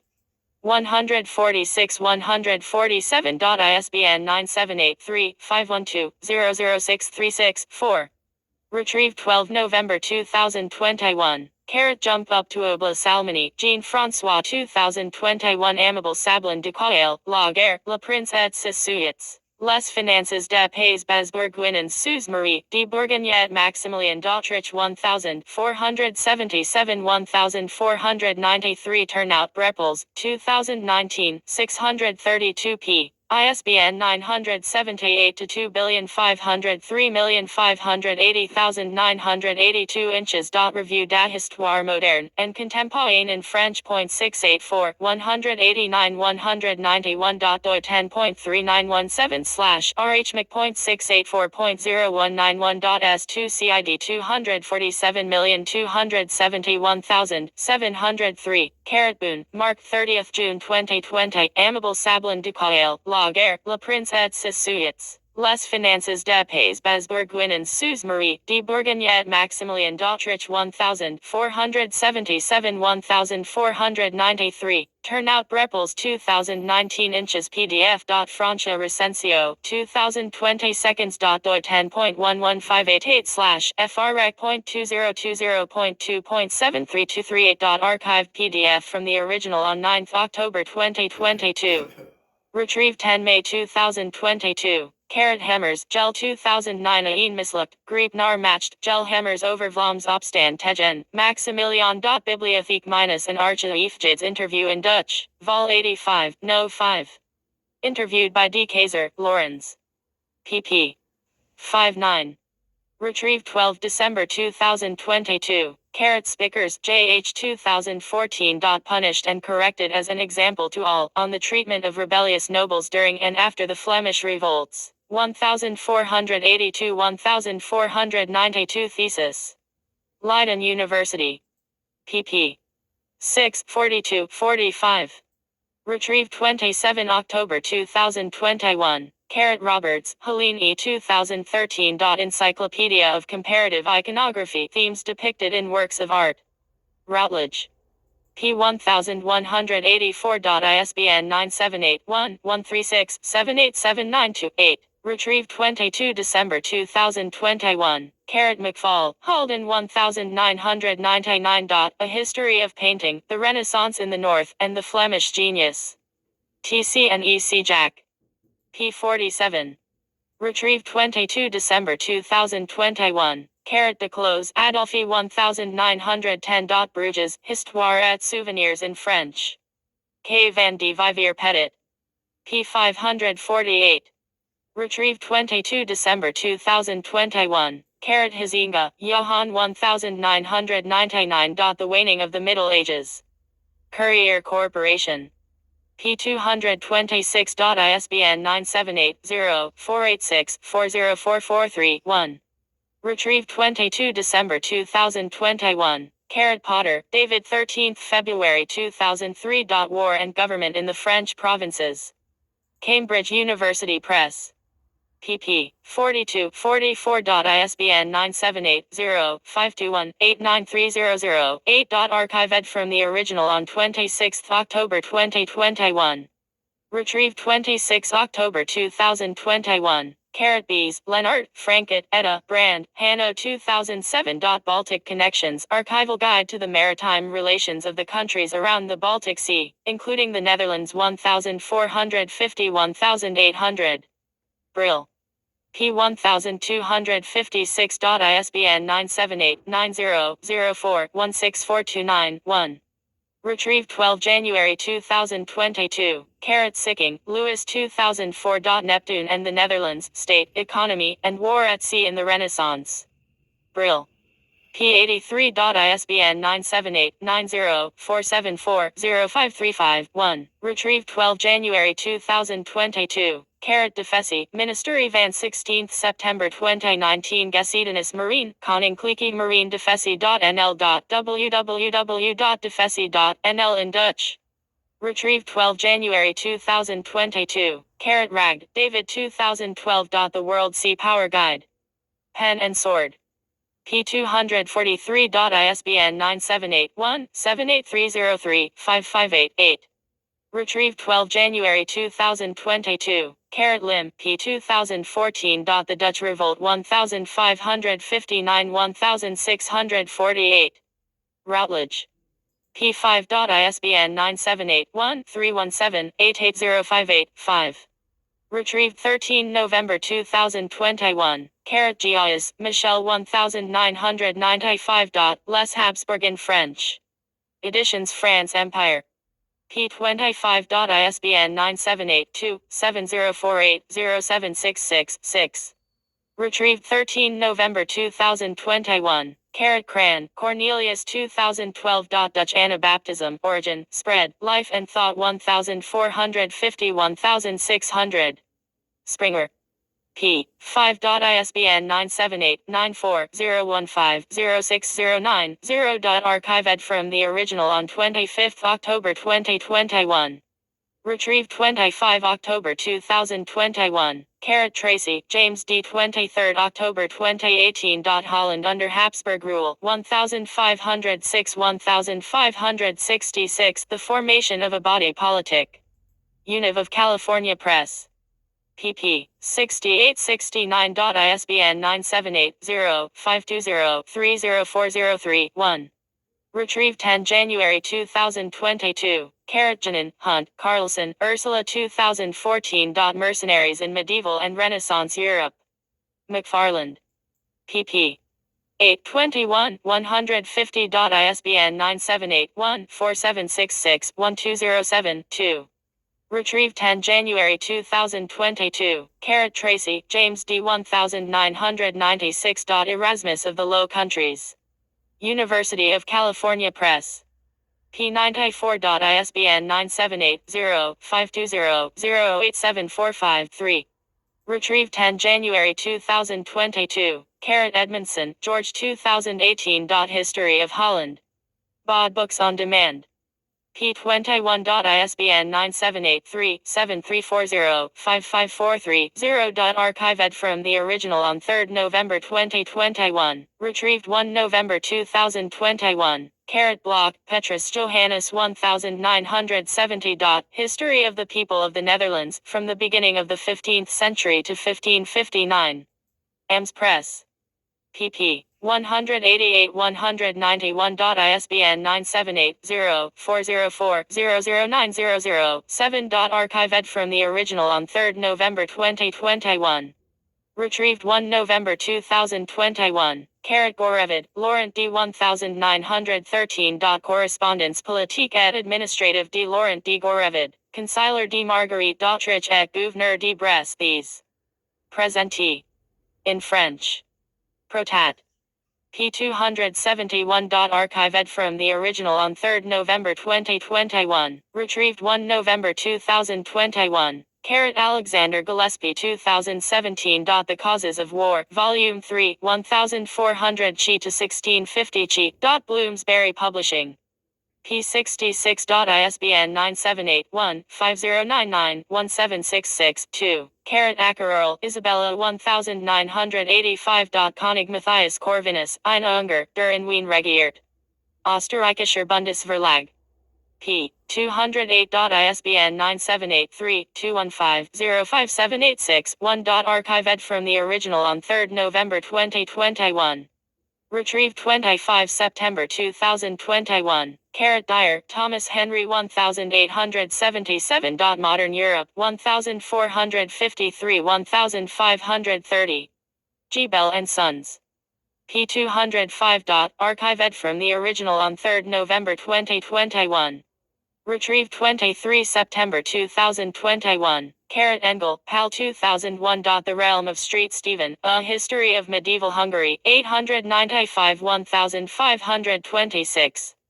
Bloomsbury Publishing. P. 539. ISBN 978-0-85773-173-9. Archived from the original on 22 September 2021. Retrieved 22 September 2021. Cuneo, Pia F. 2002. Artful Armies, Beautiful Battles, Art and Warfare in the Early Modern Europe. Brill. P. 100. ISBN 978-90-04-11588-0. Archived from the original on 1 October 2021. Retrieved 22 September 2021. Bildnis Kaiser Maximilians, I 1459-1519 Albrecht der Kreis. Bildindex der Kunsten Architektur. Retrieved 5 December 2021. Ellis, Edward Sylvester, Keller, Augustus R. 1916. History of the German people from the first authentic annals to the present time. International Historical Society. P. 347. Retrieved 12 December 2021. Davrier, David 2015. Papacy, Monarchy and Marriage 861,600. Cambridge University Press. P. 164. ISBN 978-1-107-06253-5. Retrieved 12 December 2021. Lendvai, Paul 2021. The Hungarians, A Thousand Years of Victory and Defeat. Princeton University Press. P. 86. ISBN 978-0-691-20027-9. Retrieved 12 December 2021. Christia, Ovido, Pilot, Livu 2020. From Pax Mongolica to Pax Ottomanica, War, Religion and Trade in the Northwestern Black Sea Region 14th-16th centuries. Brill. P. 197. ISBN 978-90-04-42244-5. Archived from the original on 22 September 2021. Retrieved 22 September 2021. Goldskew, Stanko 1964. History of Medieval Croatia. Mudon. Retrieved 12 February 2022. Goldskew, Stanko 2014. The Croatian Slavonian Kingdom 1526-1792. Walter D. Greider GM & Co. KG. pp. 1011. ISBN 978-3-11-0088162. Retrieved 12 February 2022. Ghazi, Stephen 1973. A History of Croatia. Philosophical Library.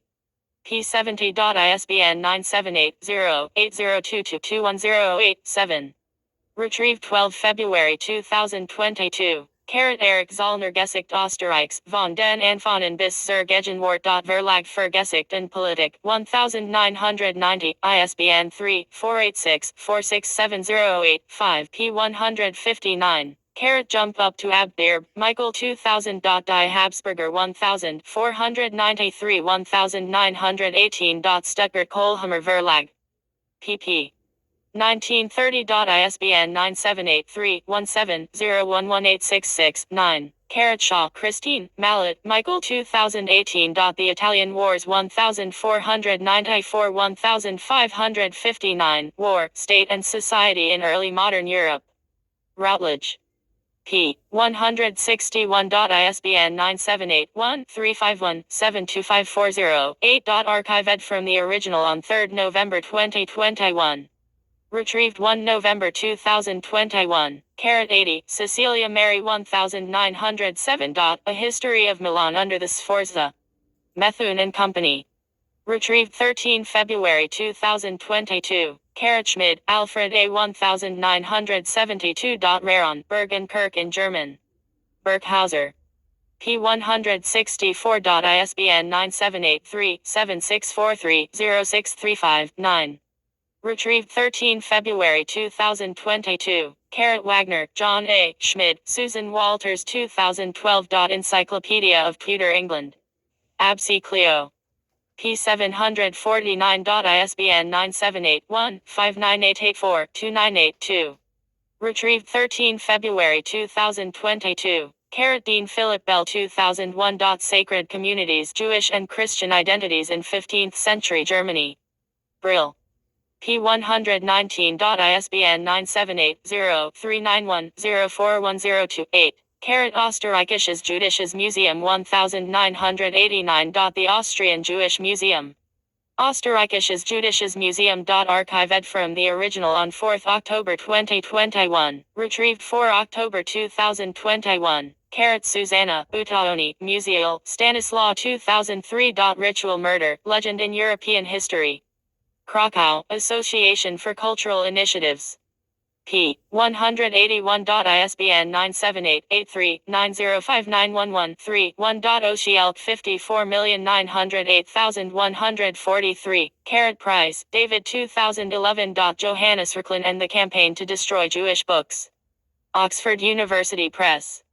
pp. 113-124. ISBN 978-0-19-539421-4. Archived from the original on 27 September 2021. Retrieved 21 September 2021. Knopflacher, Heinz, Peter Urfi, Benz 4 September 2022. Der Frucht Maximilian, das Haus Habsburg, der Hof und die Juden. Per tot discrimina rerum. Maximilian I 1459-1519. Bolau Verlag. pp. 129-156. Doi 10.7767/9,783,205,216,032.129. Johannes Pfefferkorn. Jewish Virtual Library. Archived from the original on 23 September 2021. Retrieved 21 September 2021. Burnett, Stephen G. 2012. Christian Hebraism in the Reformation Era 1500-1660. Authors, books, and the transmission of Jewish learning. Brill. p. 17. ISBN 978-90-04-22249-6. Retrieved 18 November 2021. Carrot Goldish, Matt, Cotman, Carl A. Popkin, Richard Henry, Force, James E. 2001. Millenarianism and Messianism in Early Modern European Culture, Catholic, Millenarianism, from Savonarola to the Abbé Grégoire. Springer Science and Business Media. P42. ISBN 978-0-7923-6849-6. Retrieved 18 November 2021. Borg, Jan Hendrik D. 2016. Unworded Absicht und Neologie der Klingkonflikts in German. Moore Seebeck. P948. ISBN 978-3-16-154026-4. Retrieved 18 November 2021. Jump up to Absatner Reser, Ursula 4th September 2022. Notizen zu zwei Jüdisch Stammigen Liberisten im Umfeld Maximilians I. Wegbereiter der humanistischen Interesses und der Hebraistik. Tot discrimina rerum. Maximilian I 1459-1519. Bolau Verlag. pp. 157-170. Doi 10.7767/9,783,205,216,032.157. Tilde, Stefan 2006 Zu Paulus Risches Ka. 1480-1541/1542. Nausertonlich Carrier in der Zeit der Humanismus. Ashkenaz Zeitschrift für Gesicht und Kultur der Juden.1616/2006 H2 570-571. Doi 10.1515/ash.2008.561. S2 CID 162,346,777. Archived from the original on 21st September 2021. Retrieved 21 September 2021. La Vida, Elias 2021. The Masoreth Masoreth of Elias La Vida, being an exposition of the Masoretic notes on the Hebrew Bible. Bod Books on Demand. P. 9. ISBN 978-3-7525-2413-0. Retrieved 18 November 2021. Okay, I have to stop it or something. I've gone too far now or something. Let me try, now you gotta go back, and that's gonna be saved there. I'm gonna do one here, one more. Oh, shit.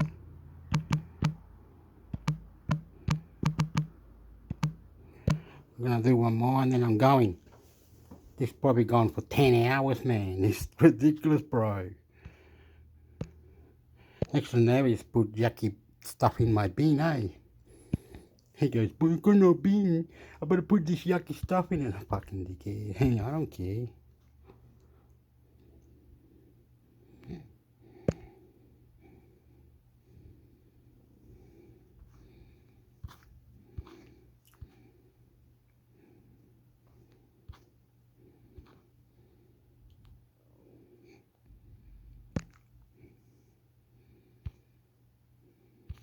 Oh yeah, you go up here or something.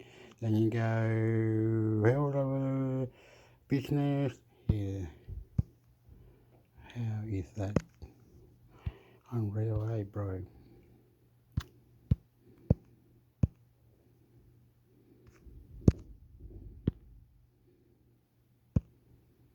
Video changes coming to federal tax rebate program for electric vehicles, ABC News. Plus, Samsung mobile users will be able to upload their driver's license to their Samsung wallet, and Ring is offering $1 million to anyone who catches a real alien on their Ring camera. October 9, 2023.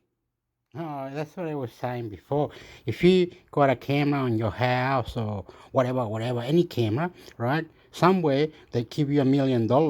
You go, what? I don't know. If you catch it, a real alien on your camera or your thing or whatever, you will be able to get $1 million. Apparently, America or FBI or someone in the world is saying if your house has got a camera outside the door 24/7, if it catches anything, it will give you $1 million. Yeah, silly. That's not what it is, Hector. That's the ABC. Look, ABC News. This one. This one. Okay. So just gonna go like this.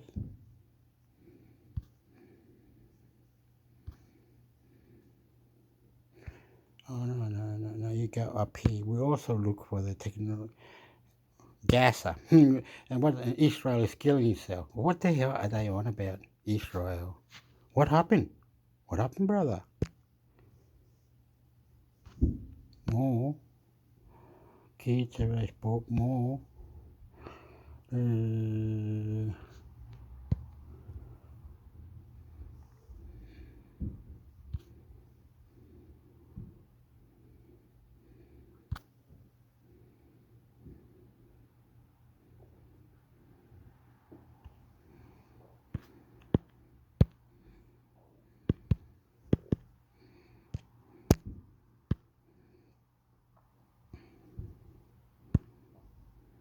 Should you charge your phone overnight?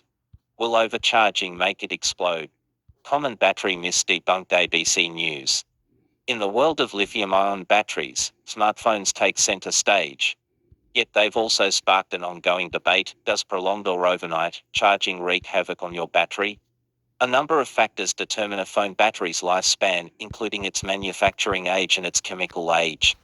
The latter refers to the battery's gradual degradation due to variables, such as fluctuations in temperature, charging and discharging patterns, and overall usage. Over time, the chemical aging of lithium-ion batteries reduces charge capacity, battery lifespan, and performance. According to Apple, a normal iPhone battery is designed to retain up to 80% of its original capacity at 500 complete charge cycles when operating under normal conditions. Research has found a 2019 smartphone battery could, on average, undergo 850 full charge/discharge cycles before dropping to below 80% capacity. This means only 80% of the initial battery capacity remains after about 2 to 3 years of use. At this point, the battery begins to deplete noticeably faster. Should you charge your phone overnight? Most new generation smartphones will take somewhere between 30 minutes and 2 hours to charge fully. Charging times vary depending on your device's battery capacity. Larger capacities require more time, as well as how much power your charger supplies. Charging your phone overnight is not only unnecessary, it also accelerates battery aging. Full charging cycles going from 0% to 100% should be avoided to maximize your battery's lifespan. Samsung says, charging your battery up to 100% too frequently may negatively impact the overall lifespan of the battery. Similarly, keeping iPhones at full charge for extended periods may compromise their battery health. Rather than a full oh, well, I just like to say that if you're stupid, not you, not you, the human, not the human, not the phone either.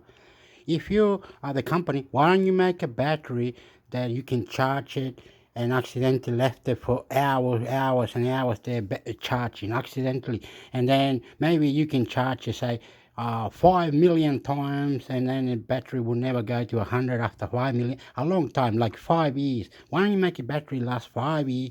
Why don't you do the right thing? Okay, the phone is gonna have this type of camera, this type of this type of that, this type of this type of chip, this type of that, and all advanced, the most advanced, and that phone would never be more advanced than any other phone. You couldn't get it. Okay, if the battery is 6,000 battery, right? The zooming, the picture, the video, all quality, high quality, 4K and everything high. Why not? Now you're playing game with us. You're saying 7 years update, 4 years update, but phone now dead after this fuck. You fucked around with it too much. Oh yeah, whatever. That's it. It's the company that does it. They don't apply rules. They don't apply high equipment, high everything. No. And then if it is high barrier bands, fine, why don't you charge like $2,000 then? And everyone's, this one can go for 20 years and it all lasts. No, but now you don't want to because you're putting batteries, other things in it that makes it blow up or whatever. And then you're saying, we'll fix the problem as soon as we can because the phone is getting hot. Goodbye. You'll hate that.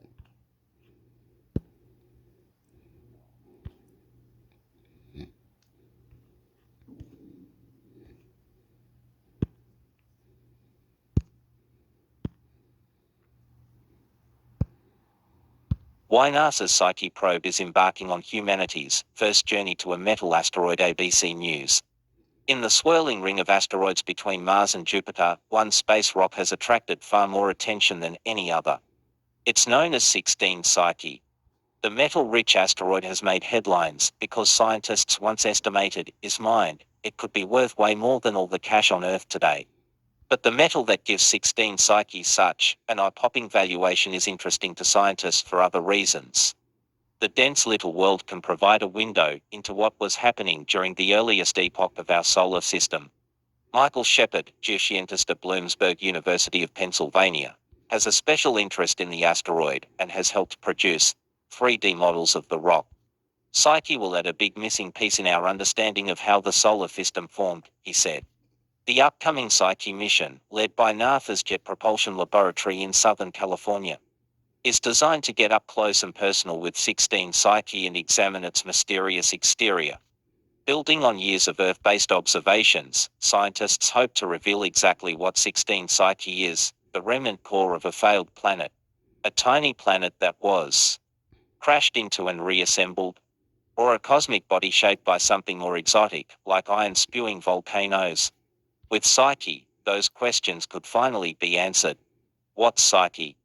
Psyche can refer to three things, making it a little confusing. It starts with 16 Psyche, the official name of the asteroid that was discovered in 1852 by Italian astronomer Annibale de Gasparis. It's named after the goddess of the foal in Greek mythology. The 16 inches denotes that the rock was the 16th minor planetary body discovered. Most of the time, scientists just call it Psyche. Next, there's SEPSICHE mission, which consists of a NASA-built orbiter that's also named Psyche. The mission was selected as part of NASA's Discovery program in 2017. When it reaches orbit around Psyche, it will be the first time that humans have visited a metal asteroid. When is NASA launching the Psyche mission? Psyche's launch window was intended to open on October 5, but NASA delayed the launch by a week to October 12. More time to fine-tune the spacecraft.